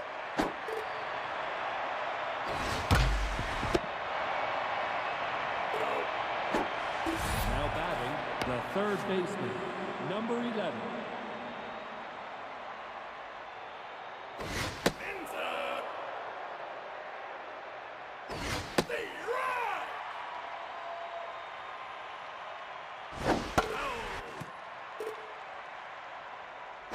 There's her!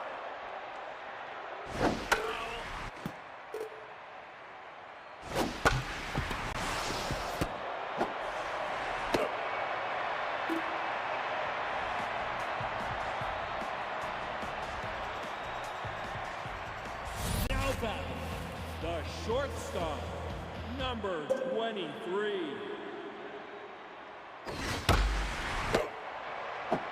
Now batting, the second baseman, number 87. Right! Rock! No pie! Ball, ball!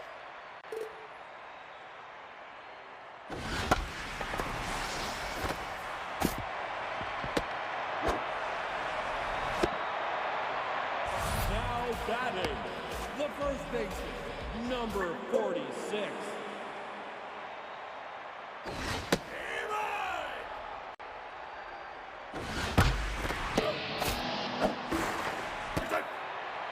Now batting, the designated hitter, number 55.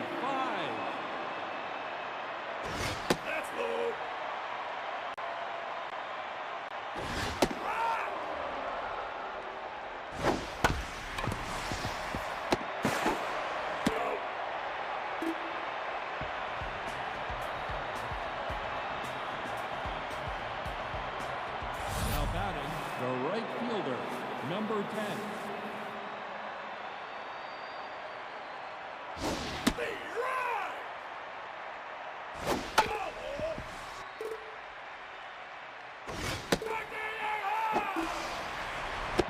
Now batting, the shortstop, number 27. Pizzo!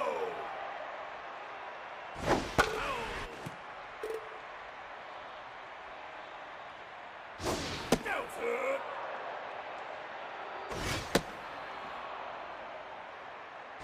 Strike! Strike! Now batting, the first baseman, number 28.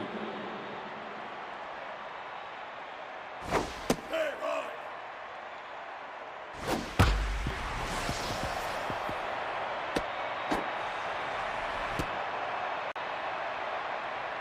Now batting, the left fielder, number 25.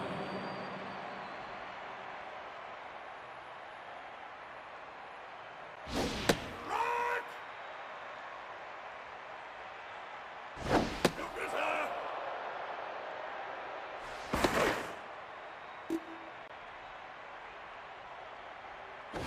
Jump inside! Hey, right!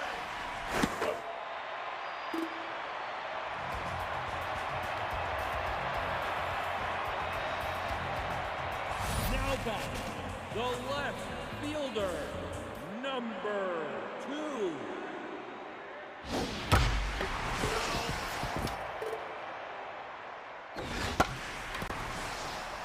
Double! Visitor!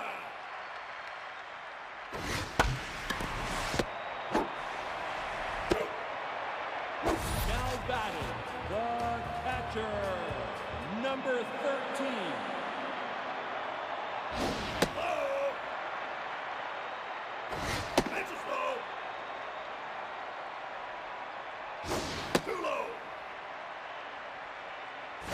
Leave it! Thank you, buddy.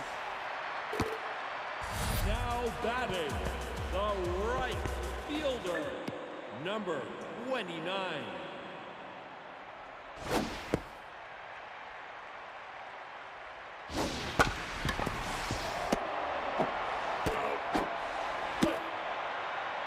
Now batting, the third baseman, number 10.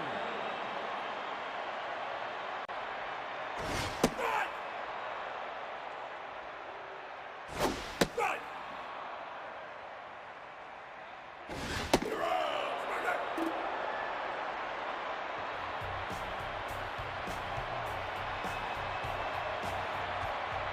Now batting, the left fielder, number 25. inside! Rock! Right! Factory, you're out! Now batting, the second baseman, number 26. Rock!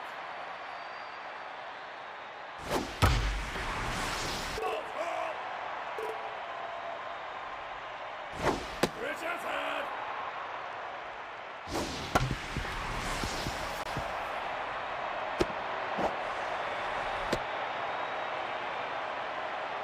Now batting, the catcher, number 41.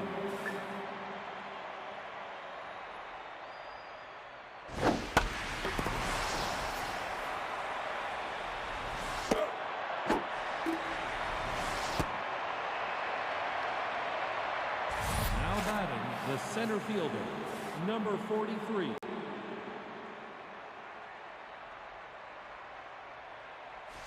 Safe!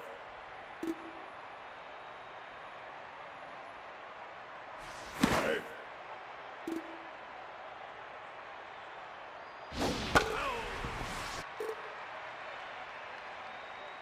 Pizzo! Hey, right! Low!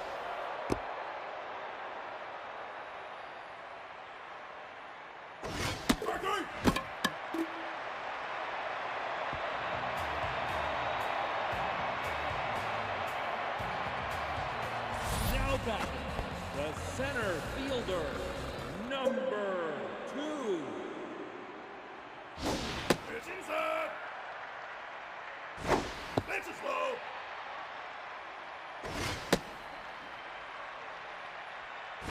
Take your base.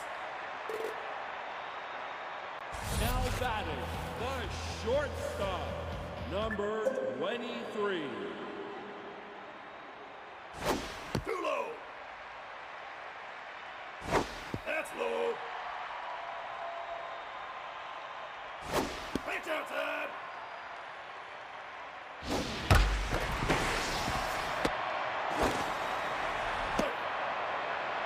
Now batting, the second baseman, number 87.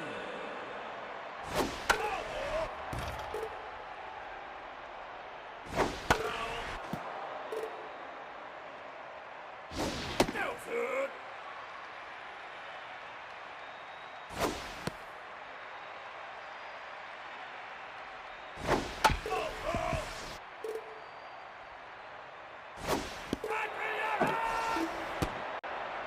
Now batting, the first baseman, now pitching, number 24.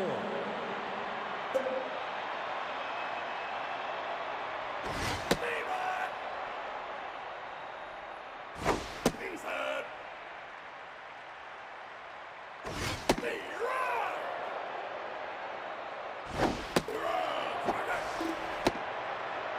Now batting, the designated hitter, number 55.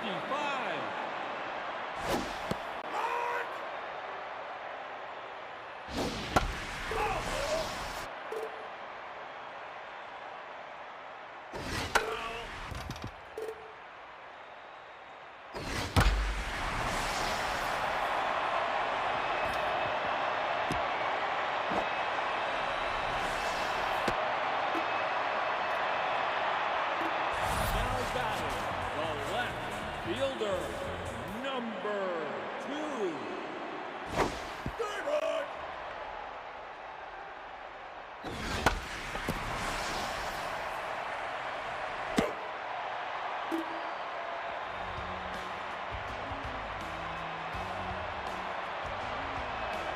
Now batting, the designated hitter, number 14.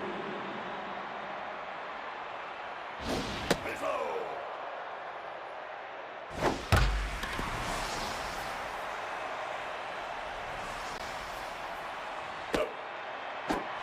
Now batting, the third baseman, number 11. Pitch is low.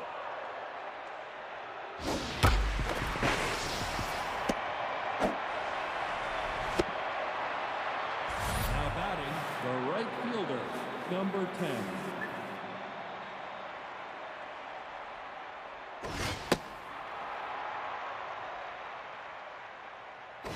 Rock. It's outside.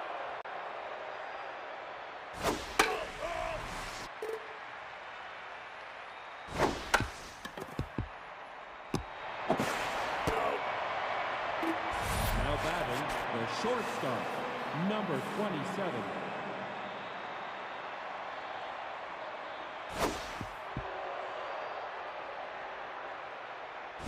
Levi.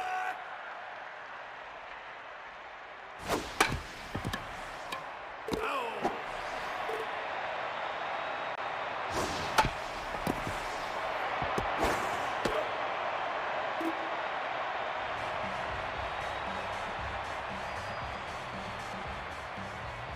Now batting, the catcher, number 13.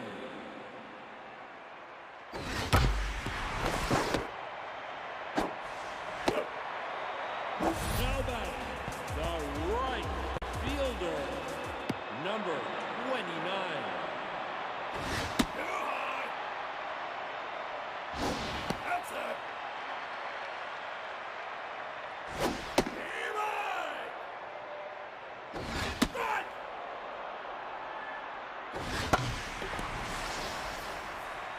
Ball.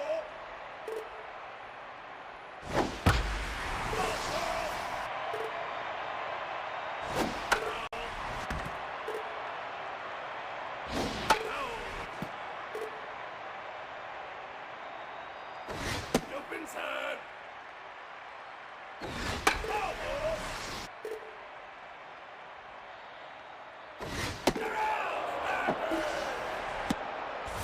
batting, the third baseman, number 10.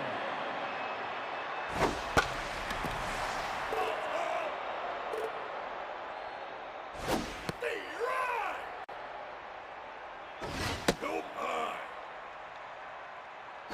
Inside. Low.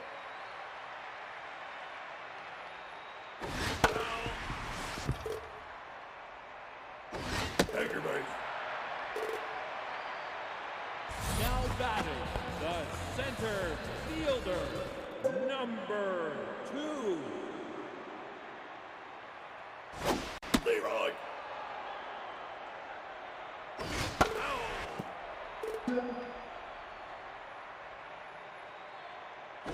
That's her. Marky.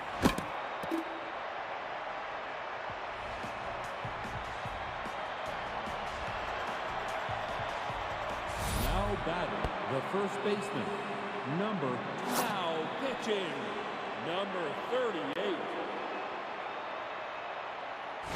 Hey, Roy. Pitch outside.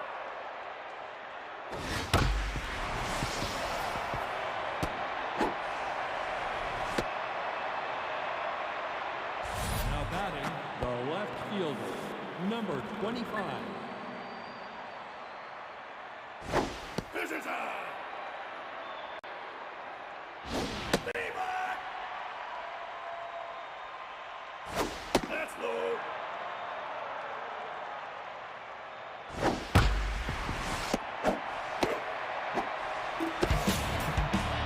Now batting, the second baseman, number 26.